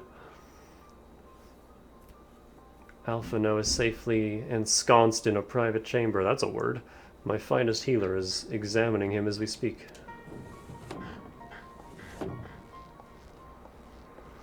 Can't remember what it meant for Lalo's royalty or something. I've spoken with the physician, and there are no outward signs of illness. Alphino is lost in a sleep from which he cannot be awoken, just like the others.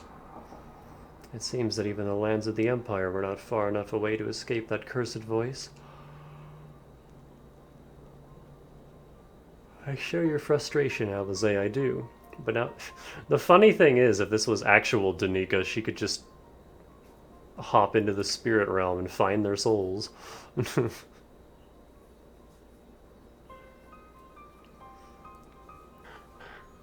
She is highly attuned to that kind of stuff. Being a psychic and all. But Alphino is returned to us alive and otherwise unharmed. All that remains is to find the means to wake him. Until then, you can but fulfill your duties as a scion. Yours and your brother's both. You're right, of course. There are arrangements to be made and little time to make them. To business then, my lord. Now that we know Seiryu's wall works as intended, can we expect reinforcements for Alamigo? You most certainly can. As promised, we will send troops to bolster our allies in Eorzea without delay. Pray be aware, however, that they will not arrive without delay. Save for some few who boast teleportation magics, the bulk of our force must be transported by sea, a lengthy voyage, for which the smaller vessels favored by the Confederacy are ill-equipped. Accordingly, I mean to enlist the assistance of the East Alderard Trading Company in finding suitable ships. As for navigating the distances in question, we are in happy position of being able to call upon those who plotted the course of my people's exodus to Eorzea. Beyond the procurement of ships, I think it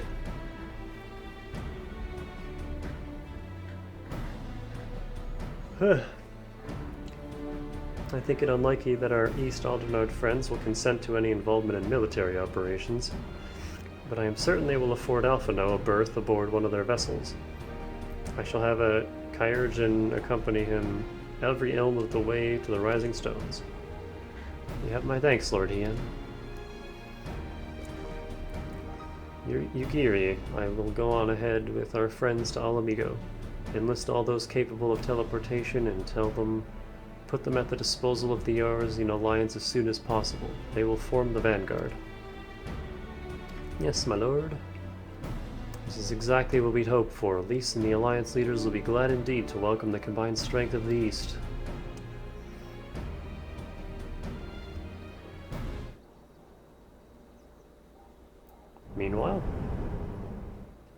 Meanwhile, at the Black Rose Chemical Plant.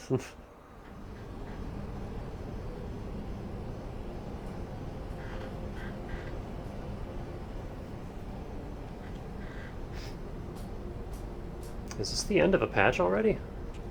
I feel like we just started this one. Our supplies at Black Rose have been ruined, but the new plant is already under construction. We should have the first batch ready in time for the offensive, Your Radiance. See that you do.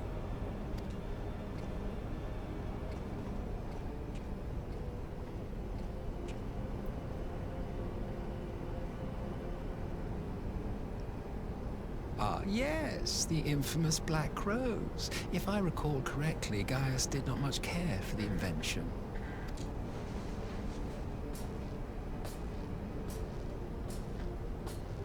A ruthless and indiscriminate weapon indeed, this airborne poison.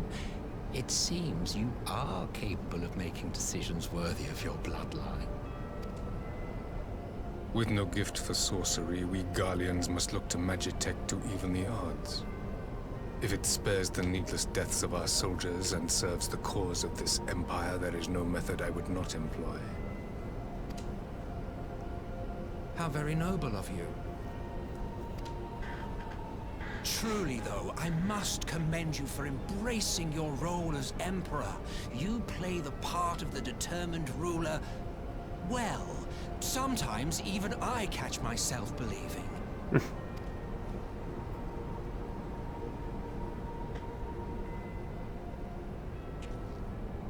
A silent agent of death. Now that I think on it, Black Rose may well possess the perfect aspect.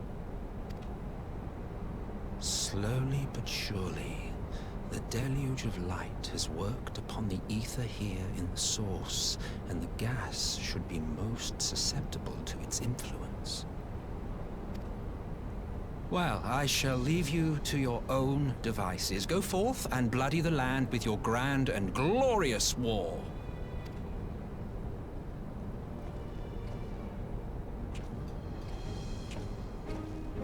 While you do what, precisely?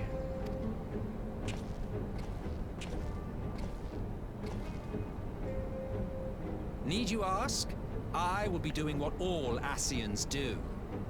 Solus's facial structure and hair kind of reminds me of Majima a little bit. I am well aware that your kind exists only to usher in the next calamity. But you seem oblivious to the harm your singular agenda causes to the Empire.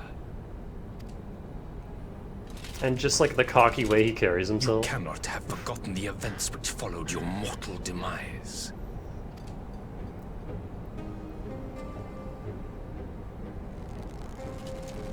Our homeland was plunged into civil war for your failure to name a successor.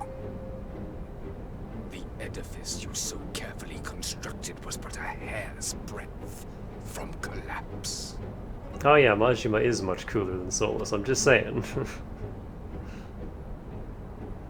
Like, all he needs is an eye patch. So naive? You thought me oblivious to the consequences of a departure so painstakingly timed? It was by design? Well, of course it was. Though I will admit the resulting panic exceeded even my wildest expectations.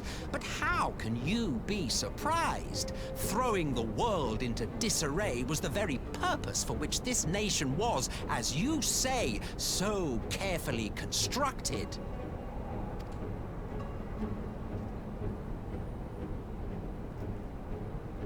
Now, if you have no further questions, I must be on my way.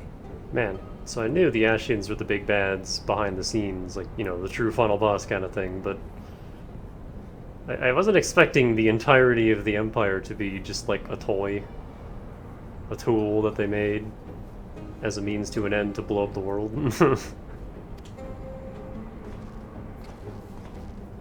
Since we may not meet again in this lifetime, it would be remiss of me not to offer a word or two of gratitude.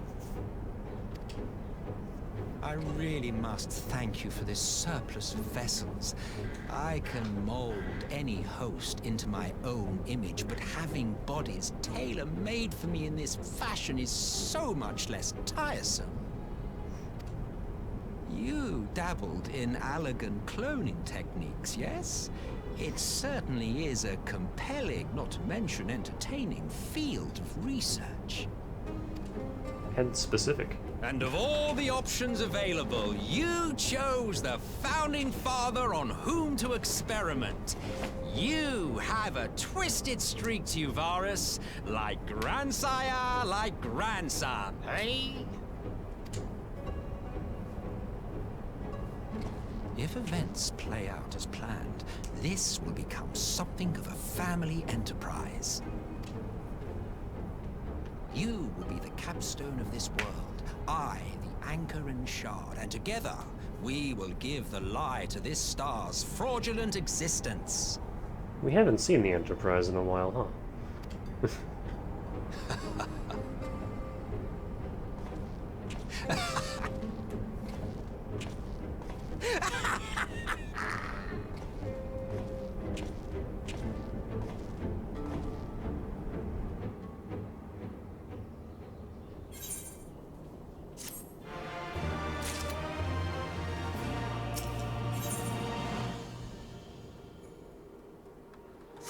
Oh boy. Hold on, I need another break. Be right back.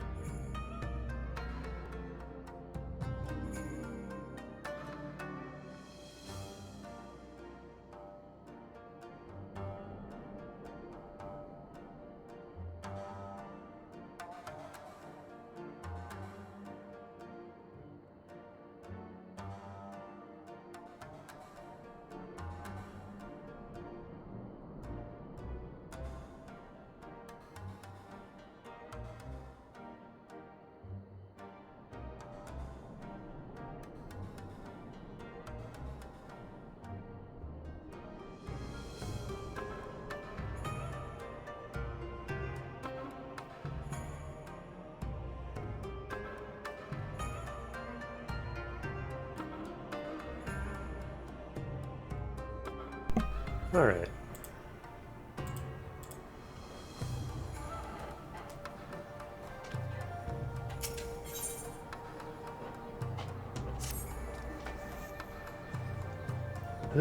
I must leave now to convene with Eorzea's leaders, and it may be some time before I return to Doma. Hakuro, I leave you in command. My lord. I shall assemble an advance party with all haste and join you in Alamigo forthwith. I've just received word from Lys. The Alliance has established a base camp near Alamigo's northeastern border.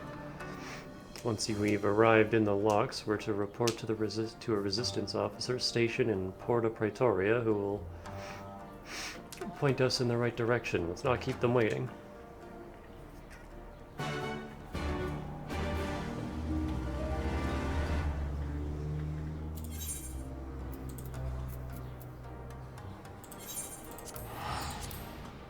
My poor tickets.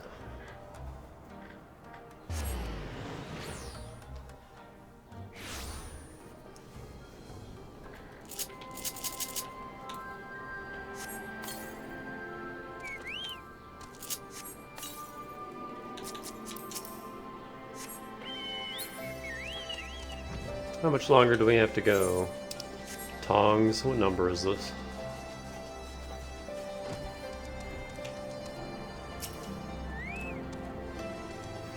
Ah, you must be the Scion party I was told to look out for. If you'll follow me, I'll take you directly to Alliance headquarters.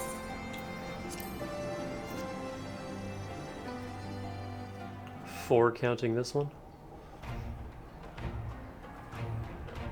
Are these like the tiny patches at the end that have 2 each?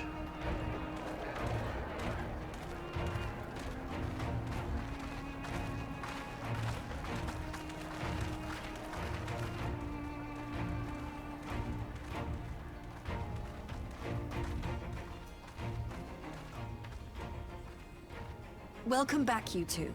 Greetings, Lord Here. Glad you could join us. Glad to be here. I would have come sooner, where our own defense is not in question, but I am pleased to report that our soldiers are assembling for deployment to Alamigo as we speak. We're grateful for your support. Thanks to the efforts of our allies, it won't be long before we've established defensive positions on this front as well.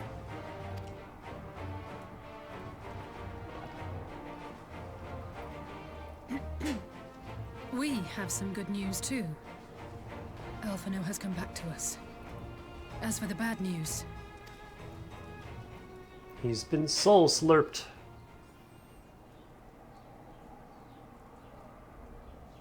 So, Alphino won't wake up, Gaius van Baelsar is alive and hunting Ascians, and the Empire is planning to poison us all with toxic gas.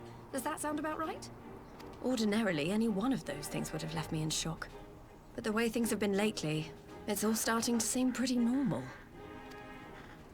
Getting back to your report, are we sure this Black Rose is the weapon Maxima was talking about? It fits the description. And it seems we have Alphino to thank for sparing us an early demonstration of its effectiveness. I have a feeling this won't be the last time his bravery in the Empire will serve us here in Eorzea. The threat of an unknown weapon has had us all on edge. But now that we know what we're dealing with, we can take steps to defend against it. As for Gaius, I'm not sure what to think. Am I happy he's alive?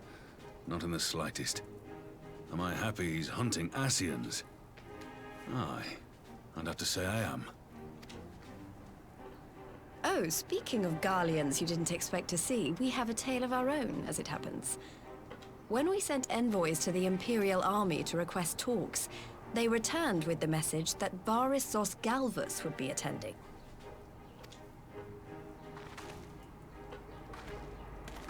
The Emperor himself? Well, Varus did sanction the Popularis peace mission. But knowing that an Ascian walks in his son's skin, I do not see how we can trust him or anyone from that nest of vipers. The Alliance would proceed with negotiations regardless, if only to give ourselves more time to prepare. We do, however, require your cooperation. Right. Yes. So, as a condition for the talks to go forward, the Empire has requested that a member of the Scions be present. There'll be a representative from each Alliance nation, of course, but I'm afraid we have to ask that you come along too.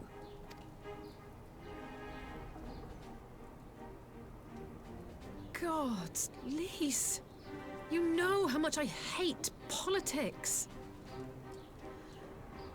But then, what choice do I have? Alphino and the others aren't going to do it. Very well. I shall attend as the Scion's representative.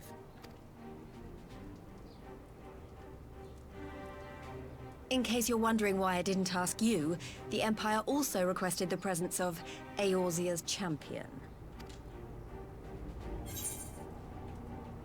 I'm not fond of politics either. I'll be there. That's settled then. We don't know what Varus means to bring to the table, or why he wants you there, but having you close at hand will make all the difference. Danny hates politics. She just gets Alice to do all the negotiation style stuff. The meeting will take place on the border. Anticipating an early assault, we mean to position the bulk of our forces nearby. The Alliance leaders should already be on their way. Once you're ready, we can head out and join them.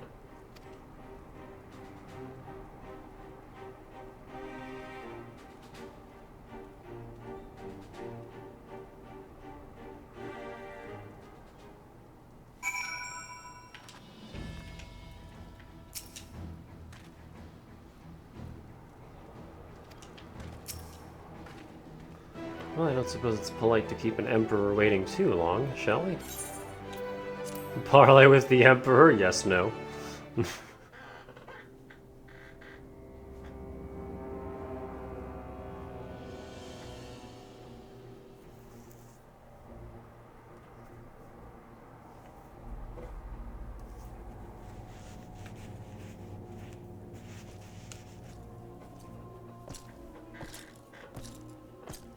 Elf politics meets Garlean politics.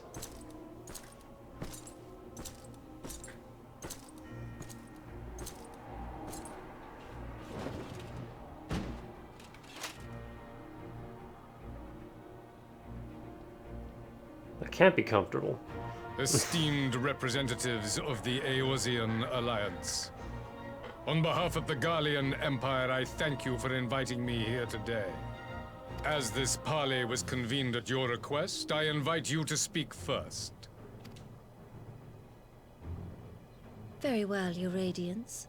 I, Nanimo Ulnamo, 17th in the line of Ul, should be pleased to oblige you.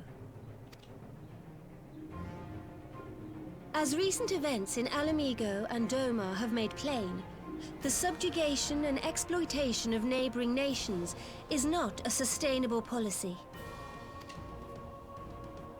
Should this day end in war, you may very well defeat us. But you will never extinguish the people's desire for freedom. Though it may not be in our lifetime, there will be another revolution, another war, and the cycle will continue. Doma has entered into a concord with the nations of Eorzea. A partnership wherein we recognize one another as equals. Garlemald could be afforded similar treatment. You need only set aside your ambitions and join us in paving a path towards peace.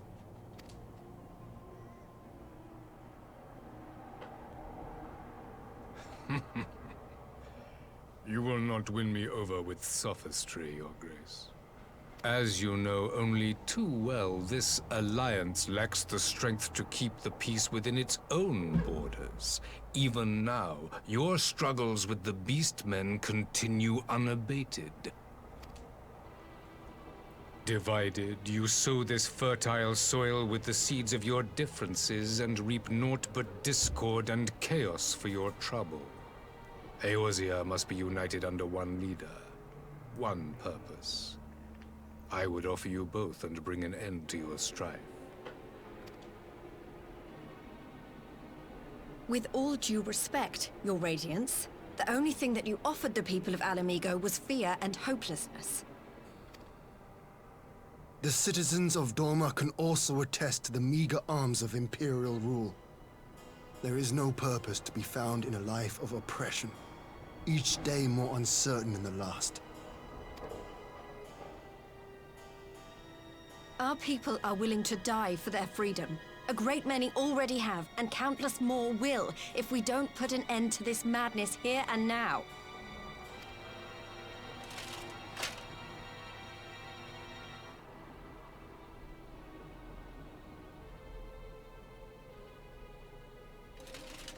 We brought order and stability to your lives. This madness and bloodshed is of your own making. You broke the peace, not Garlemald. Peace. Order. You kill our peoples, despoil our lands, take everything that is ours. And what? You expect us to lick the boot that grinds our faces into the dirt?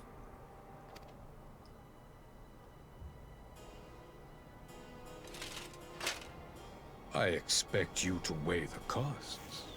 To recognize that countless lives have been lost on both sides in pursuit of a greater good, and to not squander all we have achieved in a fit of petulance.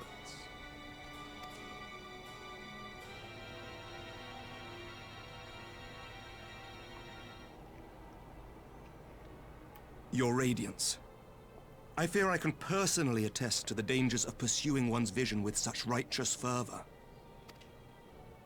For 1,000 years, the Holy See of Ishgard waged war with dragons. 1,000 years of sacrifice, of sorrow and hate, in which we bathed in the blood of friend and foe alike. Had it gone on any longer, we may well have drowned.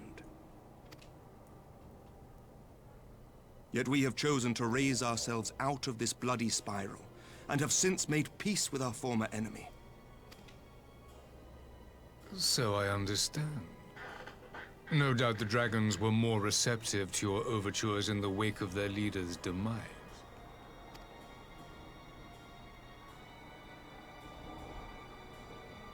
You speak of peace, yet use war to achieve it. Your father would not have bothered to obscure his intent with honeyed words. He understood that strength is all that matters in the end.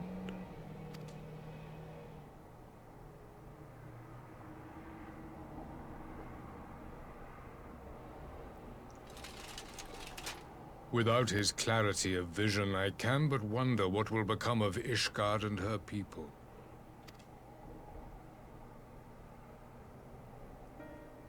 There was a time when Garlemald too lacked a leader of conviction. Weak and unable to wield magic, we were at the mercy of the strong from whom we sought refuge in the bitter cold of the north. Were it not for the discovery of ceruleum and the subsequent development of magitech, we might never have gained the power to take back that which was rightfully ours.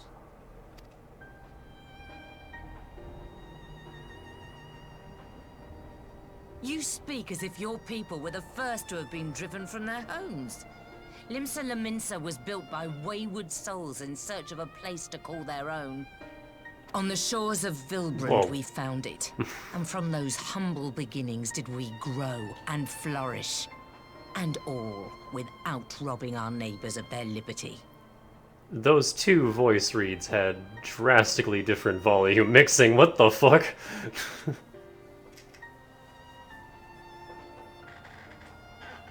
So saith the pirate. Am I to believe that you simply asked the kobolds to yield up their lands and that they were happy to oblige you? That you did not drive them out like rats in the hold of one of the many ships seized by your privateers?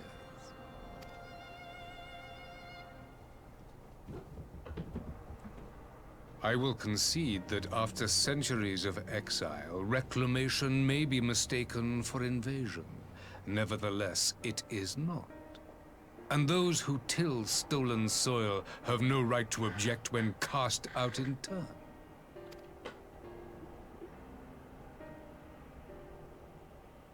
Your uncompromising nature rivals that of the Ixal. They too lament circumstances which they themselves perpetuate. Were they but to embrace peace, we would welcome them with open arms. Indeed, some few have done just that, and now receive of the Twelve's Wood's bounty. Would that your people might learn from their example.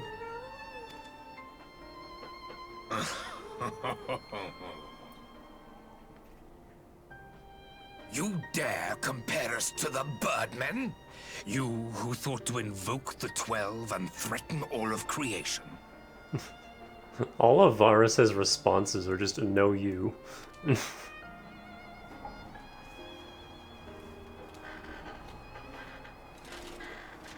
I came here in the hope of finding some speck of common ground, but I see now these discussions will accomplish nothing.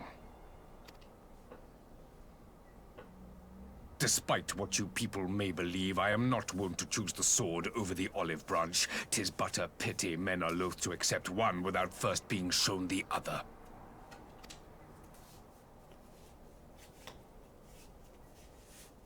Wait! I beg you. This meeting was supposed to be a chance to find a way forward together, not to bemoan the missteps which brought us here. Please. If you truly consider violence a last resort, there must be a way we can come to an agreement.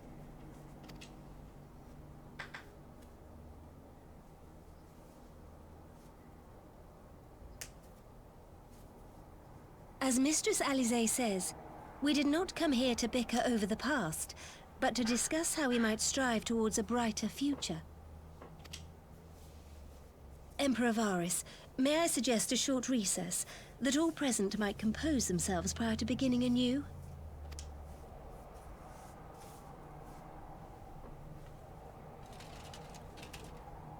Very well. I pray this intermission will suffice to move these talks in a more constructive direction. I mean, you're not helping.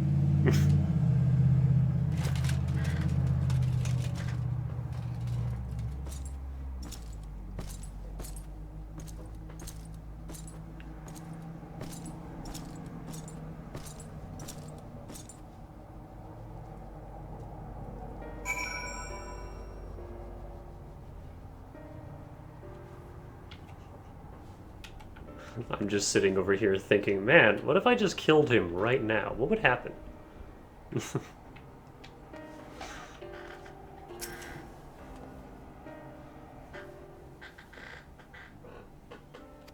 He's right there. He's like 2 feet away from me. As soon as he turns his back, that's all it would take.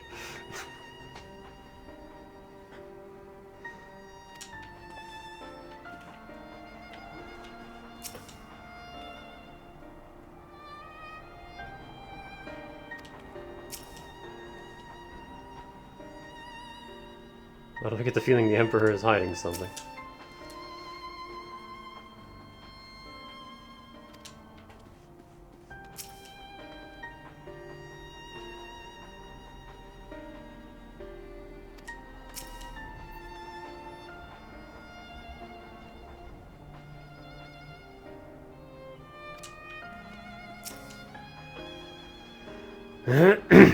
Whew. This is really not my forte. After his Radiance's little performance, it was all I could do not to swear at him. I honestly don't know how I ended up playing the mediator. I just asked myself what Alphino would have done, tried my best to do the same, and by some miracle it worked.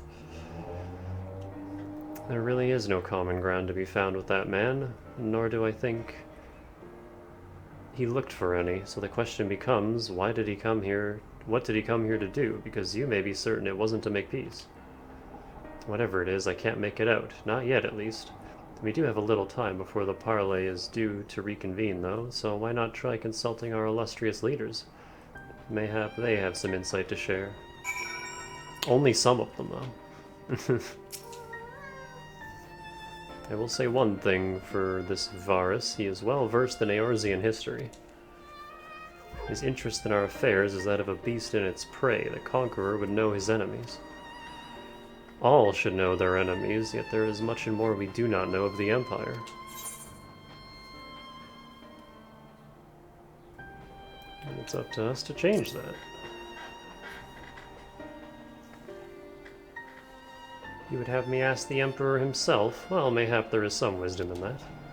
We can skirt the storm of his displeasure, then we may yet come to our answers, even if it does mean sailing close to the wind.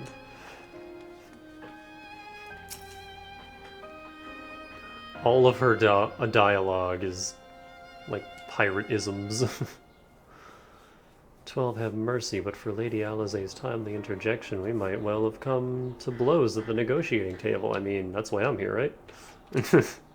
Not that Emperor Varus left us a great many options. Is unconditional surrender all he will accept, do you think?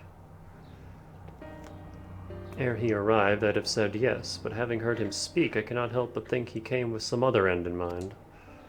Exactly, he's building up to something, I know it. How then should we approach the rest of the parley? Have you anything to say, Warrior of Light?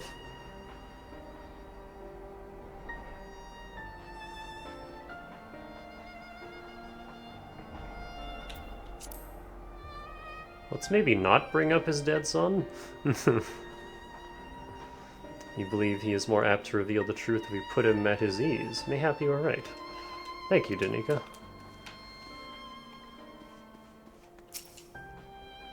This parley was never like to bring peace, but I had hoped to learn something of Emperor Varus's relationship with the Ashians. As had we all. Yet if he is in league with them, he is not like to volunteer the fact, and if he is not, how much weaker would his position seem for their presence if we are to broach that particular subject? We will need to be subtle.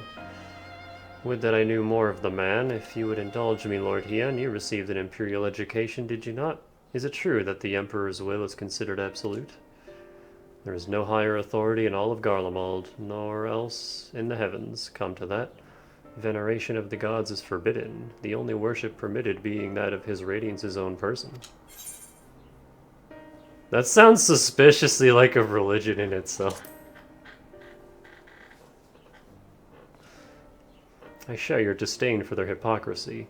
Even as they denigrate the idea of faith, they revere their leader with a fervor others reserve for the divine. Now, if they brought some crystals into the occasion, could he turn into a god? Which is a flaw common to much of the doctrine they fed us. Logical on the surface, perhaps, but contradictory upon closer examination. I wonder if a discussion of the various discrepancies might prompt Varus to reveal something.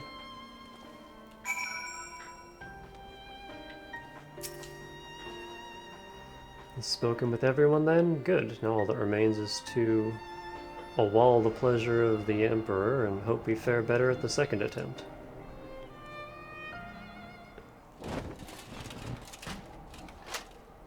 Now then, who would have the floor? Before we resume, it's the Okami I wish song. to offer you an apology.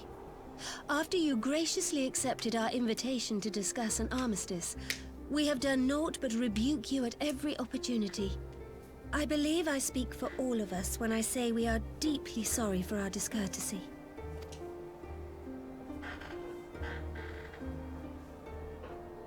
I'll admit your familiarity with our affair surprised me, and served to remind me how little I know of yours. Last you checked, he was the one rebuking. I think all here can understand the desire to reclaim one's homeland. But why expand further? That is my question. If I may, the answer can be found in the Imperial doctrine they took great pains to impart to my people. Recognizing the threat icons posed to the world, Solus Zos Galvus decreed that they were to be eradicated. To this end, he began a campaign to unite all lands under the Glaceon banner. Or so we were taught. Yet the Emperor only reached the burn, the barren said to have been laid waste by icons, after conquering all the lands that lay between. What is more, I am quite certain the practice of summoning was not nearly so widespread in the days before the Empire's founding. When you put it like that, it all starts to sound like an excuse, doesn't it? But to distract from what? Why are you really waging this war?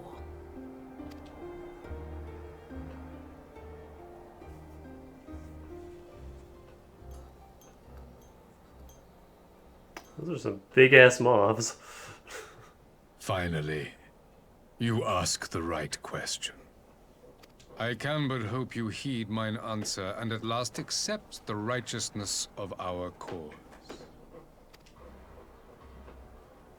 My goal is this: to return the world to the way it once was, the way it was always meant to be.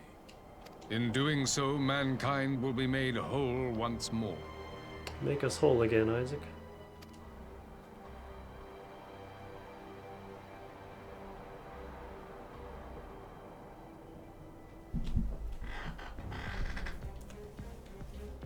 No longer will we suffer from the dissension born of our differences. Oh. There will be but one race, a perfect race, as we were when time began. So I've been avoiding bringing this up, but man, the core Imperials sound a whole lot like the Aryan Nazi regime. What in Rorga's name are you talking about? Toxic gas and everything. I am talking about the origins of this star, of the source and its 13 reflections. At the instant of the great sundering, 'twas not only the world that was shattered, but mankind itself. Thus were we divided into myriad races, each with its own unique imperfections. That is why man looks upon his neighbor and feels fear and hatred, why he wages war, why he kills his brother.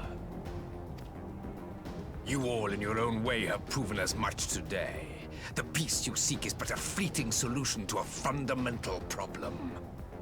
One which calls for more drastic measures. To bring about everlasting peace, our worlds must be rejoined.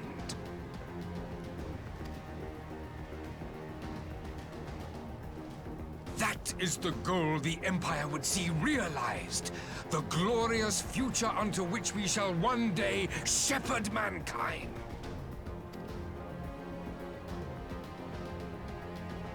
A rejoining of worlds.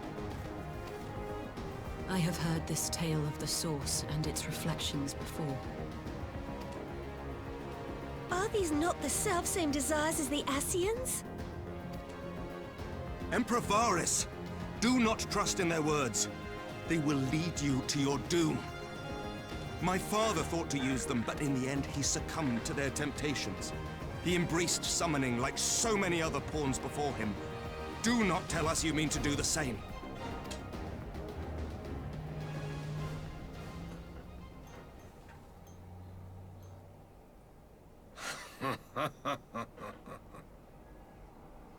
To be a pawn, free from the burden of choice, would be a blessing.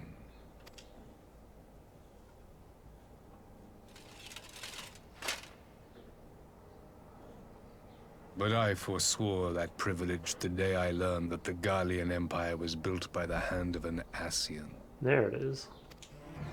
What?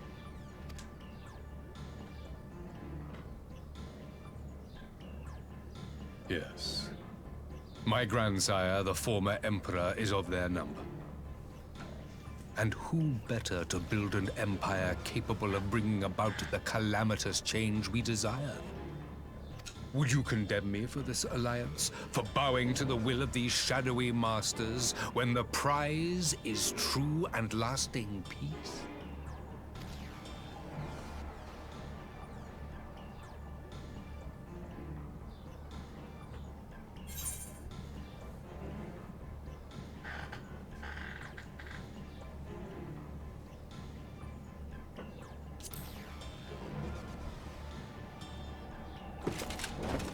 I come not to conquer, but to liberate.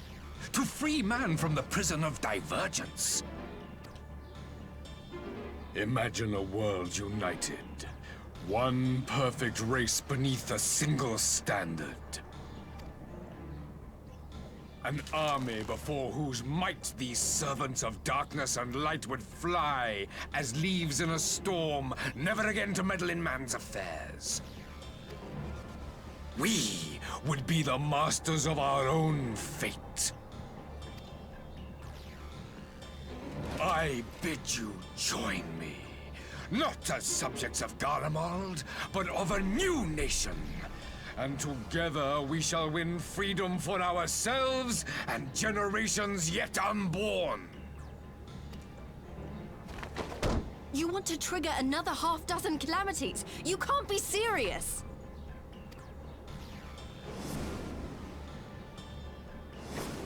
Have you forgotten how many died? There will be no one left! Do you truly imagine we would aid you in your bloodletting?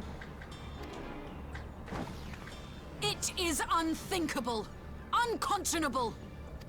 Everyone gets a turn?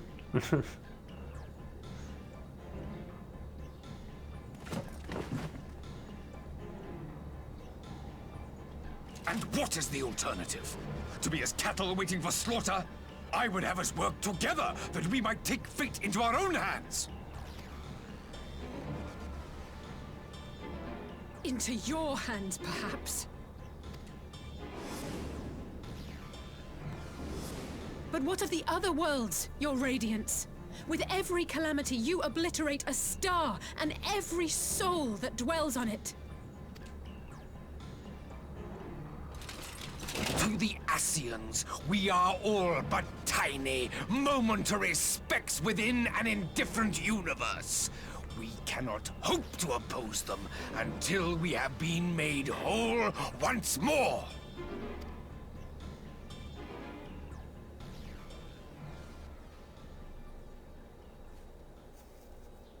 Are these truly the words of Garlemald's ruler? The flaws and foibles which you so abhor are what make us who we are. Every nation, even yours, Emperor Varys, is made whole through the combination of these imperfections, the strengths of one compensating for the weaknesses of another. While it is true that man succumbs all too often to anger and avarice, he may yet overcome his baser instincts through the forming of bonds with others, fostering community and cooperation. That the protector of an empire should not only reject these fundamental truths, but seek to change them at so dear a cost to life is indefensible. Such a man is not fit to govern.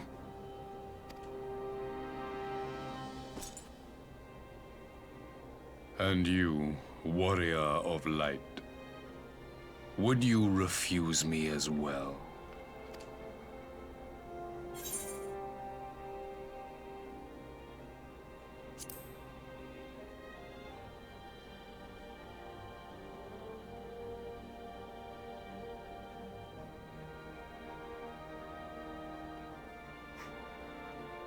It would seem the Alliance is of one mind on this matter. Or text options that don't mean anything.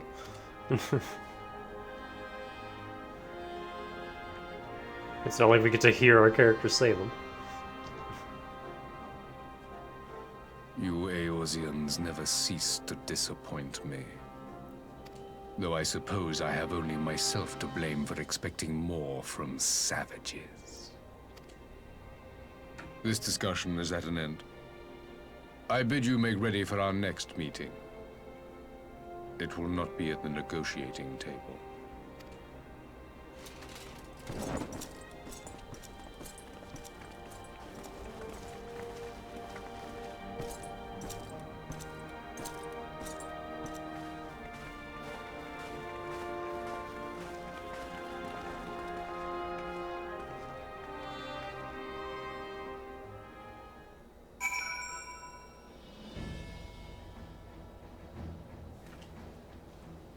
Oh damn, everyone's here.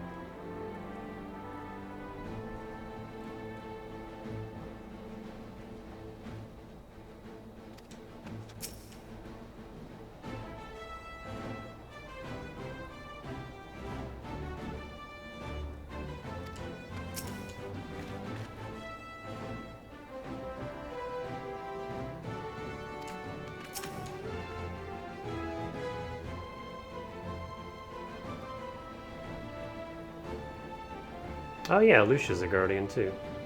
Garleon.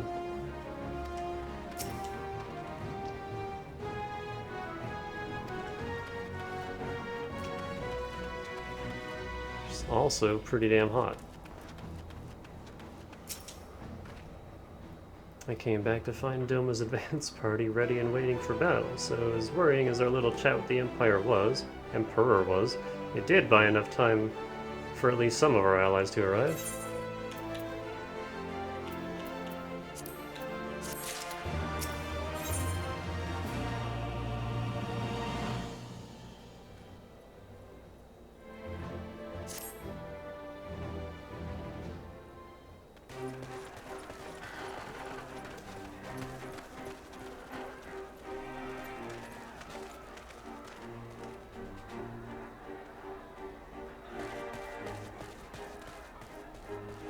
I'm not sure what I was expecting from our meeting with the Emperor, but it wasn't that. Still, at least we know now what he's really after. Aye, a future built on a mountain of bodies. I too want the Ascians dead, but not at any cost. The last of the reinforcements from Doma arrived not long ago. I pray it will be enough. Given the Emperor's stated goal, this is a battle we can ill afford to lose.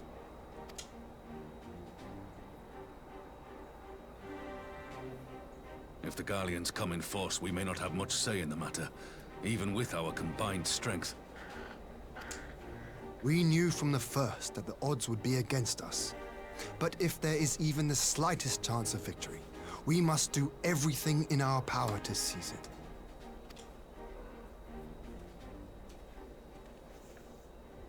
We must seize it, full stop. Here!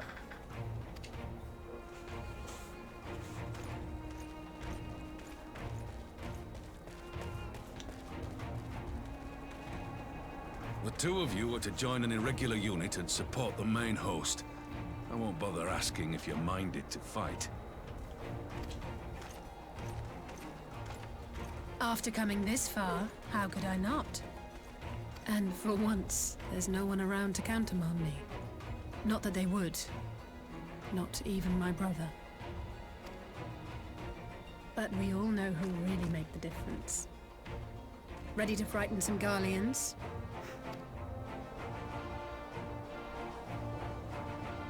I wouldn't want to be on their side. Might I ask you to accompany the Dorman contingent? They are strangers here, and your presence would do much to raise their spirits.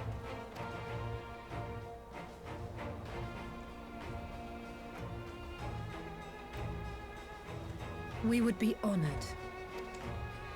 When our people stride out with you in their midst, I dare say the Eorzeans will feel an ilm taller themselves. High spirits have a way of spreading. Ah, what I wouldn't give to join you. But my duties as field commander will not allow it. I'll leave the front lines in your capable hands.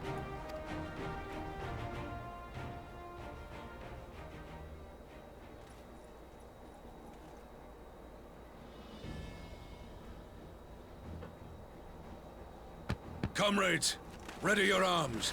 The hour of battle has come. May the crystal guide us to victory!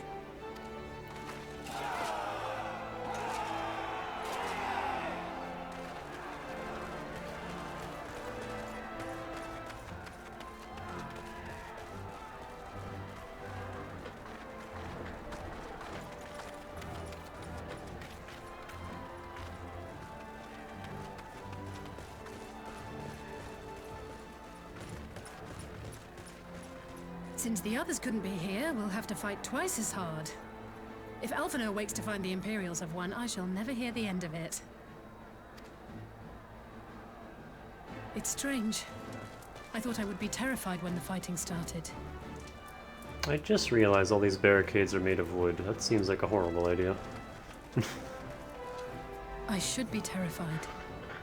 But with you at our side, I can't help feeling everything is going to be all right. So please, don't you dare leave me alone.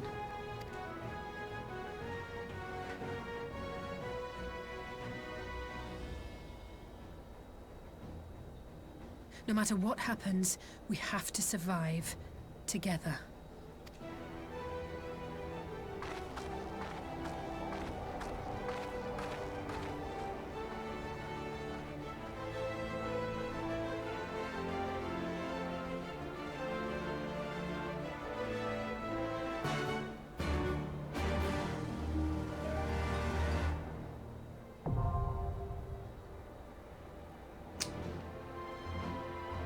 A lot of dungeons in the post-game here.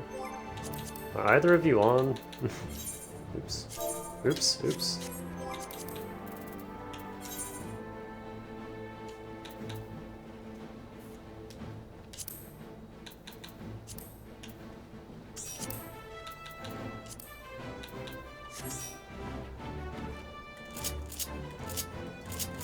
I'm healing. Wait, is this a dungeon, or...?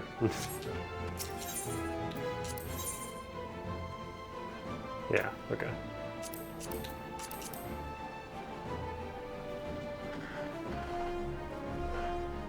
Oh yeah, I unlocked Hell's Lid too. I haven't done it yet.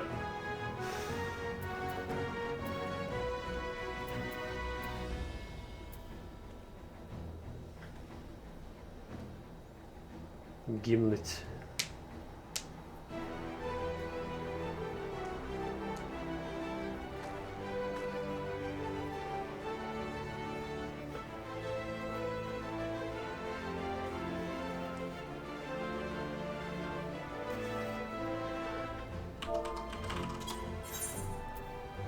Callie's got a gun!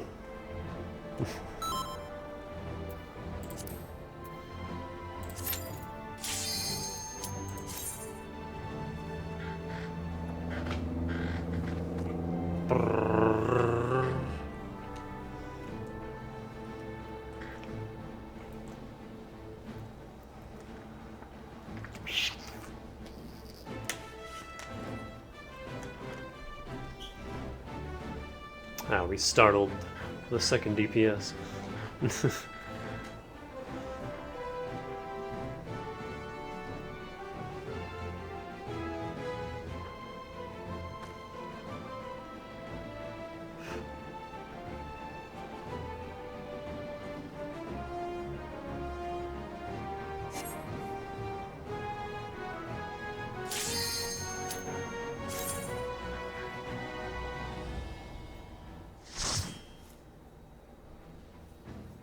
I keep forgetting to fix my portrait.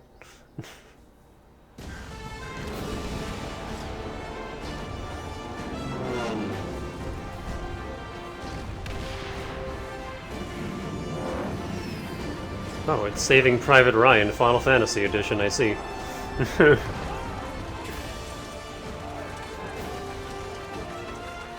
a big boy.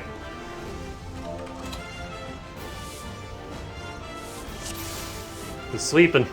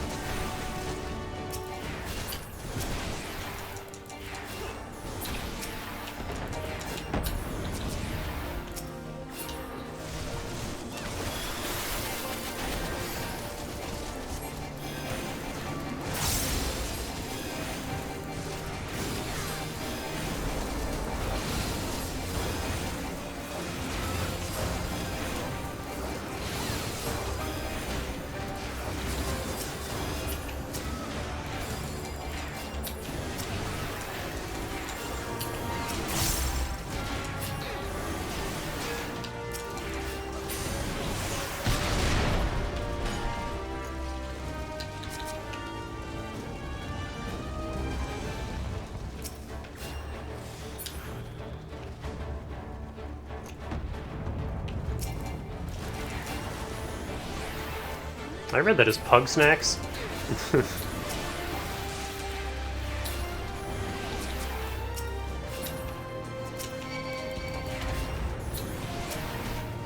Eek.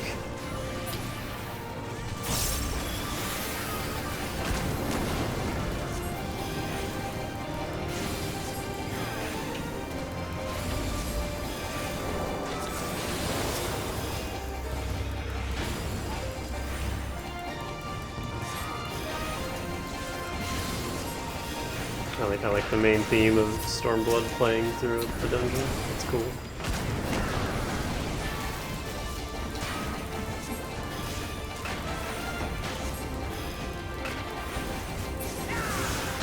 Scala, Scala.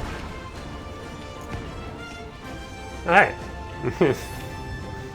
A gold iron giant. I guess that would just make it a gold giant.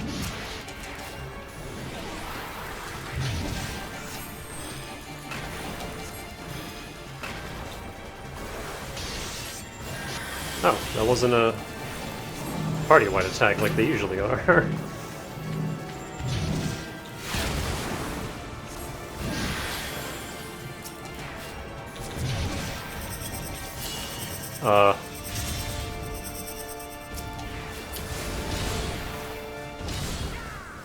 I see.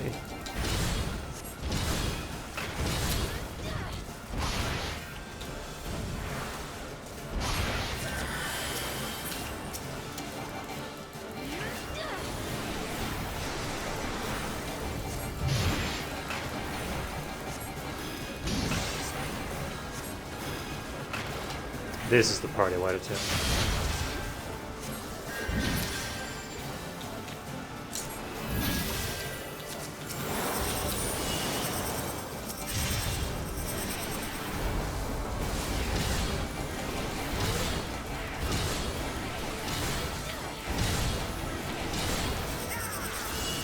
Just doing it again. I'm just throwing arrows.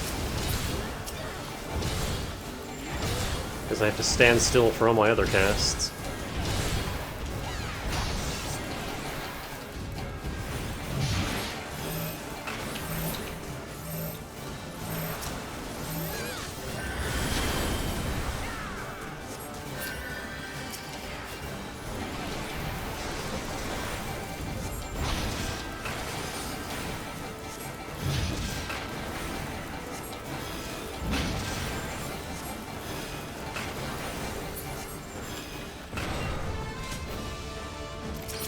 Would have been striking, and sure.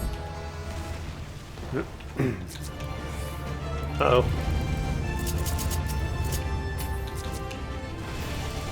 You're too far, I can't regen you. There you go.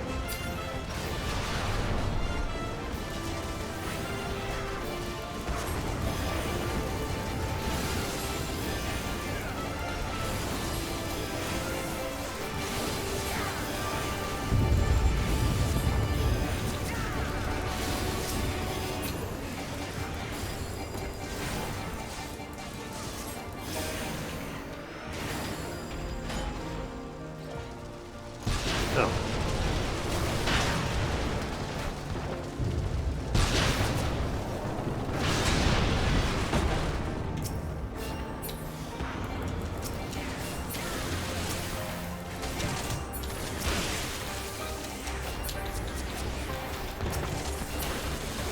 Healing, you say? Gimme.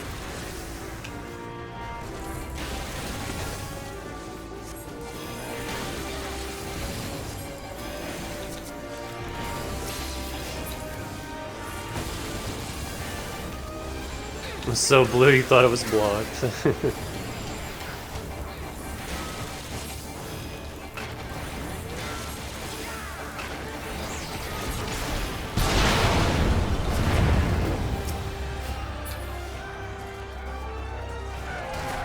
I shan't hold back! Oh, a proper war zone. Let's go. Can I heal these guys?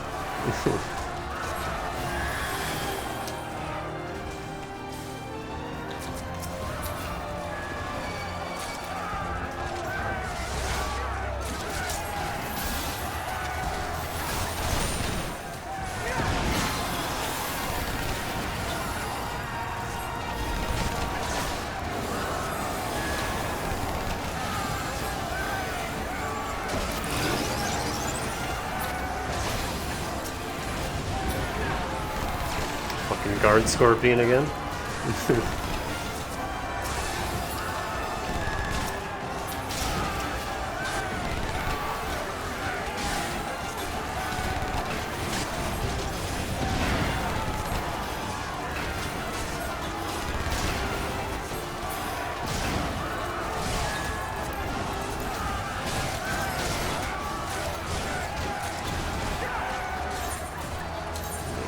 Throw that on real quick.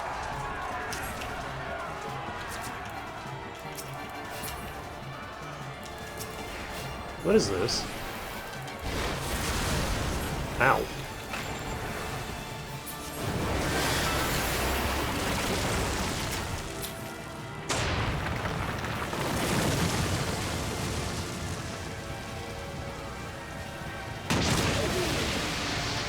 I see.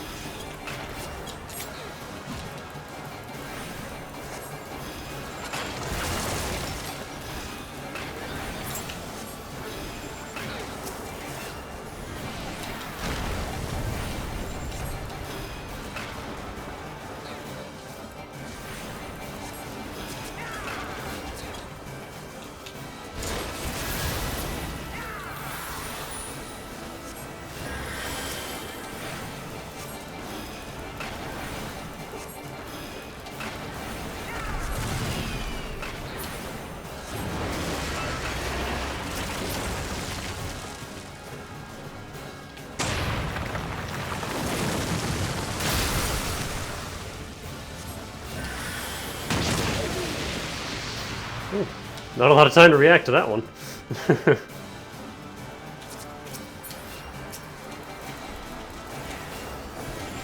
Spice, please stop scratching my chair, thank you.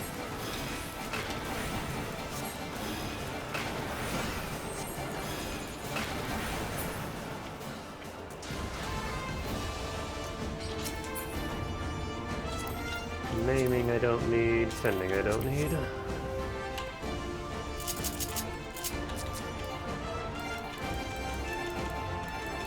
You underestimate me.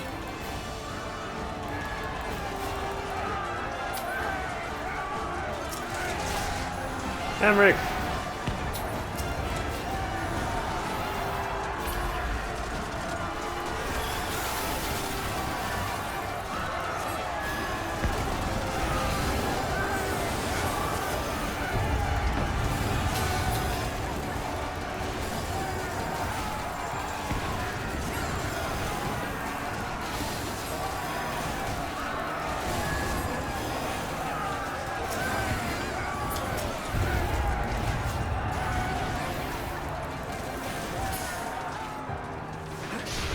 Wow.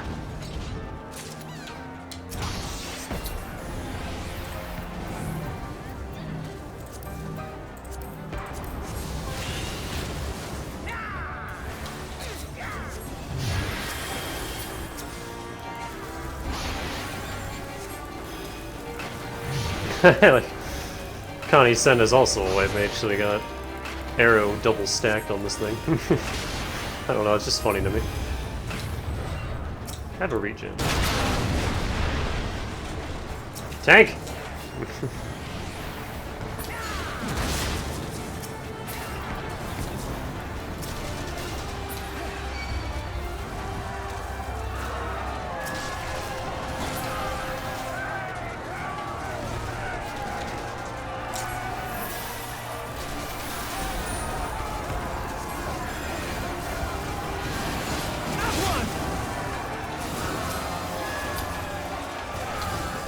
Ooh, that was a good holy timing.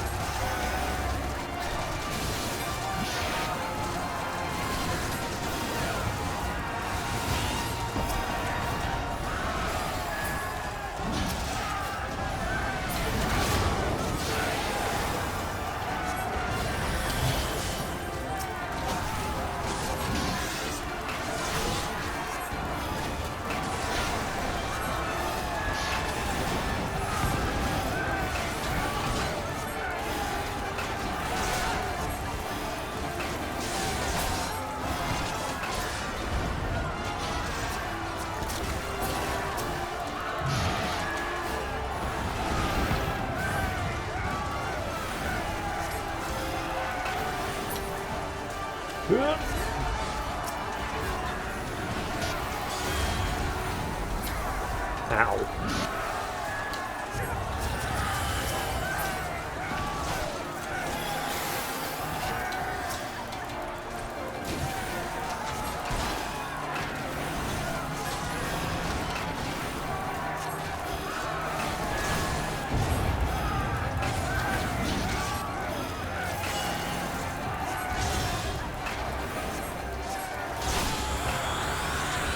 This one's for you, Papalymo.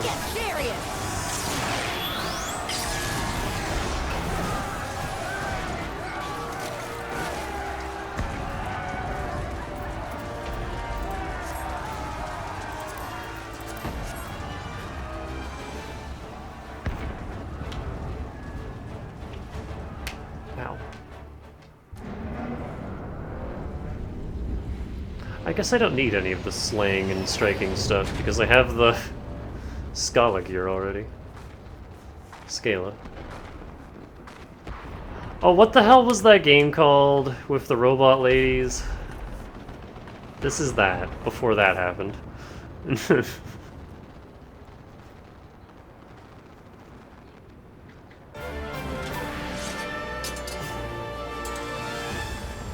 Atomic Heart, yeah, that's it. I heard that game was really bad.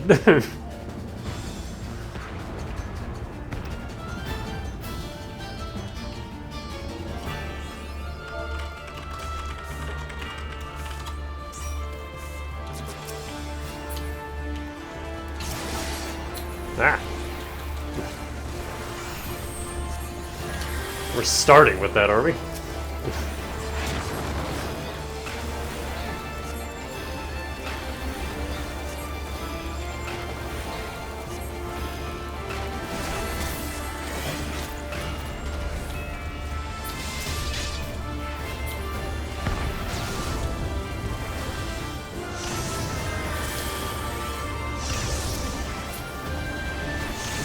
Ow.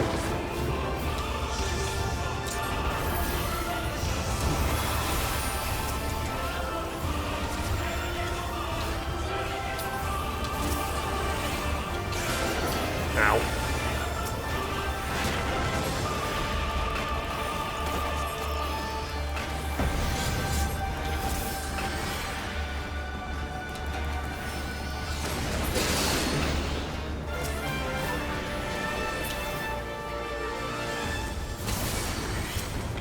Whoa.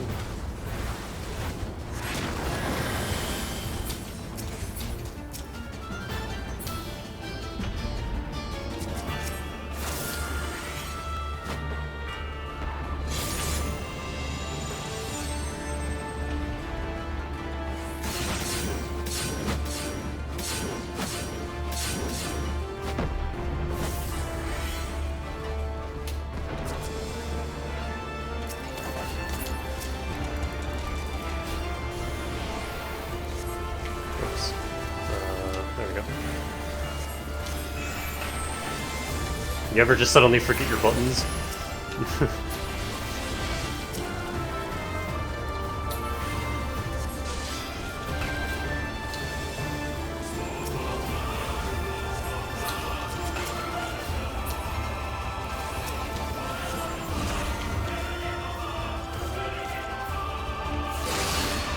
Ow.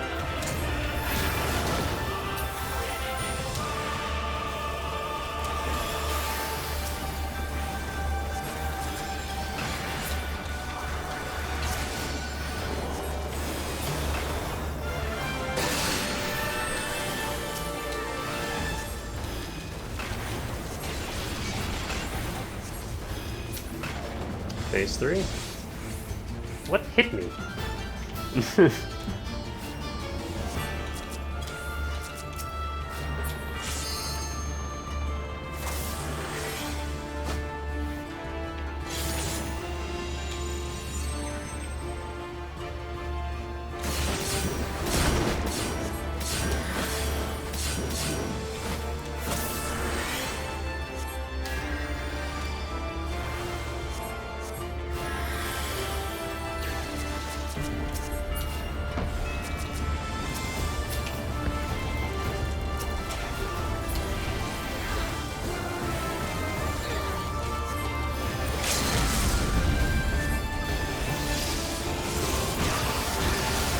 Blast him! Yeah.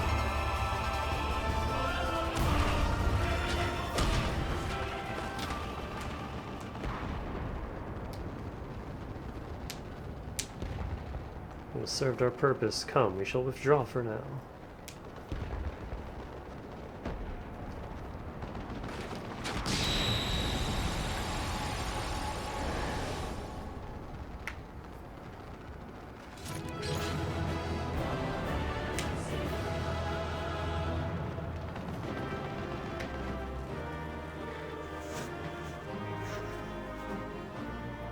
We have the Rogadin Reaper over here.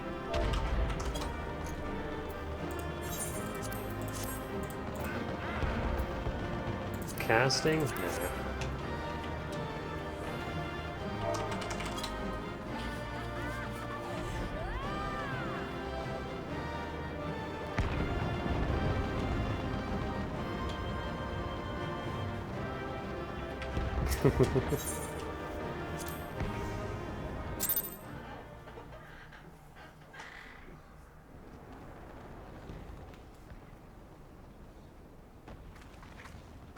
We did it! I dare say they'll be reeling from this. God, it's gonna be fun to get that dungeon in roulettes. You were truly inspiring in battle, my friend. I'm determined not to be outdone, but there seems to be no one left to fight. A tactical withdrawal, perhaps?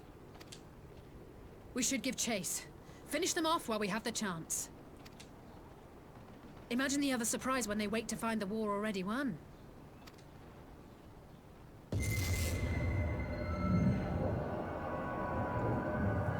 The light will expunge all life. Only you can forestall the calamity. Throw wide the gates. No! No! No! No! No, inconvenient plot headache, how could you?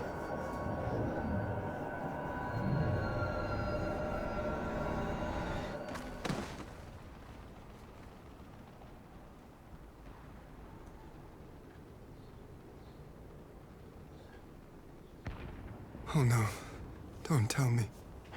She's been soul-slurped. Are you all right? I mean, I have a migraine, but other than that. Quickly, we must get her back to the encampment. Maybe I should have gotten the, healing Scala gear first. We're running out of scions here, it's just me! And then there was one, well, I guess Kryl, she's fine. Maybe, hopefully. I guess we'll find out. Oh, and before I forget again, yeah, plenary indulgence. Let me put that over here.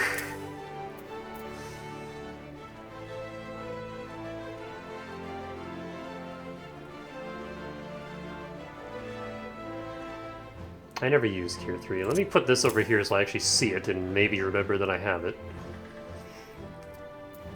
And Tier 1 is only here for if I get desynced to the point where I no longer have Tier 2. It's the only reason this is on the bar.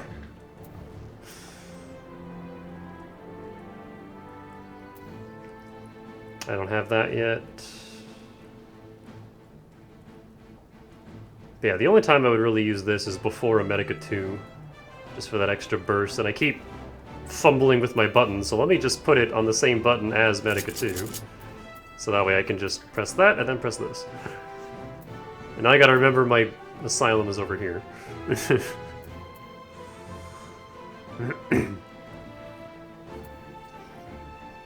Tier 3 is only useful in set. What does it even do? Restores own or target party members' HP and all party members nearby target. That's hell of an empty cost.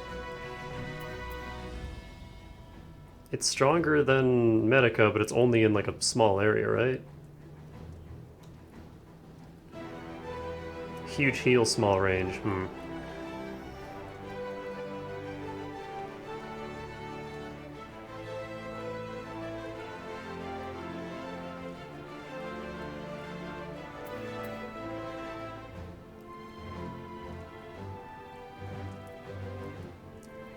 Oh, I should be using thin air whenever I revive.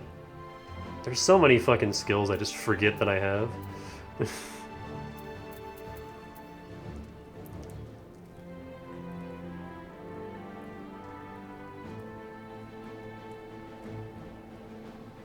$80, $90, $86. Okay, this is when I get the Flatus abilities, finally.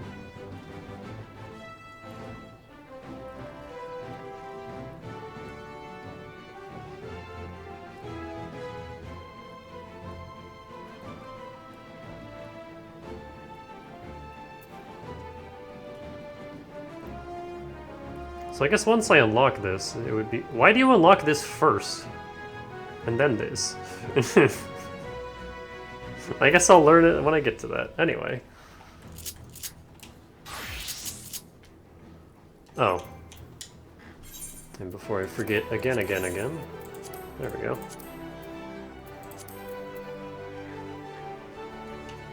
Once I get a Flatus Rapture in Misery. Thin Air Swift Cast Res is the bread and butter. Yeah, I do Swift Cast Res, but I keep forgetting that Thin Air exists.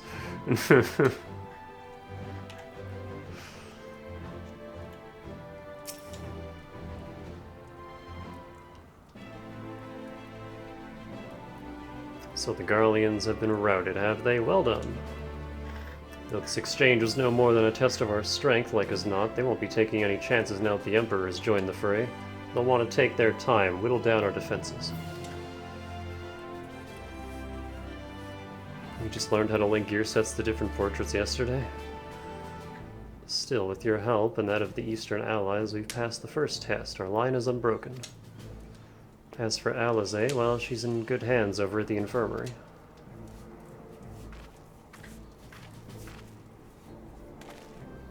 My lord, the Chirurgeons have completed their examination of Mistress Alizé, and it is as we feared. She is locked in a slumber without any outward cause. Just like the others. Damn it all. Aye, the Garleans picked a fine time to come knocking. 5 scions incapacitated, and with the enemy on our doorstep, I cannot spare the men to assist in the search for a cure. The best I can do is see to it that Alizé is escorted safely back to the Rising Stones. Yugiri and I would return to our encampment. The main contingent of our forces from the Far East is under sail, and all must be made ready for their arrival. I'll not keep you then.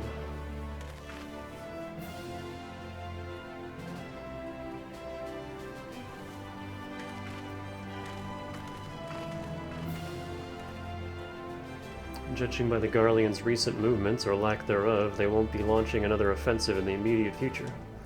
You should return to the Rising Stones. Given the plight of your fellow scions, I can understand if you feel on edge, but you'll be no good to anyone without rest.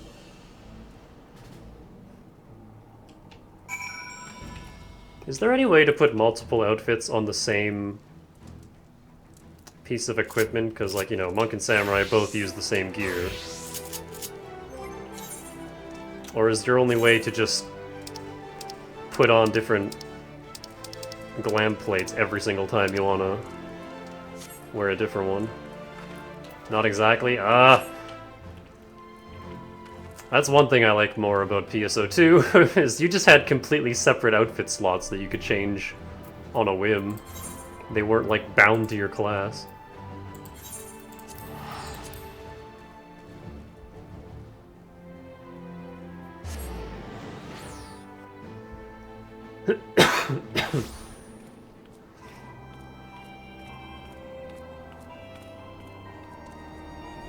What am I doing? Oh. I warped here and then was just like,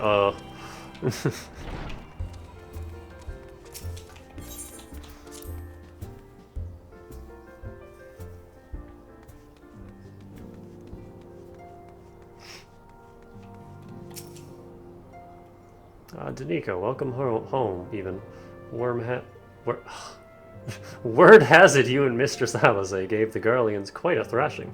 Speaking of whom, where is Mistress Alizé? I was certain she would have returned by now. Worm! If you Go to gear set and pick link to glamour plate. Okay, hold on, I'll look at that after this. By the 12, not her too. Hawker and I will ready the infirmary for her arrival. You will also need to send a message to Tataru post-haste. Would that I had something other than grim tidings to share with her. Ah, hey, he has my earrings. And with you too, for that matter. It grieves me to report that the Archon's condition remains unchanged. As we speak, Kaltene, Kryl, and Master Metoya continue to explore every possible avenue. Alas, their efforts have yet to bear fruit. But all is not lost. You are still hale and whole after all, though I suspect you must be tired from your journey. You should rest, my friend. What is rest? Leave the worrying to us, for the time being at least. I don't know how to relax.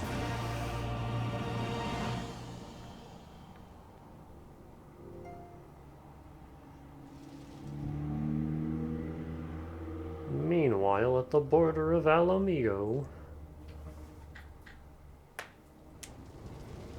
everything is on fire.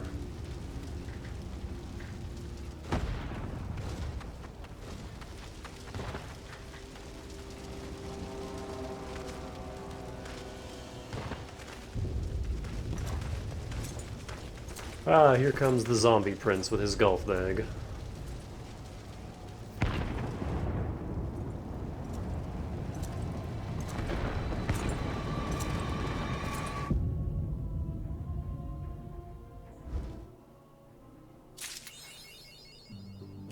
Hello, I am back.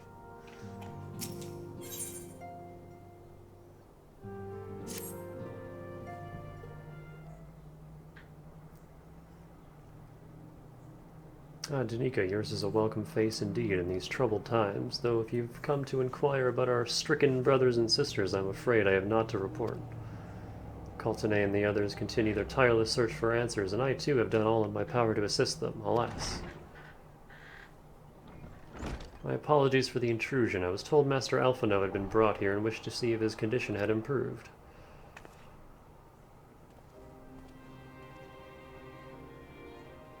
Oh. Oh, they have Alamigan armor now. God, fuck, you're so tall. Mistress Danica, I have heard about the part you played in driving back the Empire's forces. Thank you. That you were able to stop them, if only for a short while, gives me hope.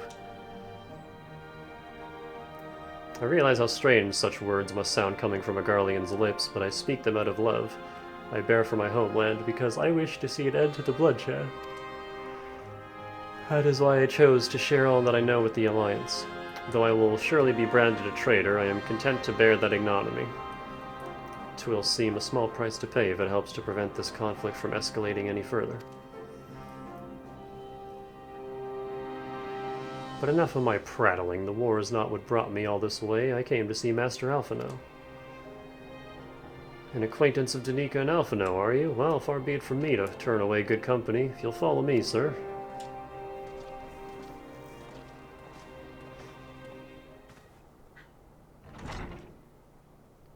Garleans use the same frame as Elizon.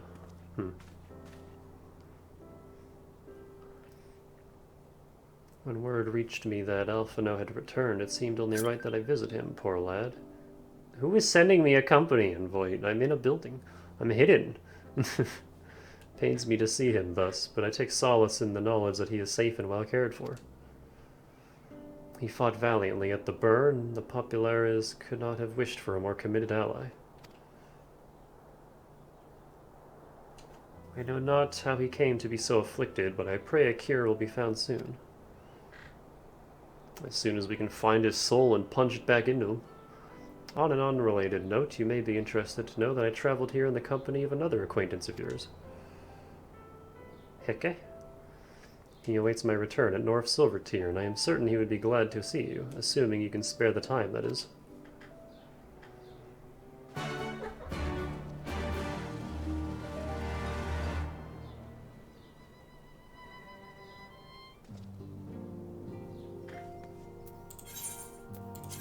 No.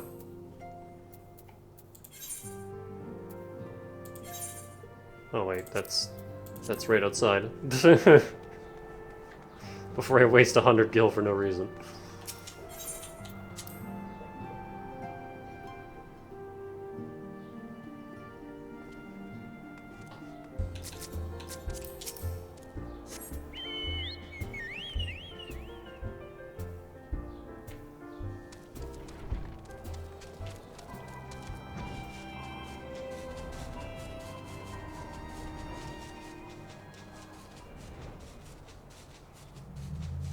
Unicorn. Oh, hey, speaking of the Enterprise.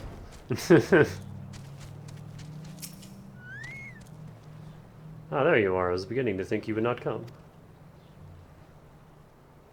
But I was already there. Sounds like you've been through the mill. You should have called me. But I must confess, tracking down missing souls isn't exactly within my field of expertise. As you may have surmised, I heard much of Master Garland growing up in Garlemald. Indeed, he has been a source of inspiration to me. Most Garleans would say he is a traitor, that he turned his back on his country. We of the Populares, however, consider him a revolutionary, a man willing to defy the Empire's dreams of subjugation, that his inventions might bring about a better future for all mankind. Please, revolutionary is a term best reserved for my work. I am but an Imperial defector who thought to aid another Imperial defector. Whatever Master Garland says, I am humbled to find myself in such distinguished company. Speaking of distinguished company, we heard from Raubon that you ran into an old friend in the burn. Is it true? Gaia still lives? Like most in the army, I never had the privilege of seeing the Legatus without his mask. To think, I walked halfway across the burn in the presence of the Black Wolf. And he claimed to have severed ties with the Empire to hunt Ashians, did he? Huh. After his humbling at the Praetorium a dozen times over, one would think he'd have the good sense to stay dead. Should we meet again, I shall be sure to tell him so. Commander Alden also spoke of the Alliance's meeting with the Emperor, though I still labor to believe what he told us. Did His Radiance really claim that Garlemald was founded by the Ashians? I'm kind of surprised we didn't have a lore headache in front of the Emperor. But that is madness. The very notion is absurd. Every fiber of my being rails against it, and yet I see there is no escaping the truth. From the very founding of my homeland, my brothers and sisters have laid down their lives in service to a lie. The Ashians must be stopped to save my people, to save all peoples. For all the Empire's many crimes, even I do not suspect. Had I known, I would have left a lot sooner. But that is in the past. Here, in the present, we must apply ourselves to the problem of how the Empire's ambitions may be thwarted, not only in Eorzea, but in the Far East as well. The Ironworks will spare no effort to achieve that end. Seiryu's wall was a good start, but we can do more, and we will. We'll show them what it means to achieve freedom through technology. Begging your pardons, I bear a message for the Warrior of Light. Hey, that's me. Commander Alden requests your presence at the Alliance headquarters in Alamigo. We just came from there. He would discuss matters of strategy at your earliest convenience. Ah, yes, the inevitable messenger. I knew it wouldn't be long before duty called you away.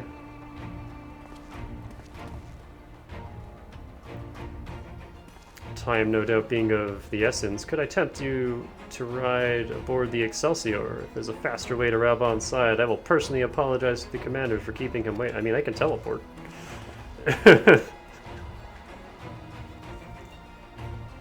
You'll be saving my wallet, but I mean, I can teleport.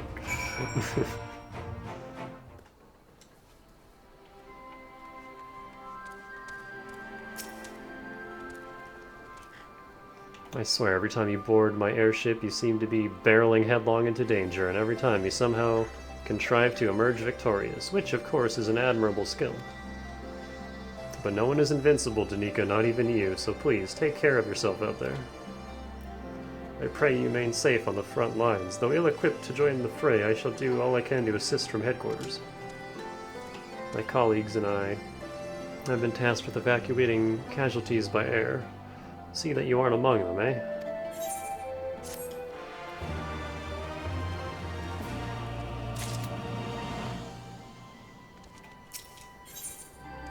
Requiem for Heroes.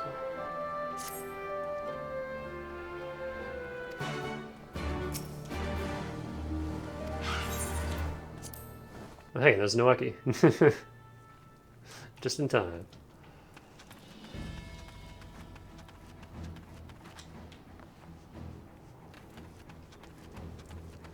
Yo, is that a table for me to jump on? Why are you glowing?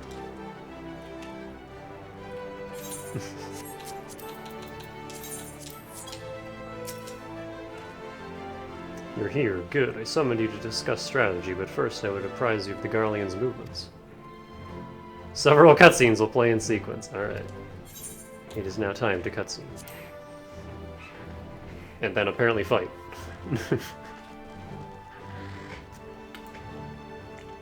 There have been several skirmishes along the border, but as yet neither side has delivered a decisive blow. We had long assumed that the Garleons would overwhelm us in a straight fight, but we seem to be gaining ground, albeit slowly. As to why that might be, the most likely explanation is that they have yet to commit all their forces. Still, we're winning, and our latest intelligence suggests the Emperor has retreated back to Garlemald. In light of this, we're considering launching an offensive with the aim of pushing the front line forward and giving ourselves some room to breathe.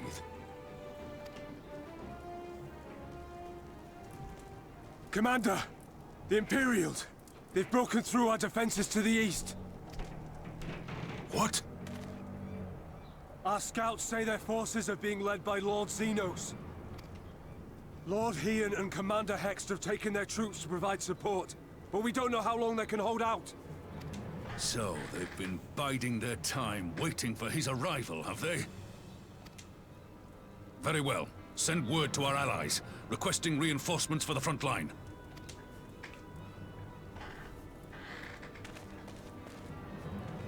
Should the worst come to the worst, I may need to enter the fray myself. But what of you? Do you still have the strength to fight?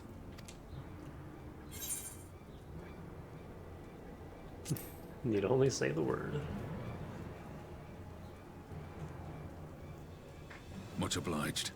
Given the choice, I'd take you over 100 soldiers.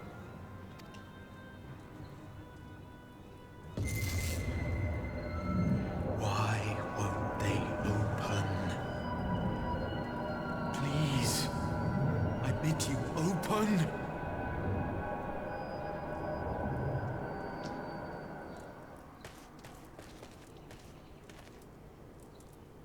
What's wrong? Is it the voice again? Are you sure you're in a fit state to do this?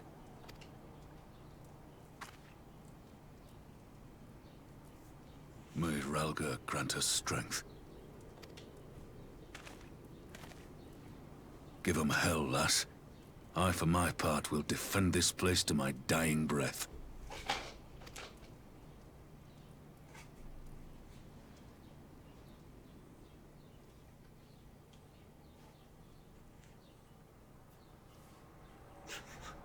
One last meanwhile at the border of Alamigo.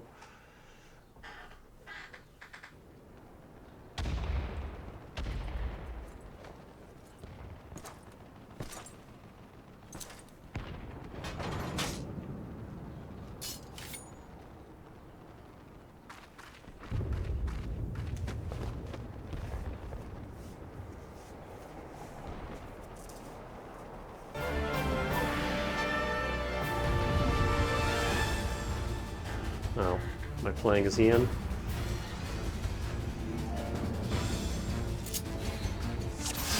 I'm playing as Ian. What do you have? Just all three of those? Okay, cool. Alright. Ready?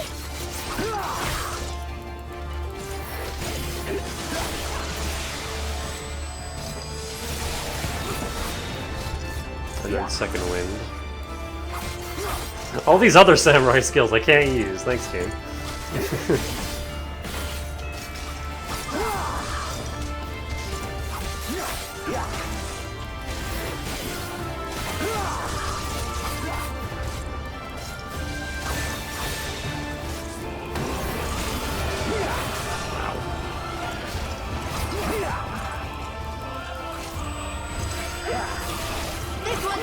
leader.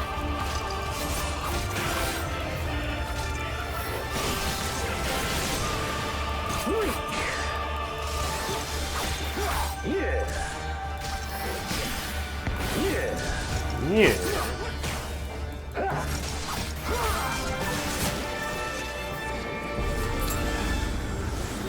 Remember how this attack works. Well.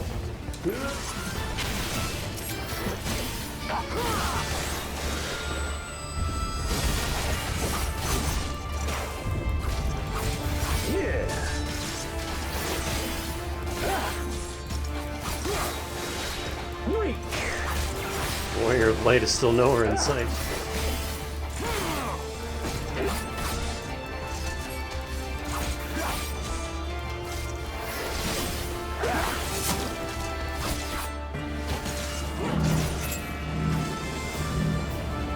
Yugiri.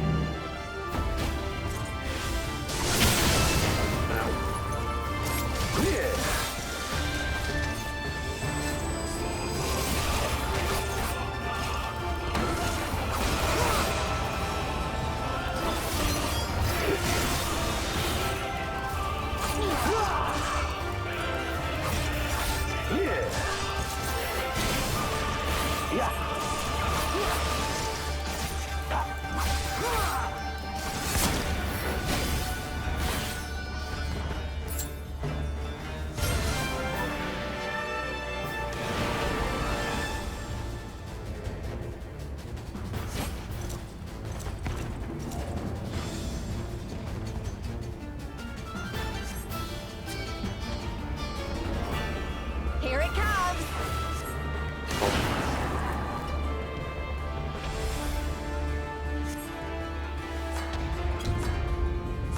The weave of a shinobi's power.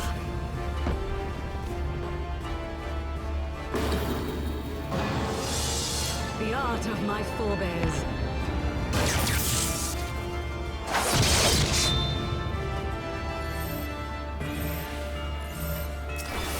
Whoops.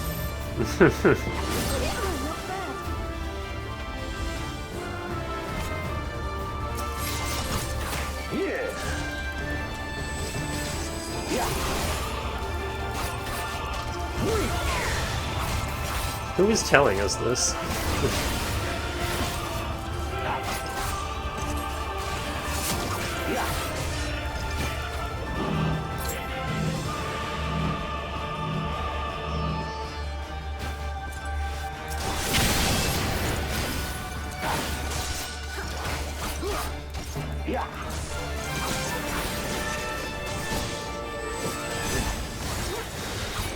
Oi! He stunned me.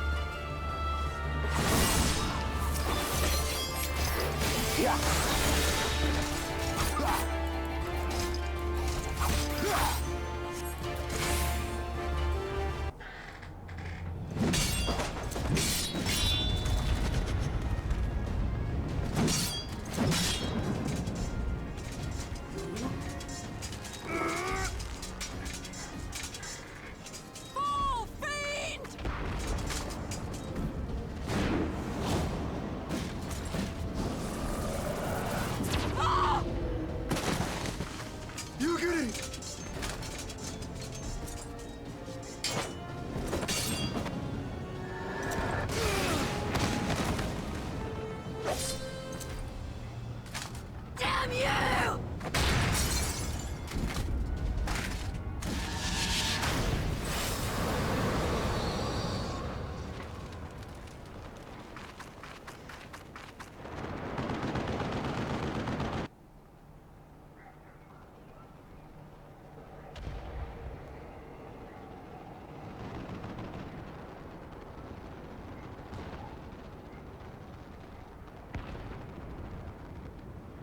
Magic with a Garlean body. That's hardly fair.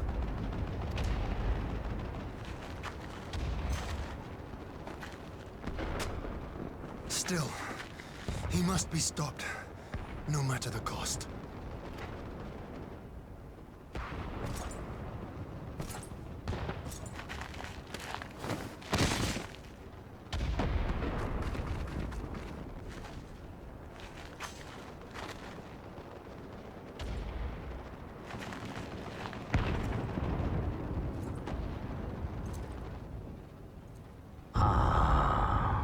bringer of light.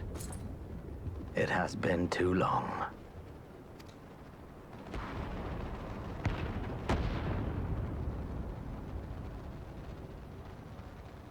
No words to mark our reunion? So be it. Equilibrium must be restored, and only your death will redress the balance.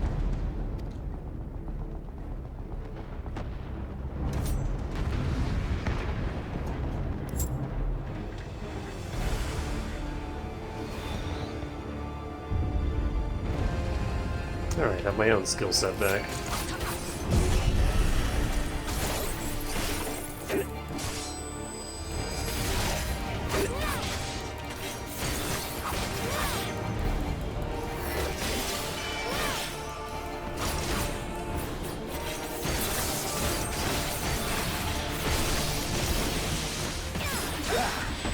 Oh, not yet.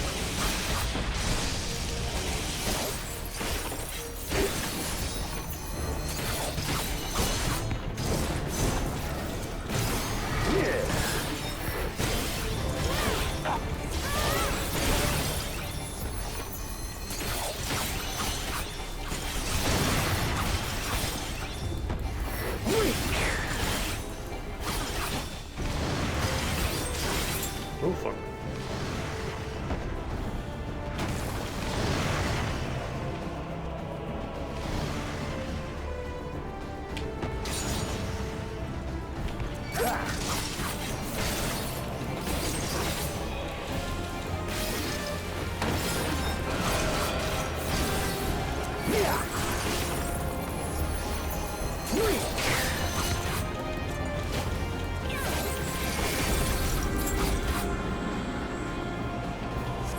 I want to touch them. No, I don't. I think hanging out next to him would have been better.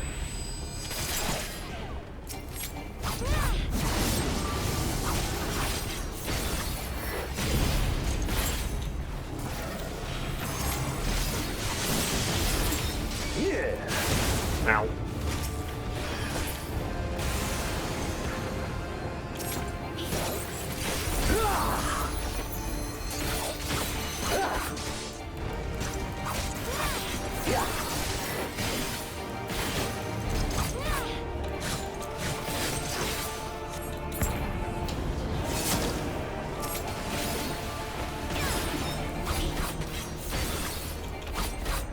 Oops.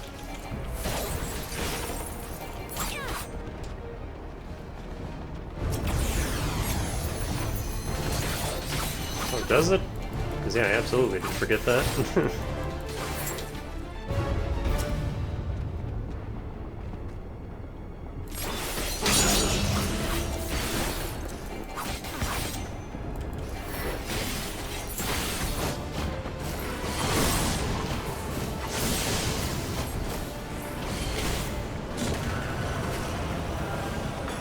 Too late.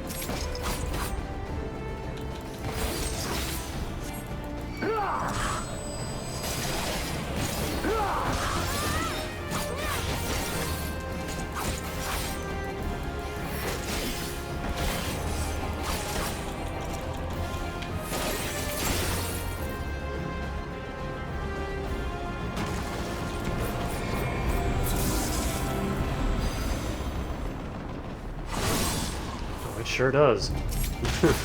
Ow!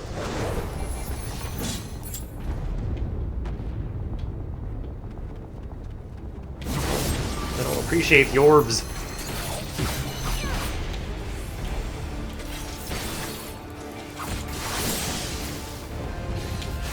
Uh-oh. Yeah.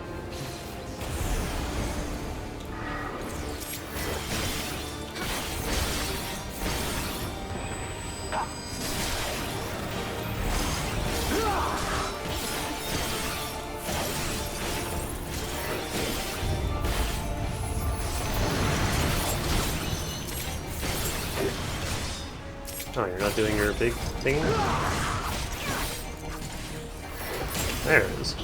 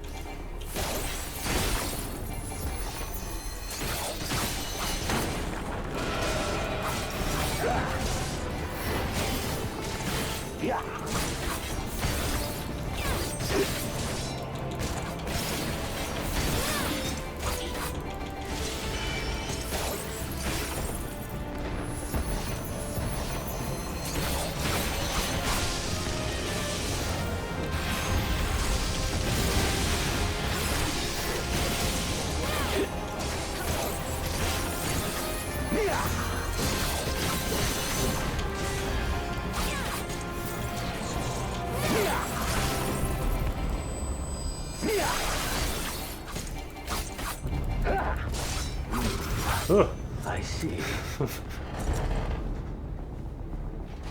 These instances are getting really hard.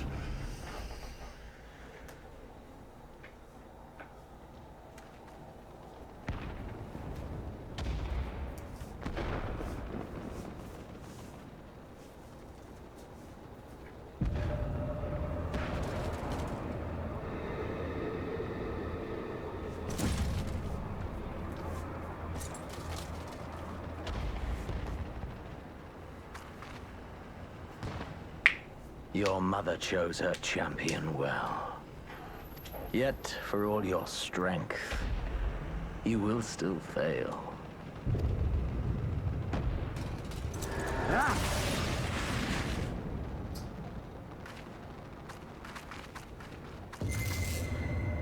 Please, I beseech you.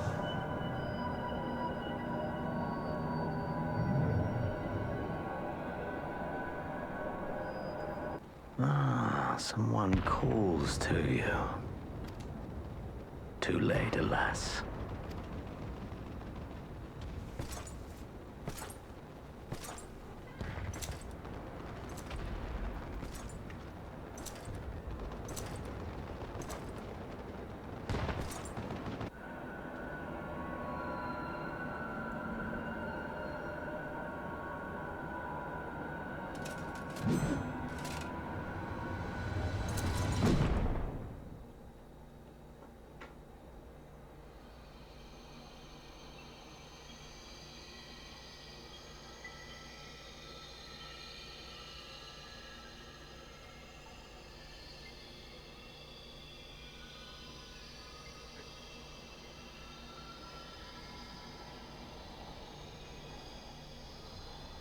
At last, I found you.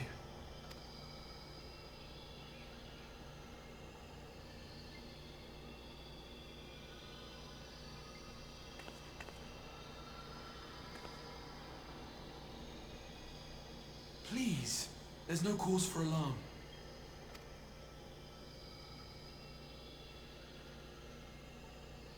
Though, I confess, this is not where I had intended to meet. But the place of our meeting is of no consequence, like the war you wage. Win or lose, the path you walk leads only to oblivion. The better path leads you here, to me. I have need of your strength.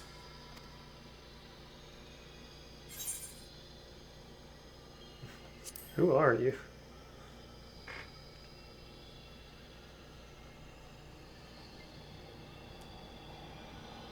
I'm afraid such questions will have to wait. We have precious little time, and your work is not yet done. Go to the Crystal Tower. I have left something for you near its base. It will serve as a beacon of sorts, one which I pray will help you on your journey. All you need do is find it. I will take care of the rest.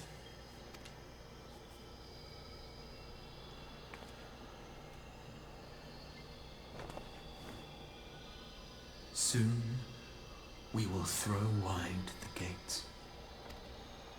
And the path to the first will be yours to walk at last.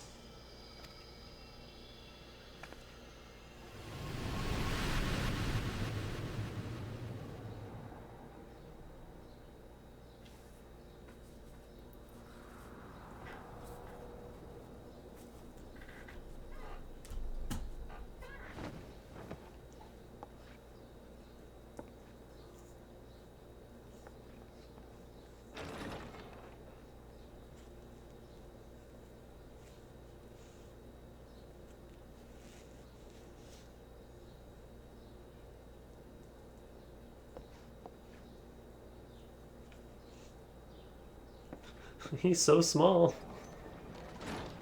You're awake. Thank heavens.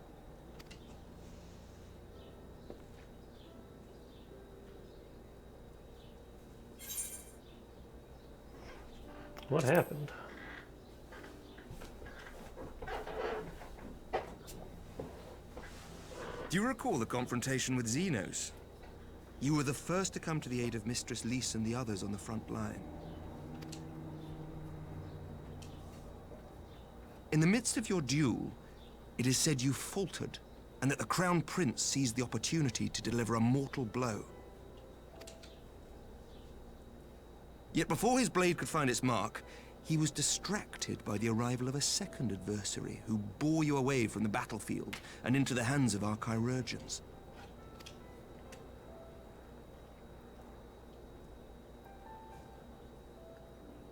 Lest you wonder, he left before you awoke. As is his wont.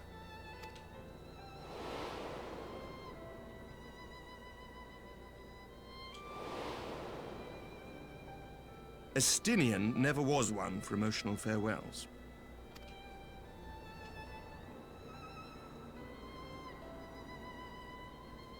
Though Xenos bested all before him, the battle clearly took its toll, for he retreated shortly after your rescue.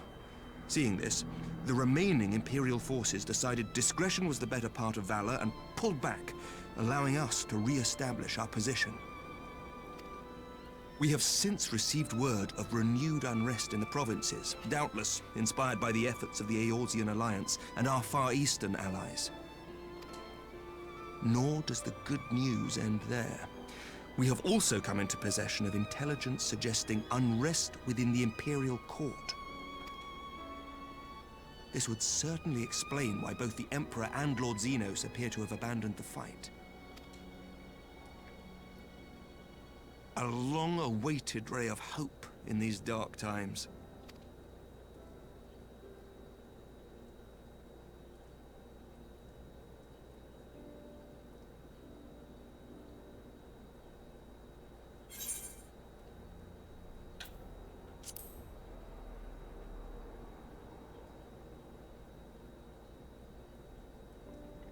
Yet to awake, I'm afraid. But please, concentrate on your own recovery for now. You have carried the hopes of some half-dozen nations, and we are all eternally grateful for your efforts. But no one is without their limits, not even you. Leave this fight to us, my friend. You have earned your rest. But before I forget, I was asked to deliver a message as soon as you awoke. A reminder that you are not alone, though many of your allies have fallen. When you are well and rested, you are to return home, where friends will be waiting for you.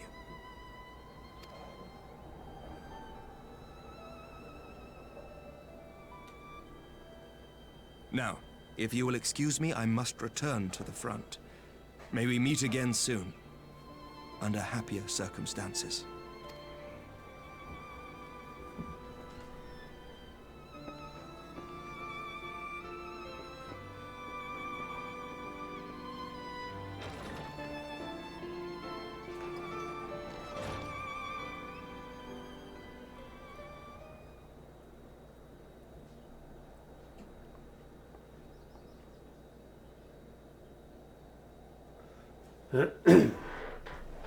Well, this is a most unexpected surprise. I thought you confined to bed.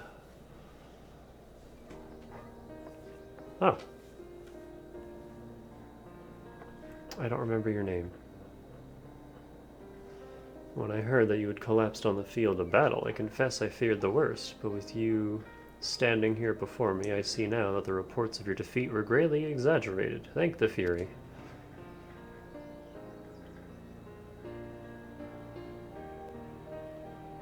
As long as we have you, Mistress Bush, history suggests we have a fighting chance.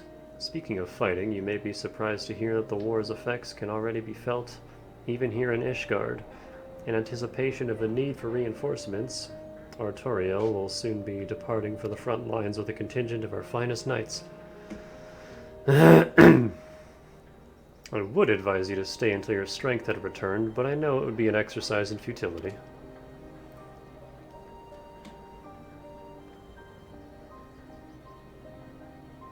Indeed, I suspect you have already decided on your next destination.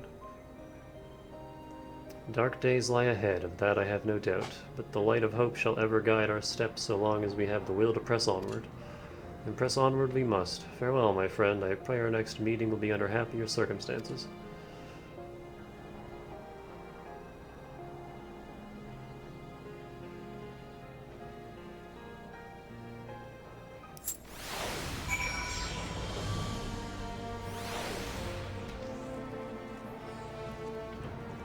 Ah, haven't heard this song in a while.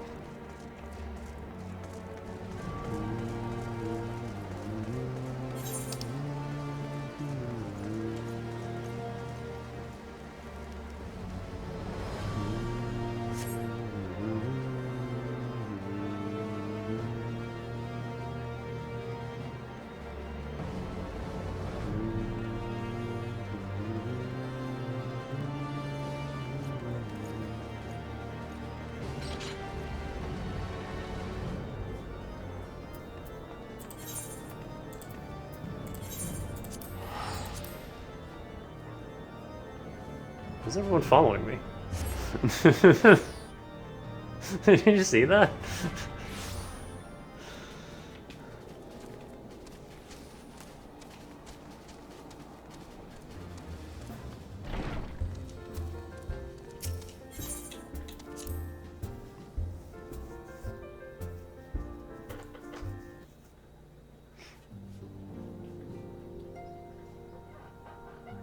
No, Tataru's back to her old outfit.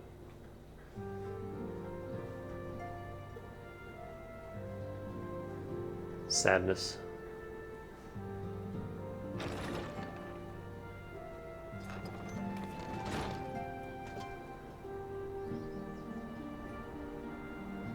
The yukata and ponytail was infinitely better. By the 12! I don't believe it!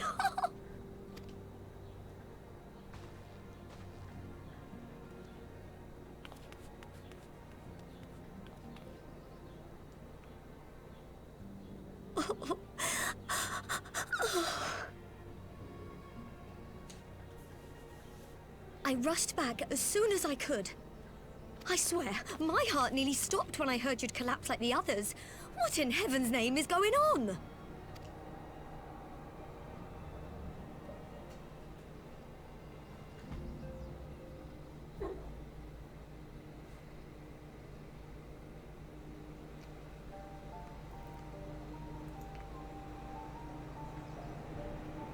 Win or lose, the path you walk leads only to oblivion. Oh, well, that's helpful. And what else did he say? The better path leads to him?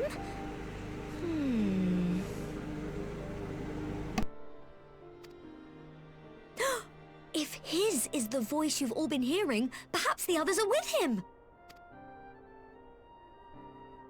Sir Emmerich said the fighting had reached a stalemate, didn't he? But if that monster masquerading as Xenos comes back... Thancred, Yestola, Urianger, Alphino, Alize. You're going to need all of them on your side to defeat him. And I forbid you from going to face him on your own, do you hear me? So if you must leave, go and find the others. Bring them home.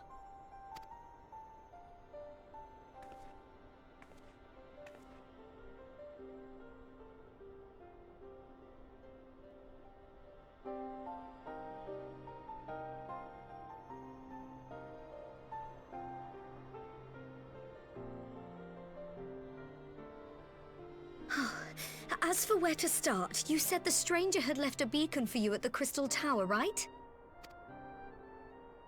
But how are you to find it, now that the tower has been sealed shut?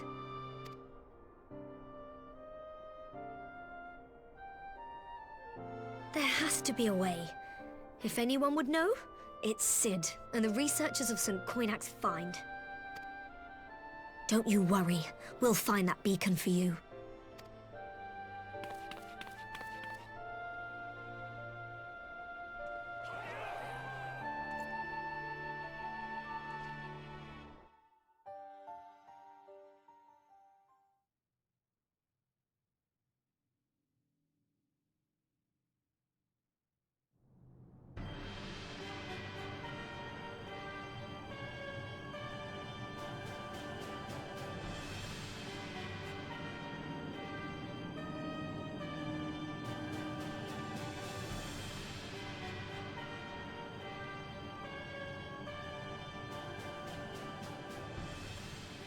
I pray you have good reason for abandoning the front.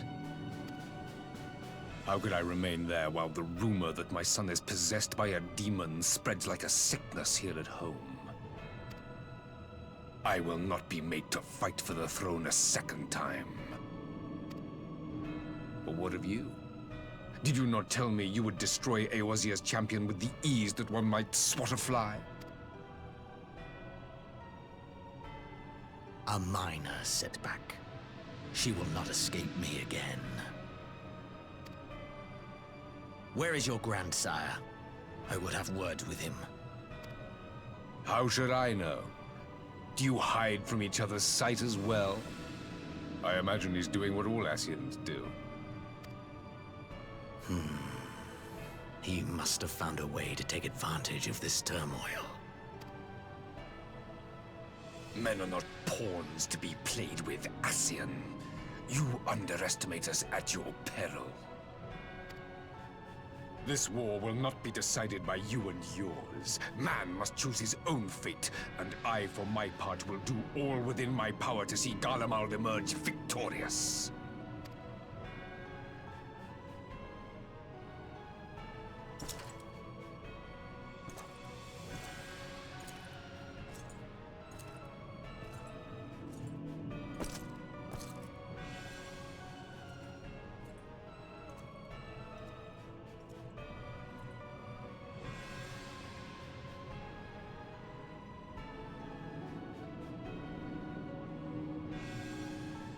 Pray forgive the intrusion, Your Radiance, but the requested preparations are now complete. We stand ready to begin production of Black Rose upon your order. Why are all the scientists hot?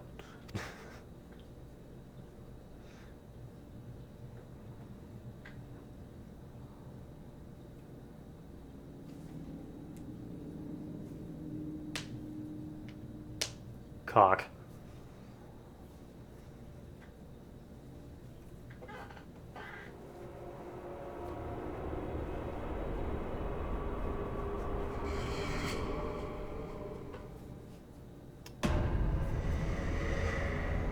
You okay there, big guy?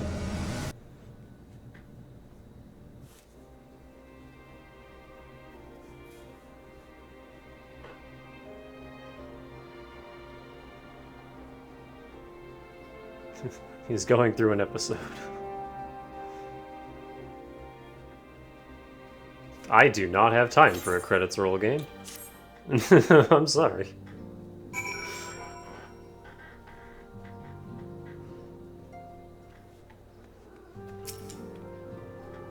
I knew you'd be alright, and to celebrate your return I made you this, a brand new traveling outfit. Oh, I do hope it fits. Ah, another outfit to throw away. Sorry, Tataru. But now is not the time to fuss over your measurements. I must go and speak with the researchers of St. Coinac's find. You go and rest while we track down that bacon. I did it!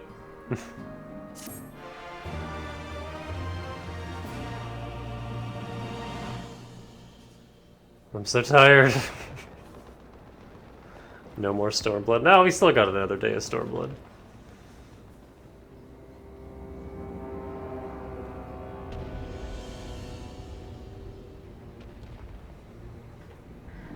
Then there's this guy, who also has the Sharingan.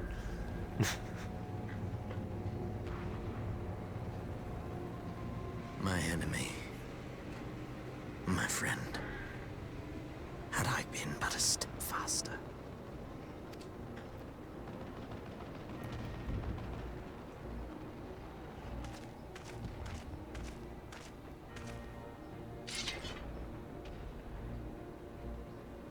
bloody savages!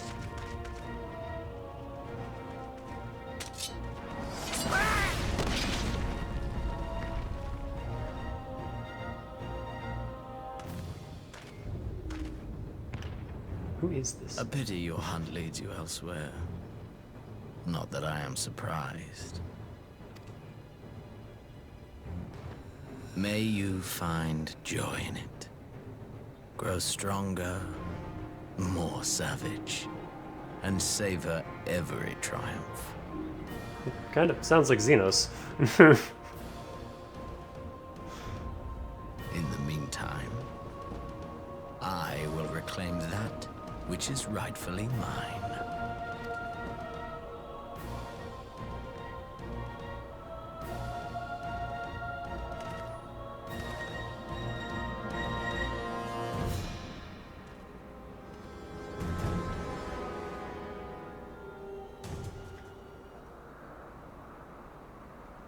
Secret long-lost brother.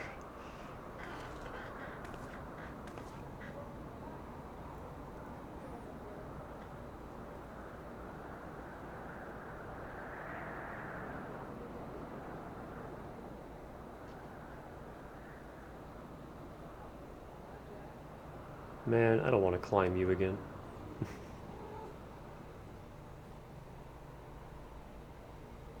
It is I, Pinos.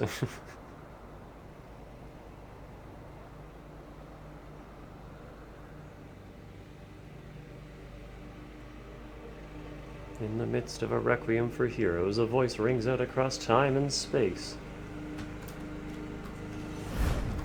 In fields of tranquil light, sow you seeds of darkness.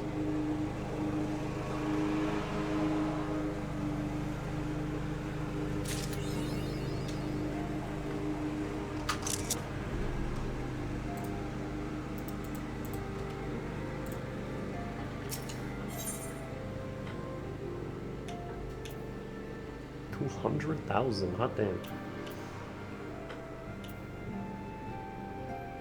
Oh, they just start you with a good weapon. That's cool. Wait. High level 135. Oh, never mind. It's trash.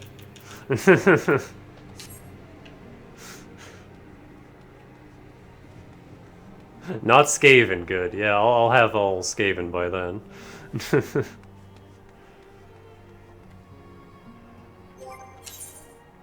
Speaking of which, what are my tombstones at? Oh, I'm just short of a katana. I mean, there's always this. You won't get gear that crosses 400. Yeah, it was the same in this expansion. It was like, what, 65, 66, I finally started replacing my shit.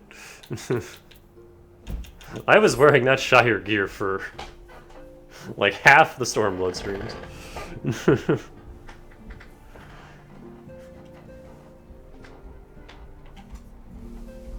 Tome gear is really good. Which is good, because I don't like gear grinding. I can understand the end game being a grind, but just getting through the game, I like how they give you this option of just, here you go. Do a little bit of grind for like 3 days, then you have stuff that lasts you half a fucking expansion. I love that.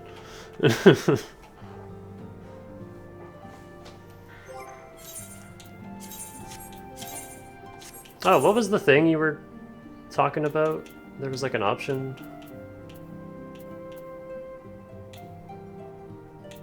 Where do I do that?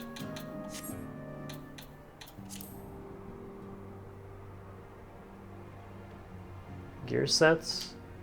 Oh, is that up here?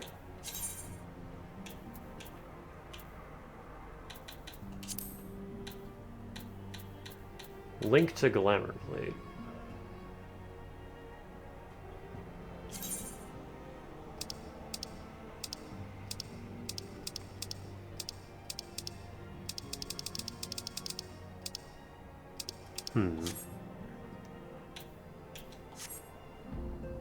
And then is it like every time you switch to that job, it also switches to that glamour plate?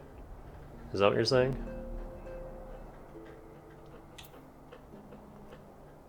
So, like, that's the only way I could get a... This is the thing you just learned about yesterday? So, okay, if I did that, then I could have Samurai and Monk in 2 different outfits. I just have to make the outfits into glamour plates first, right?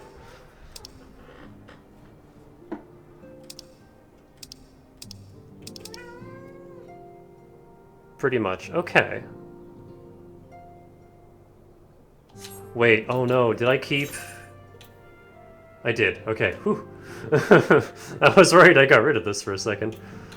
I love the level 70 Samurai job gear. It's so fucking good. So I think I'll replace this with that. And then... see, the issue is I actually really like the, the Skaven gear. It's nice. But if I glam over it, then I'll lose the purple color. You can easily get old job gear back. Okay, that's good to know. Next up, maybe we can do some Eureka and get the dyeable stuff. Oh yeah, I forgot about that too. What I would like to do before my sub expires is get the damn Shizui striking set.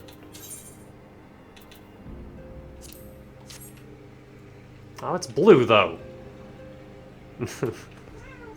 I hate that you can't dye it. That irritates me.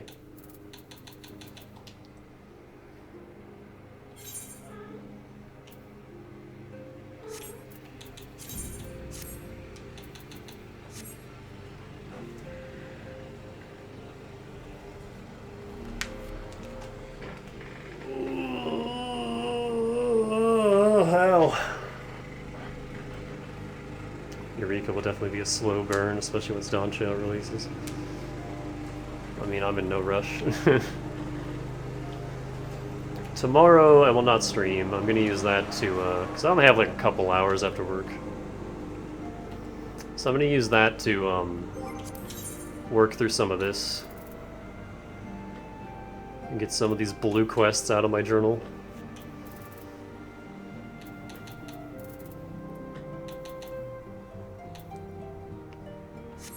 And then Saturday is my last day before my sub expires. So yeah, we'll crank out all the raids on Saturday. And again, I won't be reading any of it out loud because that'll just take forever. I'll just kind of be skimming it on my own and trying to get through it quickly. Same with what we did with Alexander. Speaking of which, so I know obviously Biggs and Wedge over in the Reach have the Omega raid. Where's the other one? Which is the start for the other raid? I don't even know.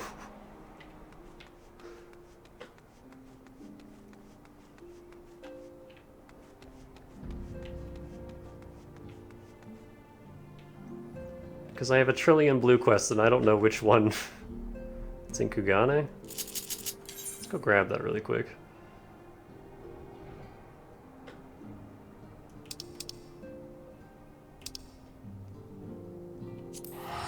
Hang on, I don't want to use a ticket if I can avoid it. There we go. Nope, that's still going to use a ticket.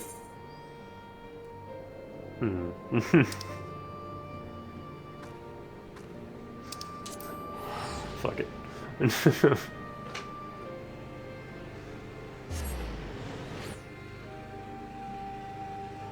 Any other trials are gotten through the Hell's Lid quest line? Well, I did pick up the Hell's Lid quest line. Which one is that? This one.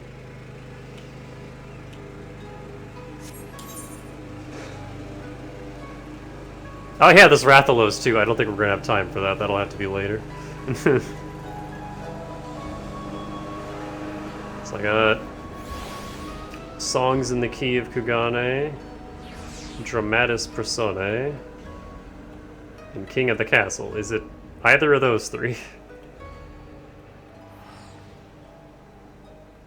I don't see any other blue quests here.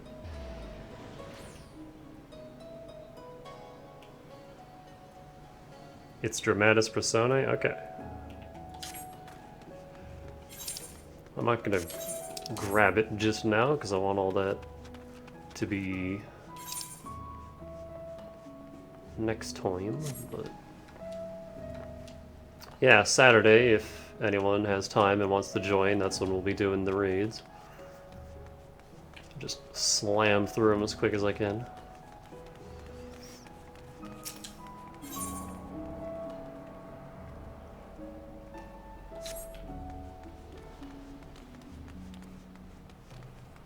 You love me some Omega raids.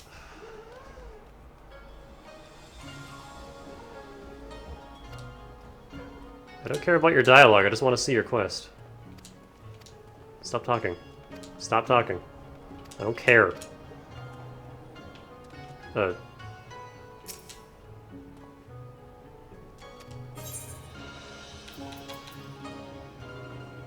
Oh, these are EXs. I'll unlock those later.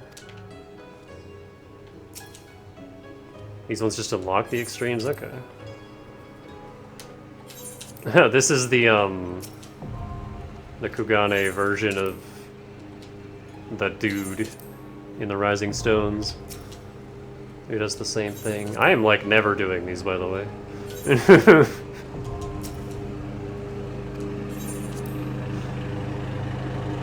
The Wandering Minstrel's Yoshi P himself. Oh, really?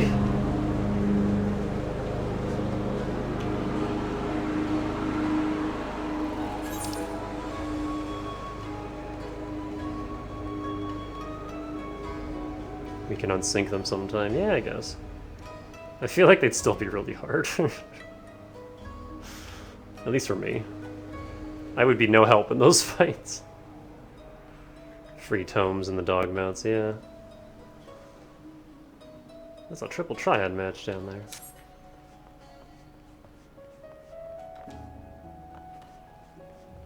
Yeah, dailies roll over too. What do we got on the docket? For the third day in a row, Yarzen Shell Harpoon, alright.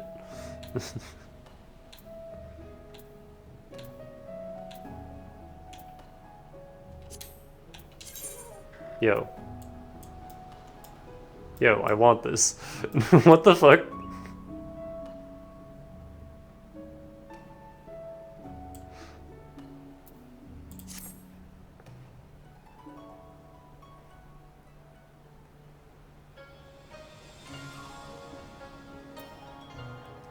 Even Shadowbringers isn't bad unsynced. Huh.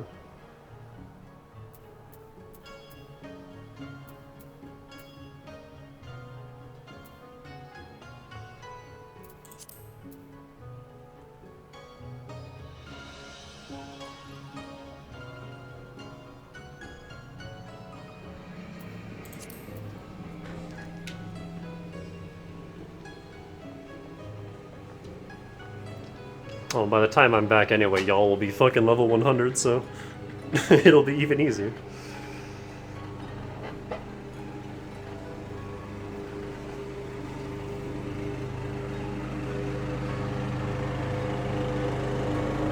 Or meteors, oh yeah.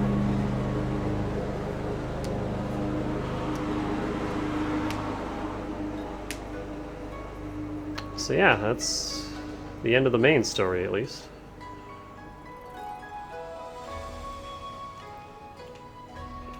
I'm gonna take tomorrow off to do side quests, and then, yeah, Saturday we'll crank out the raids. Tons of cleanup, yep. Some of which I'll do tonight, depending on how much time is left. I want to do, roulettes. These 4 at the very least. I don't need to do trials, but it's usually quick, so I just do it. So if you want to join in for that too, let me know, but I need to eat. I need food.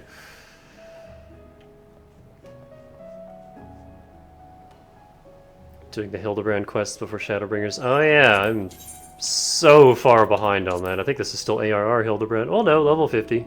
That's post ARR Hildebrand.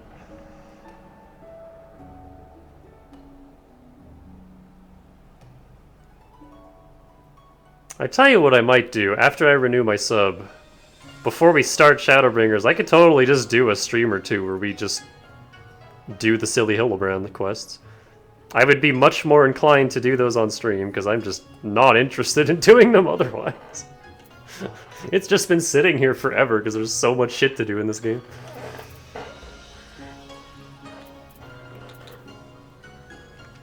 So yeah, that's an idea. You hang out for them.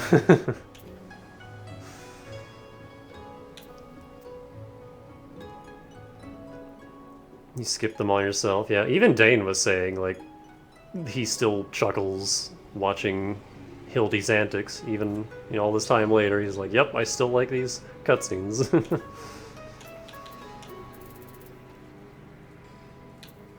And I think a lot of these dungeons that I haven't done, like ARR, I still have at least a few. Where were those?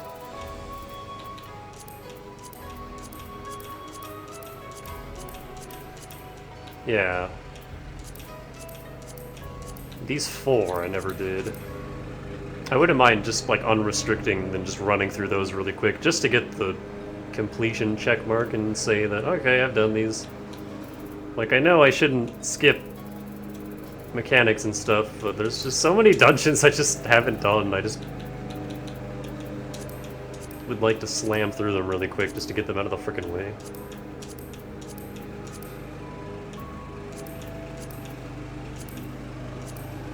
I actually have to do this one in order to unlock another dungeon in Rawgear's Reach.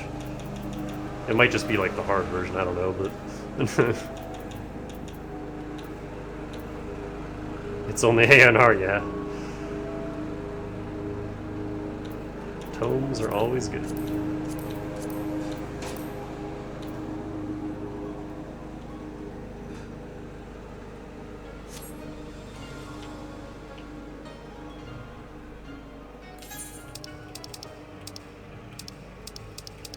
I'm 6 short of getting home without using a ticket. That's hilarious. Hang on, let me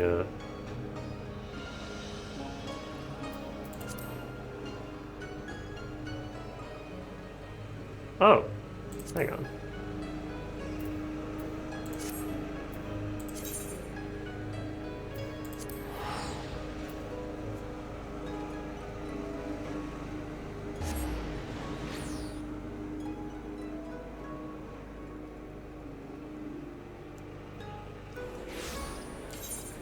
Let me commit a cardinal sin and head over to the saucer.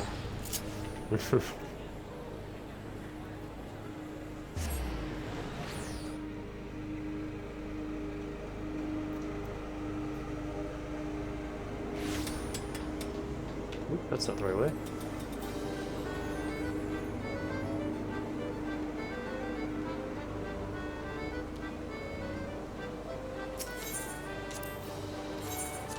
Oops.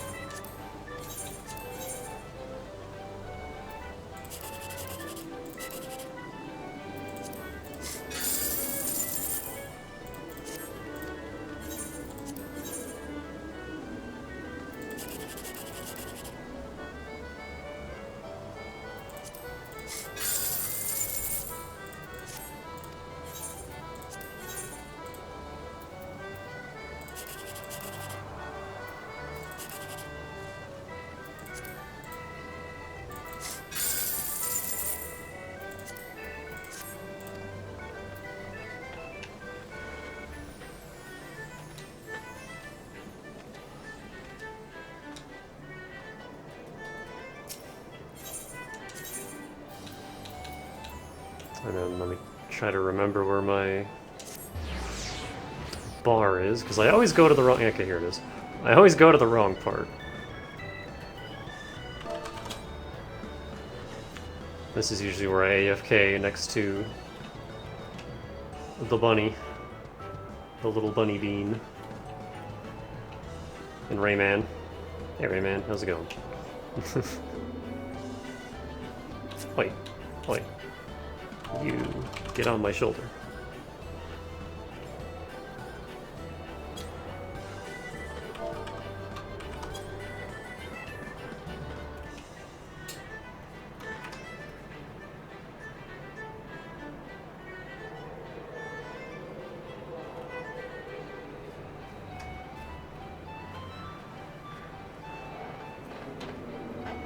So yeah, no stream tomorrow, raids on Saturday, and then we'll take it from there. And then I'm taking a break from this game for a while.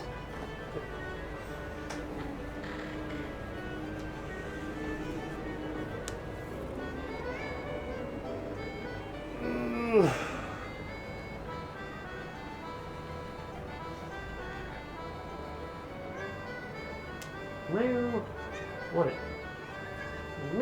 Come here.